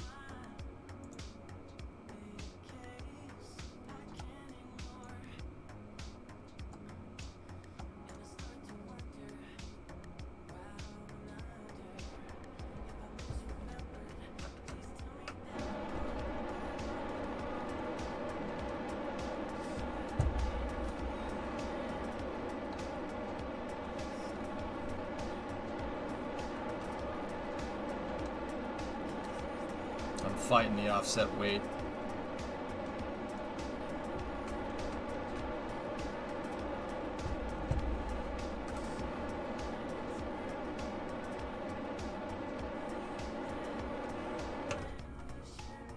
Okay.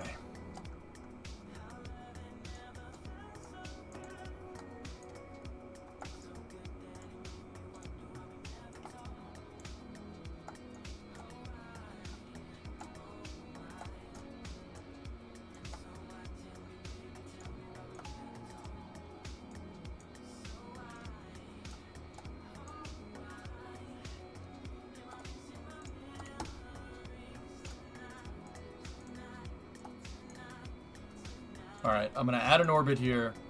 I'm just going to see what the kind of delta V margins... Okay. We have 766 delta V, guys, so that's more than enough to save whatever. I could save this thing. I'll boop it. I'll boop the dang thing with the lander if I have to, because I have RCS here, and we have plenty of delta V to still complete this landing. So...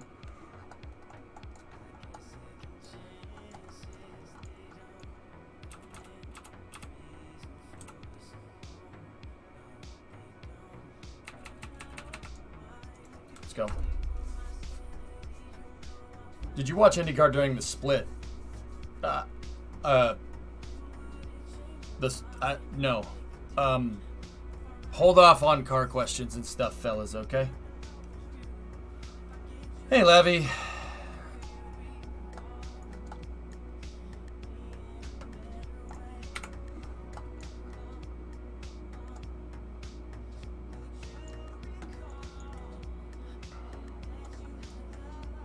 No, no, no, no, no, no.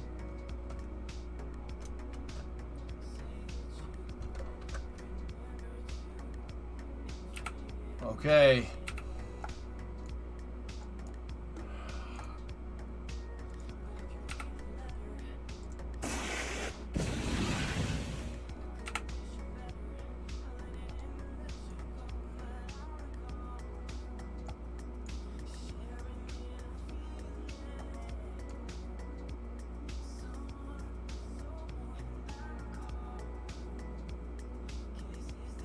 Alright, here we go. Slowly. Slowly.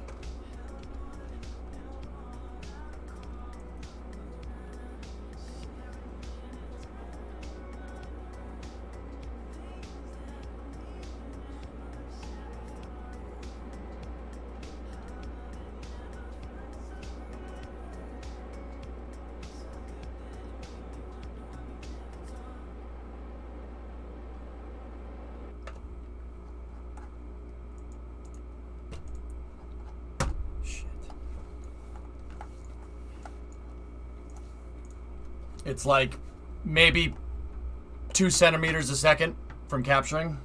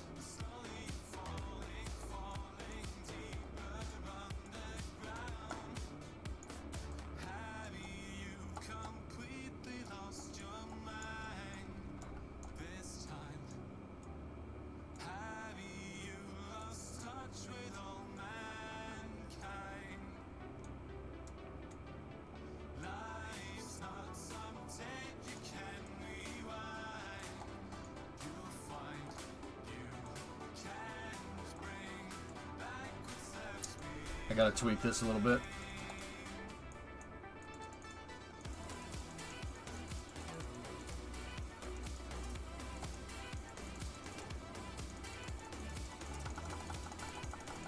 Okay. It's min-miss. I'm not worried.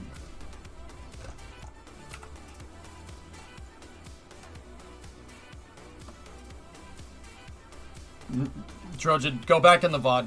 Seriously, I'm running out of time.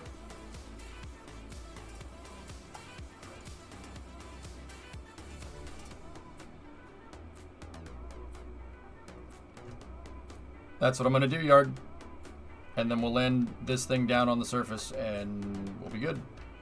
So once again, I'm gonna land this thing on the surface, and I'm not even gonna bother getting the science. We'll get the science another day. I'm gonna pop right into GTA right after that. So I'm serious. If you're here for GTA, jump in.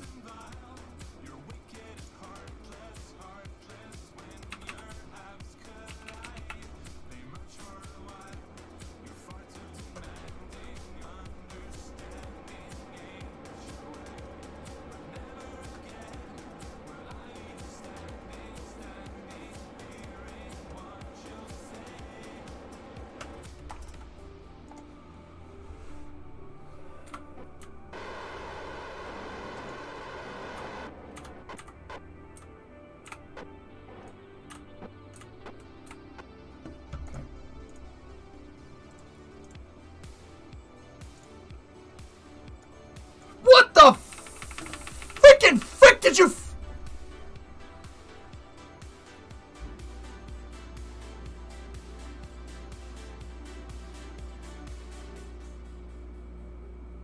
It went right through the maneuver because I clicked on a conic.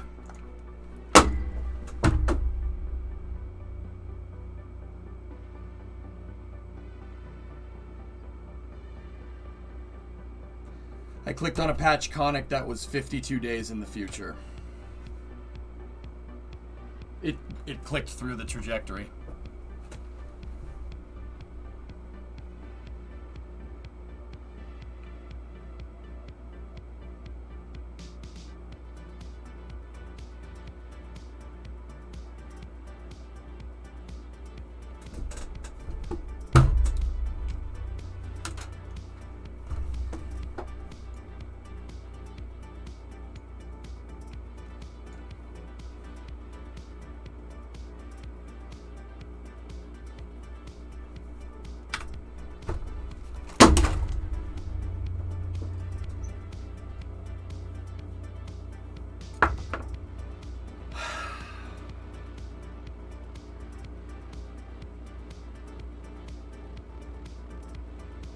You know, sometimes I say, you know, every once in a while, Kerbal really pisses me off. Yeah, now's one of those times.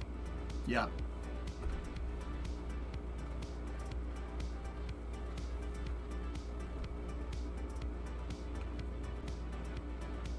I'm really pissed off. It clicked through to a patch conic, so it was an orbit. It was an orbit that crossed Minmus's path in 52 freaking days, and I time warped to it, and yeah.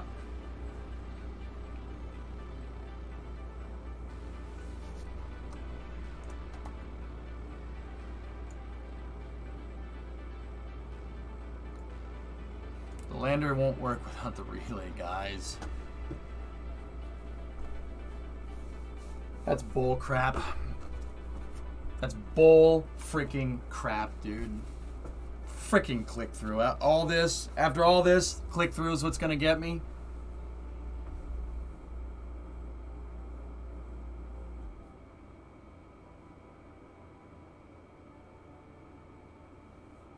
I'm pretty pissed off. You can land it. The relay is still close enough, guys. I don't think you realize how far it time warped me into the future. It time warped us a quarter turn around Minmus's orbit. We're not even close to Minmus. Minmus is down there. We're not even close. We're not even close. We're not even in the right inclination. It's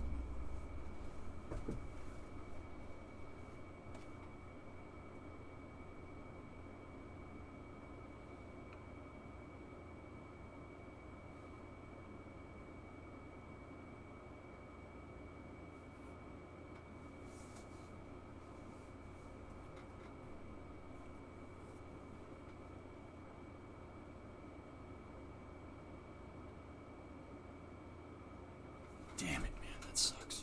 That sucks so bad. Discovery, go at throttle up.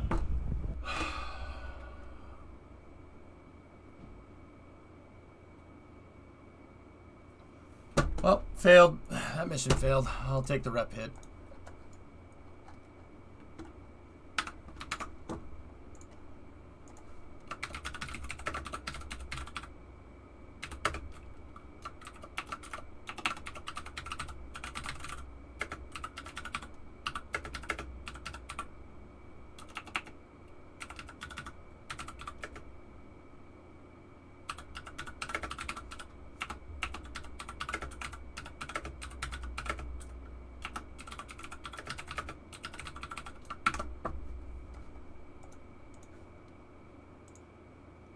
Such bullcrap.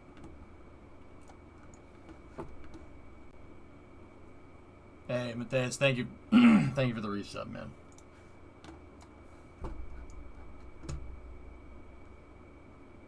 Yeah, of course, Loopy, of course I could. But we're past the deadline, dude. The deadline was 8 minutes ago.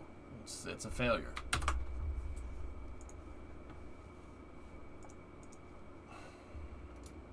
$20 rep hit for failing a contract. I'll salvage the mission next stream. God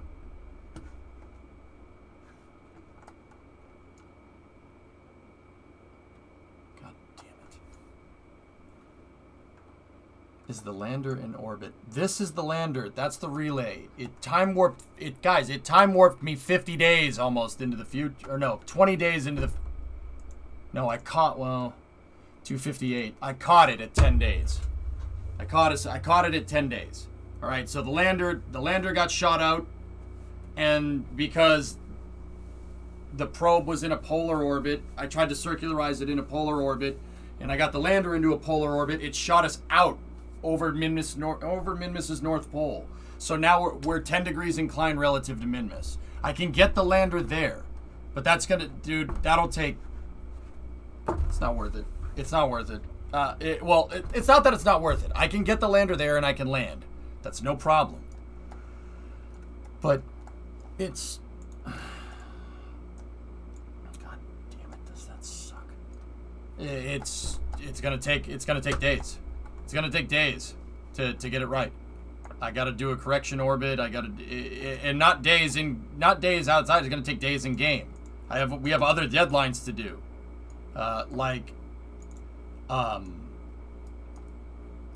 We have other deadlines to handle, like, hold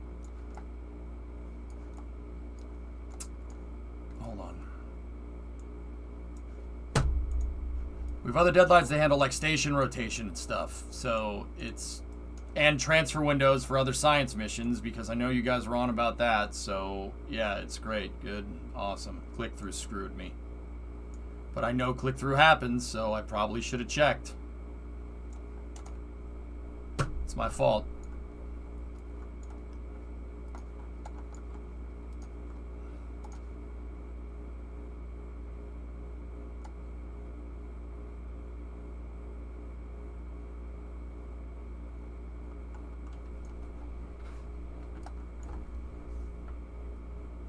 That's embarrassing. That's embarrassing, dude.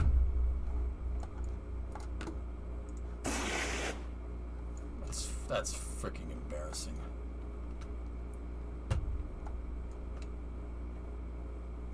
Ugh.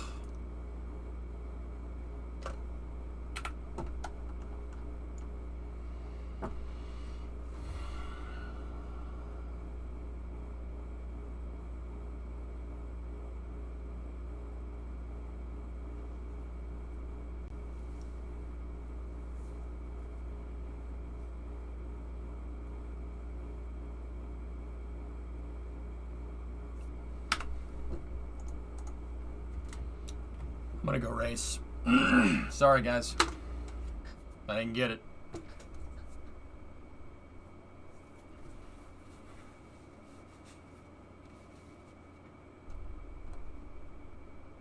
I'll figure out a mission solution later. And then you guys vote to keep, if we want to keep doing this. If we want to keep it going, or do we want to go somewhere else? If you guys vote to keep it going, I'll salvage the mission, what's left of it, and we could get some science out of it. No bonus, obviously, for me.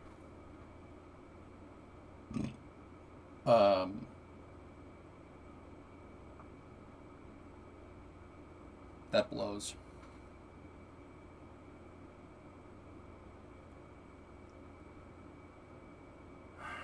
Yeah, you too, Jim. Happy Easter.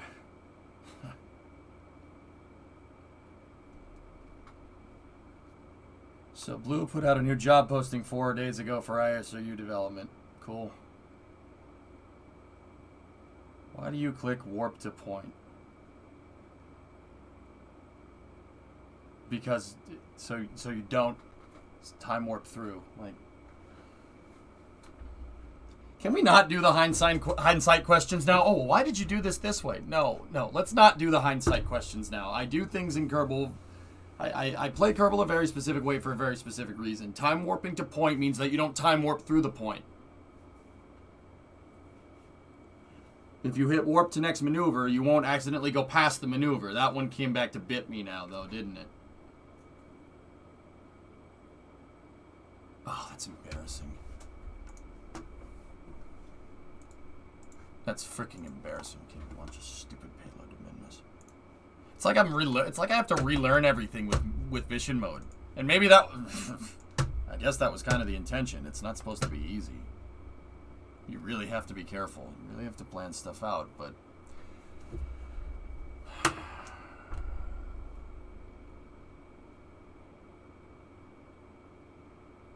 well, at least the pad and everything worked. I got my first stage back, so that's good. Anyway, I'm gonna race now. Let's go play GTA. Have a good night, guys. If you're only here for Kerbal, I'll see you on Monday.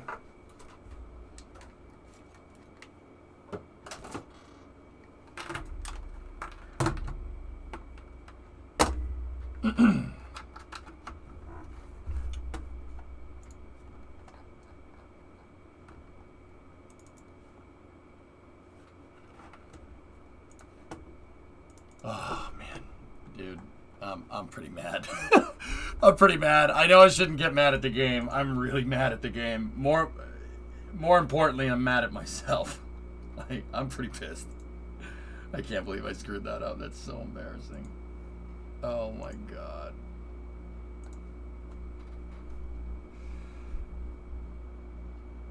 Night passing. Happy Easter. I already took the rep hit, guys, so. God, that's embarrassing, dude. Oh my god, I can't believe I just screwed up a min-miss insertion. That's pathetic. That's pathetic. Like, that is the easiest thing to do in the world. Like, you have to really try to miss min-miss. Oh my god. What the hell's the matter with me?